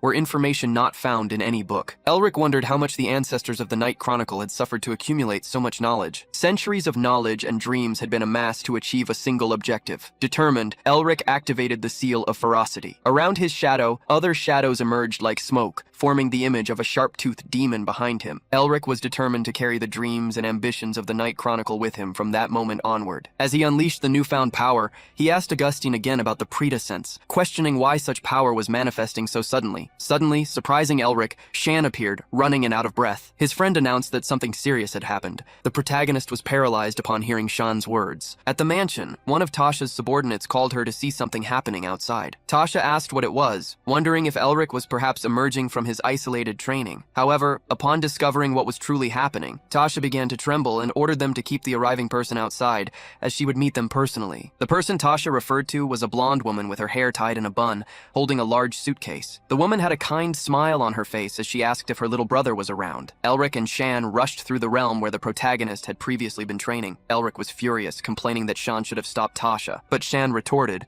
asking how he could stop his sister, the witch, and why Elric was blaming him for something that was clearly his own fault. Shan also warned of something even worse. Tasha's competitive spirit had grown in recent days because of Elric. As she headed to meet Elric's sister, Tasha recalled him saying that his sister Hayes had made sacrifices her entire life for him. To Tasha, this meant Hayes should have less talent for magic than her brother, who suffered from the blockage disease. However, the fear Elric felt for his sister indicated there was more than just a typical sibling relationship. Tasha was curious to know what kind of person Hayes truly was. Hayes was received at the Narrister household, where she was informed that Elric was indeed there, but that she could not enter without an invitation. Concerned, Hayes asked them to call the third young master of the Narrister family Shan. However, the guards informed her that they had received orders from the young lady of the family not to let Hayes pass. As Hayes wondered why Shan's older sister would do such a thing, Tasha appeared, greeting her and introducing herself. To Tasha's surprise, as she tried to provoke the girl, Hayes bowed politely, introduced herself, and stated that she had heard many things about Tasha through Elric and Shan. I've heard you are truly graceful and dazzling like a flame, but it seems those descriptions were mere understatements. It is truly an honor to meet you. Hayes got so close to Tasha that she disconcerted her with the compliments. However, in the next instant, she opened her eyes and asked why Tasha had blocked her path. Hayes said that despite thinking hard, she couldn't understand why Tasha was preventing her from entering. Tasha hastily explained that this was the main house of the Narrister family, the first star of the hexagram, and therefore, not just anyone could enter. After all, despite the characteristic hair and eyes of the Merbingers, someone could be using a disguise. Hayes calmly looked at Tasha and asked what she should do for Miss Narrister to believe her. her. Tasha frowned and stated that if Hayes truly was the daughter of the Radiant Star Duke and a member of a prestigious magical family, she would believe her if Hayes defeated her in battle. Hayes, however, replied that she couldn't use magic. Tasha observed her with a spell, noticing a powerful energy around her, and asked if she would fight with her aura. Incredibly, Hayes said that Tasha might get hurt, which made the Narraster heiress even more excited for the confrontation. Tasha snapped her fingers, stating that what they were doing was just to confirm Hayes' true identity. Then, she caused a large explosion. Before she was hit, Hayes, who was among the guards, disappeared. In the next instant, she held a large hammer in her hand and asked if Tasha had ever played tag as a child. At the question, magic circles appeared in Tasha's hands as she evoked fire spells. She replied that she had played a lot with Sean when they were children, and saying that she had never lost to her brother, launched large fireballs towards Hayes, asking if she was good at the game. Hayes swung the hammer back, stating that she had also never lost, but that due to her overwhelming desire for victory, she had broken her brother's head a few times. As she finished speaking, Hayes launched her hammer against Tasha's attack. Tasha was surprised to see the weapon coming towards her, but smiled before ducking to dodge. She was impressed that a member of a prestigious magical family was a martial artist, but what surprised her most was that Hayes could swing a sledgehammer weighing over 100 kilograms with ease, even without using aura. As she watched the hammer fly, Tasha noticed something on the handle, a skull symbol. This meant that Hayes was a member of the continent's strongest mercenary group. After the hammer hit its target, Hayes smiled and said that it was 1-0. Tasha, furious, stated that she would no longer go easy. However, before the two could face each other again, someone used magic to push them apart. Tasha was surprised, asking what was happening as she felt an energy pass through her. Hayes looked in the direction from which the magic had come, and in the next moment, grabbed the person who had cast the spell by the neck. The gasping Elric and the surprised Tasha watched the interaction between the Merbinger siblings. Elric, being held by the neck, complimented how healthy his sister seemed to be. Trembling and gritting his teeth, he asked if he had interrupted her fun with Tasha, and asked his sister to calm down a bit. Hayes then spoke calmly to her brother, but with a look that seemed to penetrate his soul. Elric, let's have a talk, shall we? In her office, Tasha held a piece of paper. She, who was awaiting information about Hayes, discovered that such data was being rigidly controlled. She sighed, commenting that she had expected it, as Hayes must be a powerful mercenary of the Black Skull. This group, having countless enemies and missions to fulfill, kept the identities of its members in strict secrecy. Crossing her hands, Tasha declared that she would take the opportunity to form a friendship with someone her age. It was difficult to meet a member of the Black Skull, as they maintained no relations with anyone except the Grey Lions of the Great Lion family. Therefore, Tasha wondered what would happen if Miss Merbinger truly was a member of this group. Creating a friendly relationship with the Merbinger house would already be advantageous because of the Radiant Star Duke, but with this new factor, the Narraster family would have nothing to lose. So, Tasha asked her secretary if the two siblings were still playing. Outside, Hayes ran after Elric, holding her enormous sledgehammer. He, fleeing desperately, asked his sister to talk with words and not with blows. Hayes mocked her brother. It seems you've become quite conceited with all this fame, haven't you? Now you even know how to use magic and have learned to be rebellious. The protagonist's sister continued to pursue him relentlessly, brandishing her sledgehammer in his direction. Thanks to his instinct, Elric managed to dodge, avoiding serious injuries. He remembered how Hayes had always been like this since they were children. Whenever he got into trouble, she would try to break his legs so he wouldn't cause any more problems. As Elric tried to evade his sister's attacks, Mephisto watched the scene. He had never seen Elric so frustrated, which showed just how much Hayes was truly a Merbinger. However, the fact that he sensed aura instead of mana coming from her, even though she was a Merbinger, made Hayes even more intriguing in his eyes. It was the first time he had seen something like that in that family. More impressive than a Merbinger using aura was the leap Hayes made into the air. As she aimed at her brother, she wondered if he would be able to dodge her next attack. Elric then conjured a shield to defend himself from his sister's aerial attack. The hammer struck the shield with force, making Elric grit his teeth as he tried to reinforce his defense.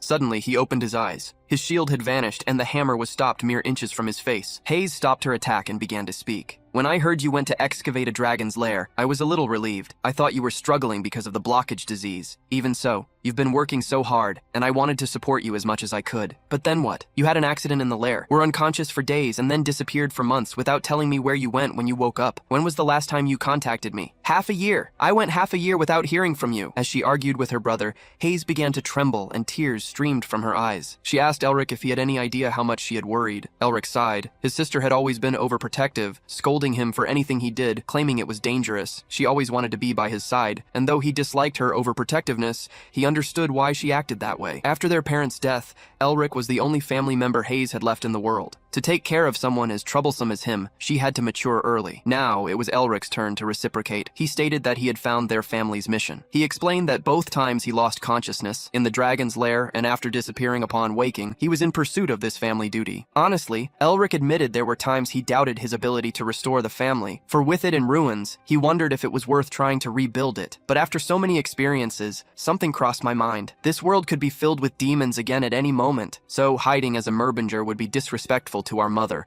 our father, and our ancestors who fought, risking their lives. I am going north. There is a mission left by our ancestors there. No matter how dangerous it is or how arduous the path, I will not give up. Just like our ancestors, I will fight until our home, our world, and every place I step shines like the stars. As Elric spoke, images of the challenges he had faced in recent months flashed through his mind. Now, looking at his tearful sister, he saw a smile on her face. She smiled at his determination and scolded him. "If you run off without a word again, I will truly bash your head in, understand?" Elric was dumbfounded to see his sister breaking the familial mood. Mephisto, who had been watching the affection between the siblings, had his head bowed, deep in thought. The next moment he stood up, frustrated that Hayes hadn't hit Elric a little more. Setting that aside, he cursed humans for always being sentimental in the most trivial situations. That night, under the bright moonlight, a man stood in a thicket by a river. He held a small object with red wings in his hands, offering it as a sacrifice for the grace of Lord Azazel's resurrection. 3 months later, Elric was sitting on a mountain in the kingdom where Augustine had taken him to train. Suddenly, an eagle soaring in the sky swooped down towards him. Elric, blindfolded, was undergoing training. He extended his hand, and the next instant, the eagle landed on his arm. Gillette, who was sitting nearby, praised him, surprised by how quickly Elric had perfected Mirage Ice. At the exact moment of the praise, a gust of wind swept past his shoulder. Before him, Augustine blocked a punch thrown by the protagonist. The old man also praised Elric for mastering the sense of presence, and stated that he had already done everything he could there. Now, Elric would gain further insights through real battles. Removing his blindfold as he sat up, the protagonist felt relieved that the training was over, as he had spent all that time blindfolded, seeing no one. Augustine, already elderly, had a moment of nostalgia, remembering the day Elric begged him and Gillette to become his masters. Gillette, in turn, cursed the insolent disciple. Elric mocked the two old men, recalling how they tormented him in the name of training. Setting that aside, he thanked them, saying he had learned a lot from both. Hearing his words, the bearded old man asked if he was trying to flatter them. Knowing Elric was heading north, Gillette asked him to bring back some souvenirs when he returned. Upon hearing the Beast King talk about souvenirs, Elric wished he would never see the two of them again. But with a relieved smile, he leaped into the sky, flying while wishing his masters a healthy life. Seeing the protagonist depart, Gillette turned to Augustine, his boss, and asked if that farewell didn't remind them of the old days, when they crossed the continent with Seth. Remembering how those days were full of adventures,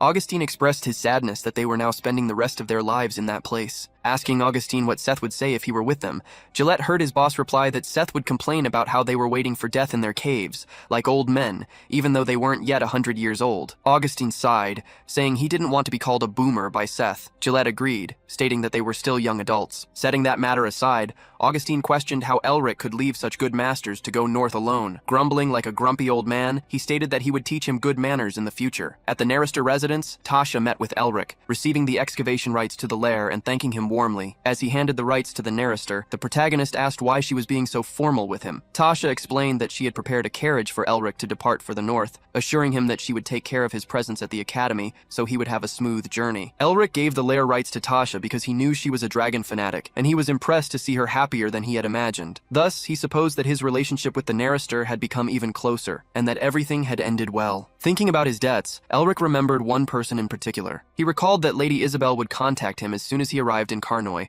and wondered how she had forgotten about him. Setting that thought aside, Elric decided to go to the carriage. In a forest, a man with a sword complained about how Poe was hurting his feelings. Surrounded by bodies, the Blue Wolf wondered how Poe thought that only that many enemies were enough to face him, even if he was weakened. A person next to Herman stated that Poe must be impatient, as he had already lost many Blue Wolves, and that if Herman allied with the Merbinger, he would be in danger. The person speaking was Isabel, now surrounded by her siblings. As she left them behind, she stated that she would take care of the Walla house in her own way. Herman asked the other three to take care of Isabel, while he would meet with the Radiant Starduke to thank him personally, and then decide how to deal with Poe. Nearby, some hooded people walked together. One of them asked why Poe had not yet become the Blue Lion, and the answer was that distractions had arisen, but that he didn't need to worry. The man, who was the same one who had made an offering in the river, said he thought it would be easy to eliminate the Blue Lion with the reflux disease, but was surprised to see that the Merbinger house, even fallen, was still in his way. He stated that it was not yet time to deal with the Merbinger, and that Poe Walla should quickly become the Blue Lion. Then he called Hilton, the captain of the first squad of the Blue Wolves, saying that when Poe became the Blue Lion, his body and soul would be used to serve Lord Azazel, even if only a little. As several crows flew over the group, Hilton assured him that he didn't need to worry. Outside the main house of the Hilton family, a carriage was stopped. The protagonist inside it put his hand on his head, worried. He was planning to go north and, speaking to the coachman, thanked him for the carriage, but said he didn't need his help. The coachman replied that his name was not Coachman, but Carl. Next to the protagonist was Sean, which irritated him even more, but the young man explained that he was only there by his parents' orders. There was also a third reason for Elric's irritation. On the other side of the carriage was his sister, to whom he said she could have stayed home. Smiling, Hazy asked if he didn't want to travel with her. Besides these three problems, Elric faced two others in front of him. They were his masters, to whom he said they should consider their ages and stay home resting. Augustine, clicking his tongue, asked if old people didn't have the right to take a stroll and stated that he would teach him good manners during the trip north. Jillith pretended to have her feelings hurt for having been abandoned. Just like Elric, Mephisto was also annoyed by the idea of a tumultuous, noisy, and irritating journey. The protagonist trembled with anger, but pretended to be happy. The trip, which was supposed to be just for him and Mephisto, had turned into a 7-person excursion, making him feel as if he were on a family vacation. Inside the carriage, which was larger than it appeared thanks to magic, Augustine introduced himself to the protagonist's sister, claiming to be his master. Hayes thanked them for taking care of her incompetent little brother, who even needed animals to help him, referring to the white tiger and the eagle. Jillith, the Beast King, found it interesting that they considered her beasts cute. Thus, the journey with his best friend Sean, his sister Hayes, Jillith, and old Augustine began, with Elric at the center of it all. Looking at everyone gathered, he set aside his bad mood and thought, well, being reunited with a family like this isn't so bad. Meanwhile, at the main Nerester residence, Guy Nerester was having tea, accompanied by a secretary. He asked if everyone had departed for the north, receiving an affirmative reply. The secretary, seeing Guy's contemplative expression, questioned if something good had happened. Guy asked the secretary to think for a moment, asking if the unusual combination of those people wasn't at the very least interesting. Inside the carriage heading north, Hayes reprimanded the protagonist, asking if she hadn't taught him good manners and how to behave in the presence of adults. She told Elric to even look at Sean, who acted with elegance and dignity. The protagonist turned his head away from his sister, scoffing. "Good manners, my foot." Hayes ignored him and turned to his masters, stating that she was thinking of teaching her own brother some good manners. Jillith let out a laugh, saying that discipline should always be taught by family, while Augustine told Hayes to go ahead. Hayes thanked the two for understanding her request and stood up. The protagonist, with his eyes closed,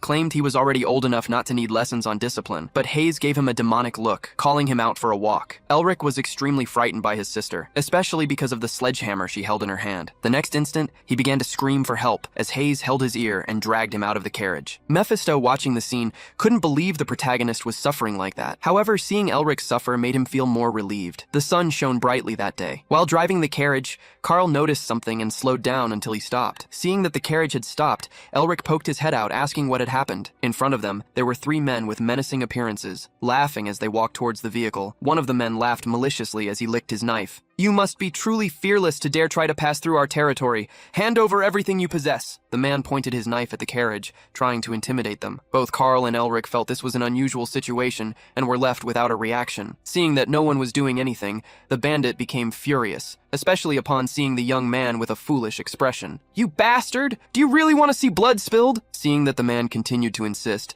Elric snorted and got out of the carriage to handle the matter. But before the protagonist could do anything, his master, Jillith Tens, stepped down, stating that she would take care of the situation. Accompanied by her white tiger, Jillith had a plan: to use this opportunity to show her disciple how incredible she was. The white tiger that emerged from inside the carriage was much larger than a human, and its shadow alone was able to cover the 3 bandits. Jillith released her aura while instructing Elric to pay attention. "From now on, I will show you why they call me the Beast King." Before Jillith could attack, however, Elric used ice magic, launching an attack between her and the bandits, who fell backward, startled. Seeing the large ice rock, they tried to crawl away, while Jillith and her tiger became frustrated. The Beast King really wanted to handle the situation, so she asked why Elric had intervened. The protagonist retorted, asking if she was planning to turn the place into a sea of blood. Turning to the group of 3 men, Elric stated that they were not bandits, but rather hungry travelers from a nearby village. Upon being recognized, the men stepped forward, kneeling before Elric and begging to be spared. "We have hungry families at home. Please forgive us." Faced with the plea, Elric put them on the spot. "If we were a powerless group, Would you by any chance be begging like this? The men didn't know how to respond, as the protagonist was right. Then, the leader of the trio, the one holding the knife, bowed until his head touched the ground, admitting that Elric was right. One of the others tried to stop him, but the village chief held his position, saying that he had forced the other two to accompany him and asking to be punished alone. Seeing the chief's willingness to sacrifice himself, the other men protested, stating that he had only done it because of the village and because of them. Next, the two men also threw themselves to the ground, begging to be punished alongside their chief. Seeing the scene, Elric told them to stop, as he would verify if what they said was true. Thus, Elric's group followed the three men to a quiet village, where the houses were made of wood and thatch, and the ground was dry due to the intense sun. The village chief, who was guiding the group, explained the situation. "We have been facing very difficult times due to several years of drought and famine. We thought we were destined to perish, so we ended up becoming mountain bandits. Not only does it take 5 days to reach another village, but we also cannot leave to look for work, as our livestock is weakening." While the man spoke, Mephisto, who was following behind the protagonist, sensed an energy and began to investigate. The village chief at that moment was crying with his head bowed. Augustine began to think about the country's administration, recalling that it did not reach this remote location to help them. Thus, he asked Elric if they shouldn't forgive those men, since they had a good reason for what they were doing. The protagonist remained silent before Augustine's request, who then posed a contemplative question to him. "To look upon those who are suffering is a noble's duty, isn't it?" Elric agreed with Augustine, which deeply moved the village chief. He quickly bowed his head, thanking them for the forgiveness. While the chief apologized and promised never to steal again, Mephisto flew up to the protagonist, fluttering agitatedly above him. Seeing the demon king restless, the protagonist asked what the problem was. Mephisto then surprised Elric. "Although it is weak, I detected a demonic energy in the fields ahead." As Elric paid attention to the dry fields, he felt the same energy as the demon king, growing tense. The group proceeded to the location indicated by Mephisto. Looking around, all they saw was a desolate situation. The entire field that could be used for planting and grazing was dry. Augustine, beside the protagonist, stated that he felt nothing and asked if Elric sensed anything. He merely confirmed that they were in the right place. Mephisto, beside him, sensed that something was buried somewhere. "Since I brought you here, you must keep your promise to hand over any demonic energy you find to me." The protagonist clicked his tongue, stating that he already knew that, and questioned if Mephisto was suspicious of everything. Knowing something was buried,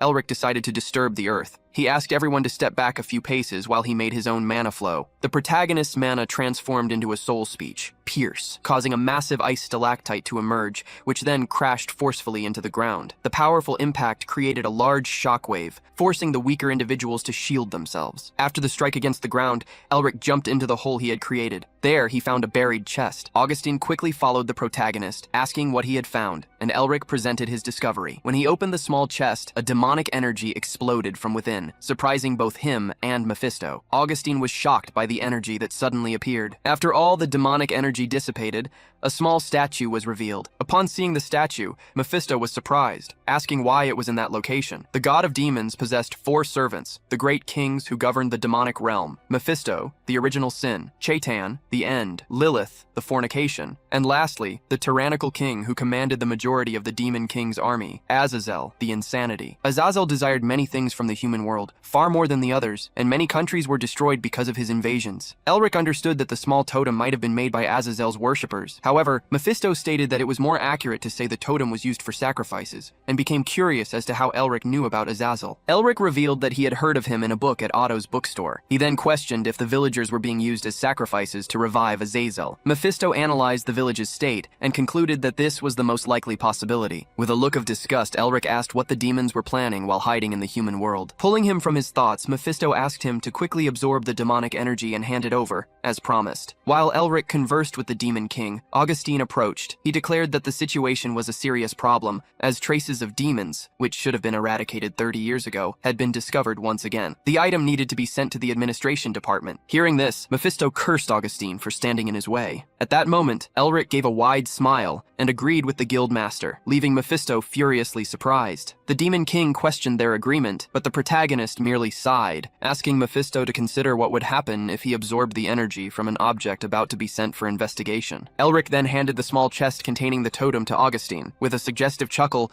he told Mephisto that if the demon king taught him sealing magic, perhaps he could do something about it. Mephisto, however, bellowed that he would not. Without wasting time, Augustine handed the chest to Sean, ordering him to take it to the administration department immediately. Seeing his opportunity slipping away, Mephisto quickly asked Elric if he would like anything else, promising to teach him about any subject except sealing magic. While everyone was distracted, a sinister voice suddenly emerged. This looks delicious. A malevolent energy passed by Elric, moving towards the chest being handed to Sean. A being with enormous teeth snatched the chest and swallowed it whole. Mephisto roared, furious that the demonic energy, which should have been his, was stolen. Confused, Augustine did not understand what had happened and asked Elric for an explanation. The energy that consumed the chest returned to Elric, gathering in his seal. He then explained that, apparently, you had taken the item. The Demon King Mephisto was furious with you, releasing all his energy, but Augustine and Sean, who could not see him, noticed nothing amiss. The protagonist then stated that that small totem by itself could not have devastated an entire village to such an extent. He suggested they should look further, as there might be something else. Far away, somewhere in those lands, there was a candlelit cave. Inside, a group of people worshipped an enormous statue of a demon. One of the men, kneeling with his head on the ground, suddenly felt something. Noticing the ritual leader's abnormal reaction, the other cultists asked what had happened. The leader merely murmured, questioning if an infidel dared to stand in the way of the great master's ritual. Hearing his murmur, the cultists were shocked, wondering who could do such a thing. Ignoring the question,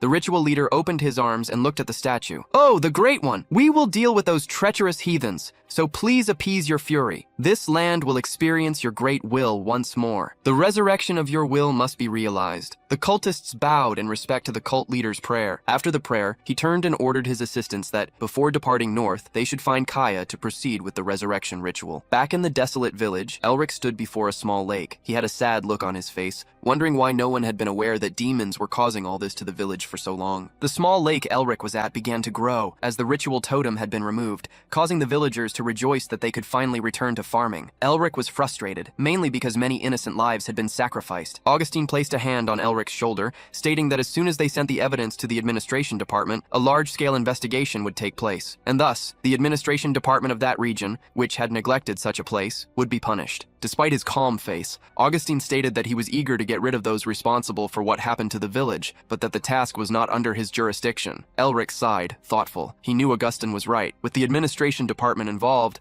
the demons would not be able to act irresponsibly. Therefore, Elric's highest priority now would be to locate the Temple of the Flower and Full Winter. Elric was confident that, after completing his objective, he would set out to get rid of the demons. While he rested, the village chief approached him to express his gratitude. Elric stood up, stating that now that the drought had been resolved, the village chief could take good care of the villagers. With that, they were about to leave. Before Elric departed, the village chief asked him to stop, inquiring about the name of that noble mage. Elric smiled and declared that his name was Elric Merbinger. The villagers were shocked, as they knew the name of Elric, the Duke of the Radiant Star, and also a hero. Upon hearing the name Merbinger, the village chief smiled in peace, for he knew that the star of the empire was rising once again. The carriage moved forward, with Elric's group being guided by Carl. At one point, Carl, who was now acting as the coachman, asked Elric to step out and take a look at something. Elric was surprised, wondering what had happened now. As he poked his head out of the carriage, he was met with several people dressed in suits. The group walked imposingly, claiming to be from the Imperial Family's inspection agency. Its members wore black masks to avoid identification. Their leader crossed his arms, staring at Elric,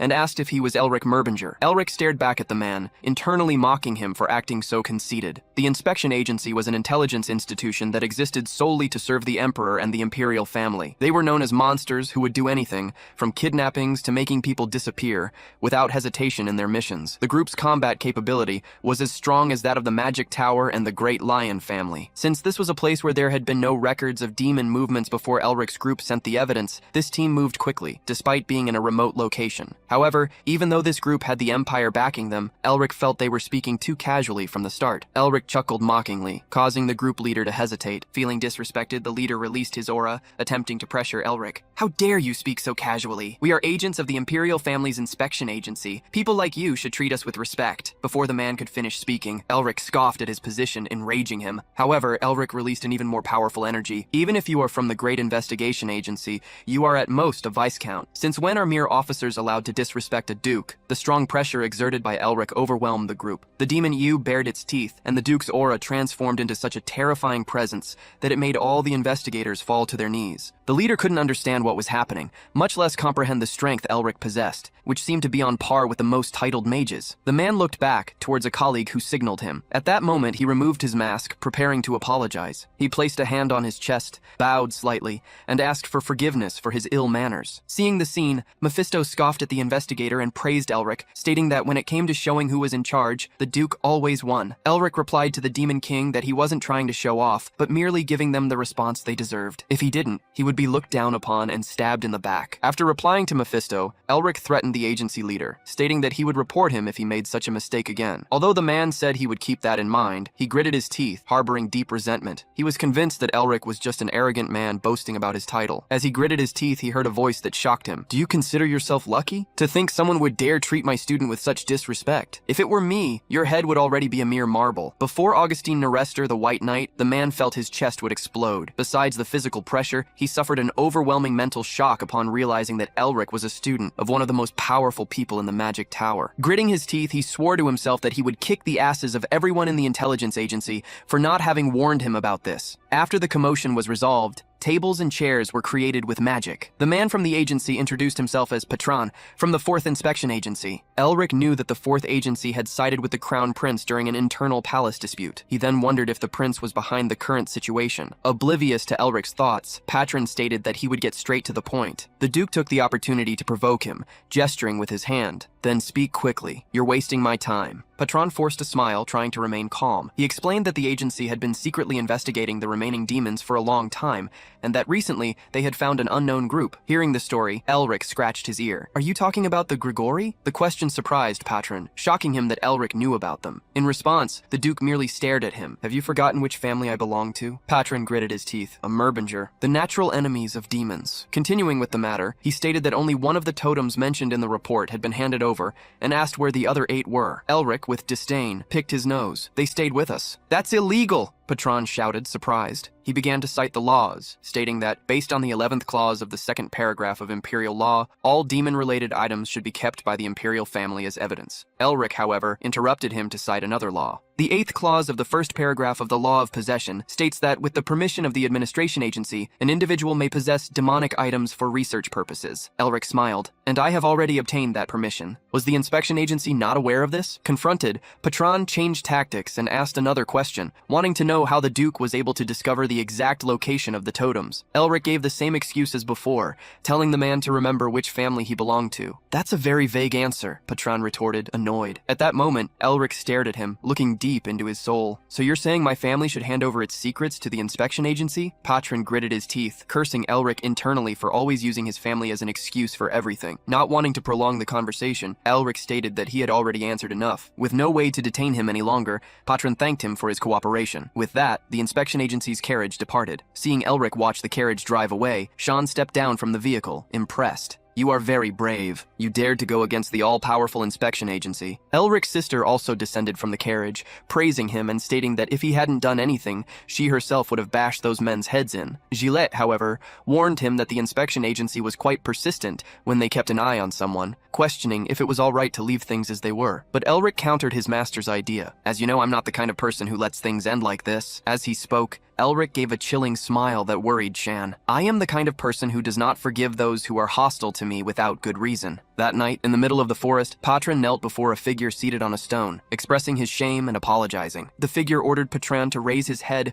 releasing a magical aura from his ring. "The one who is ashamed is not you, but I, the Crown Prince." As the two men interacted, they did not notice the presence of a bat observing them closely. It was a familiar with Merbinger's blood, who had just found a big fish to catch. The prince continued, confessing that he was the one who wanted to meet Merbinger, but he had been blinded by envy, underestimating his opponent and acting irresponsibly. Seeing the prince disparage himself in such a way, Patron did not know what to say. In an apologetic tone, the prince stated that he had brought disgrace upon the group because of his own incompetence, but Patron immediately asked him not to speak like that. The prince then changed his tone, stating that all of this had happened for personal reasons and that the priority now was to exterminate the remaining demons. Patron bowed, understanding the command. Getting to the point, the prince asked if Viscount Gareth was truly one of Grigori's subordinates. Patron confirmed, explaining that all the totems and demonic items found led back to the Viscount. Upon hearing the information, the prince gave an order. "To gain an advantage in the War of Succession, we must subjugate these demons. No mistakes will be tolerated." After giving the order, the prince departed. Patron watched him leave, while his mind turned to an old passion he was still unable to forget, Lady Isabel. He knew the prince had no choice but to prioritize politics over her, for the sake of the throne. The reason for hiding his identity was likely the desire to see with his own eyes who Elric Merbinger was, the man who had saved Lady Isabel. The intention might have been to find some comfort, but the inspection agency ended up being disgraced, instead of managing to shame Elric. Therefore, Patron, who saw the prince as the son that would lead the empire, concluded that they needed to avoid any involvement with Elric in in the future, and the best way to ensure that was to get rid of him. Gathering the inspection agency, he ordered, "Listen closely. This is a demon-infested territory. Search everywhere. Turn over every stone." At their leader's command, the inspection agency invaded Gareth's territory, setting everything ablaze and destroying anything suspicious. From atop a hill, Elric and his group watched it all. Then, he instructed Shan and his sister to follow him. Dressed in inspection agency uniforms, they descended towards the city. Elric felt that sending a familiar to spy on them had been the right choice, as he had managed to obtain far more information than he expected. It was interesting to discover that the Crown Prince was hidden among them, but obtaining information about the demon's secrets was like winning the lottery. While the inspection agency and the Viscount's family fought to the death, Elric planned to loot the burning mansion. As the remaining demons and the agency annihilated each other, Elric's group would simply grab the totems and flee. The plan was all set. His masters were already positioned to open an escape route. As they put on their masks for camouflage, Elric called Mephisto to feed. The city was completely engulfed in flames. Elric, his sister, and Shan ran through the streets towards the Viscount's mansion, knowing it was only a matter of time until the inspection agency arrived there. They needed to infiltrate the mansion as quickly as possible, hiding in strategic spots to avoid being caught during their rush. In a short while, they arrived at the Viscount's imposing estate. Upon arrival, they were met with a large wall protecting the premises. Elric, who led the group, decided to bring it down with magic. The air around them drastically cooled as dozens of ice arrows materialized, aiming directly at the wall before them. The ice arrows struck their target squarely, demolishing the wall. Inside, soldiers and mages panicked, wondering if the inspection agency had already reached them. With the path clear, Elric struck a heroic pose and told his friend Shan to enjoy the show. Summoning dozens more arrows, he attacked the interior of the estate, eliminating the remaining guards. As the men fell, a winged demonic being emerged from within the mansion. Upon seeing the creature, Elric warned Shan that the teachers would take care of the citizens, giving them the freedom to fight with full force. The two advanced against the demon. On the ground, Shan conjured his magic, Wind Slash. Invisible blades soared into the sky, striking not only the initial target, but also other demons that were appearing. For there was not just one, but several flying demons now advancing against them. Suddenly, Hazy appeared in the midst of the battle, brandishing her warhammer. Heeding Elric's warning not to hold back, she delivered a powerful blow that crushed several of the creatures in midair. Shan's eyes widened at the strength of Elric's sister. Hazy then turned to her brother and, placing her warhammer on her shoulder, told him to go ahead while she took care of the rest. Seizing the opportunity, Elric ran towards the mansion. Somewhere inside, demons were carrying a statue out of a large vault. Their leader was confident, certain that not even the inspection agency would find that hiding place in time. The plan was to use secret passages to remove all the sacred relics before they were discovered. However, as the demon boasted, the ceiling above him began to freeze. In seconds, the frozen structure cracked, and a massive concrete block collapsed, crushing him. Elric had invaded the location by destroying the ceiling, and, with a smile, commented to Mephisto that he wasn't so bad at invasions after all. The remaining demons, who were carrying the statue, trembled in fear and asked how he had found them. Releasing an intense golden energy, Elric replied with a grim smile, "We found a delicious buffet." And that's it for today's recap. The story just keeps getting crazier. What rating would you give it so far from 1 to 10? Drop your score in the comments, and I'll see you in the next one.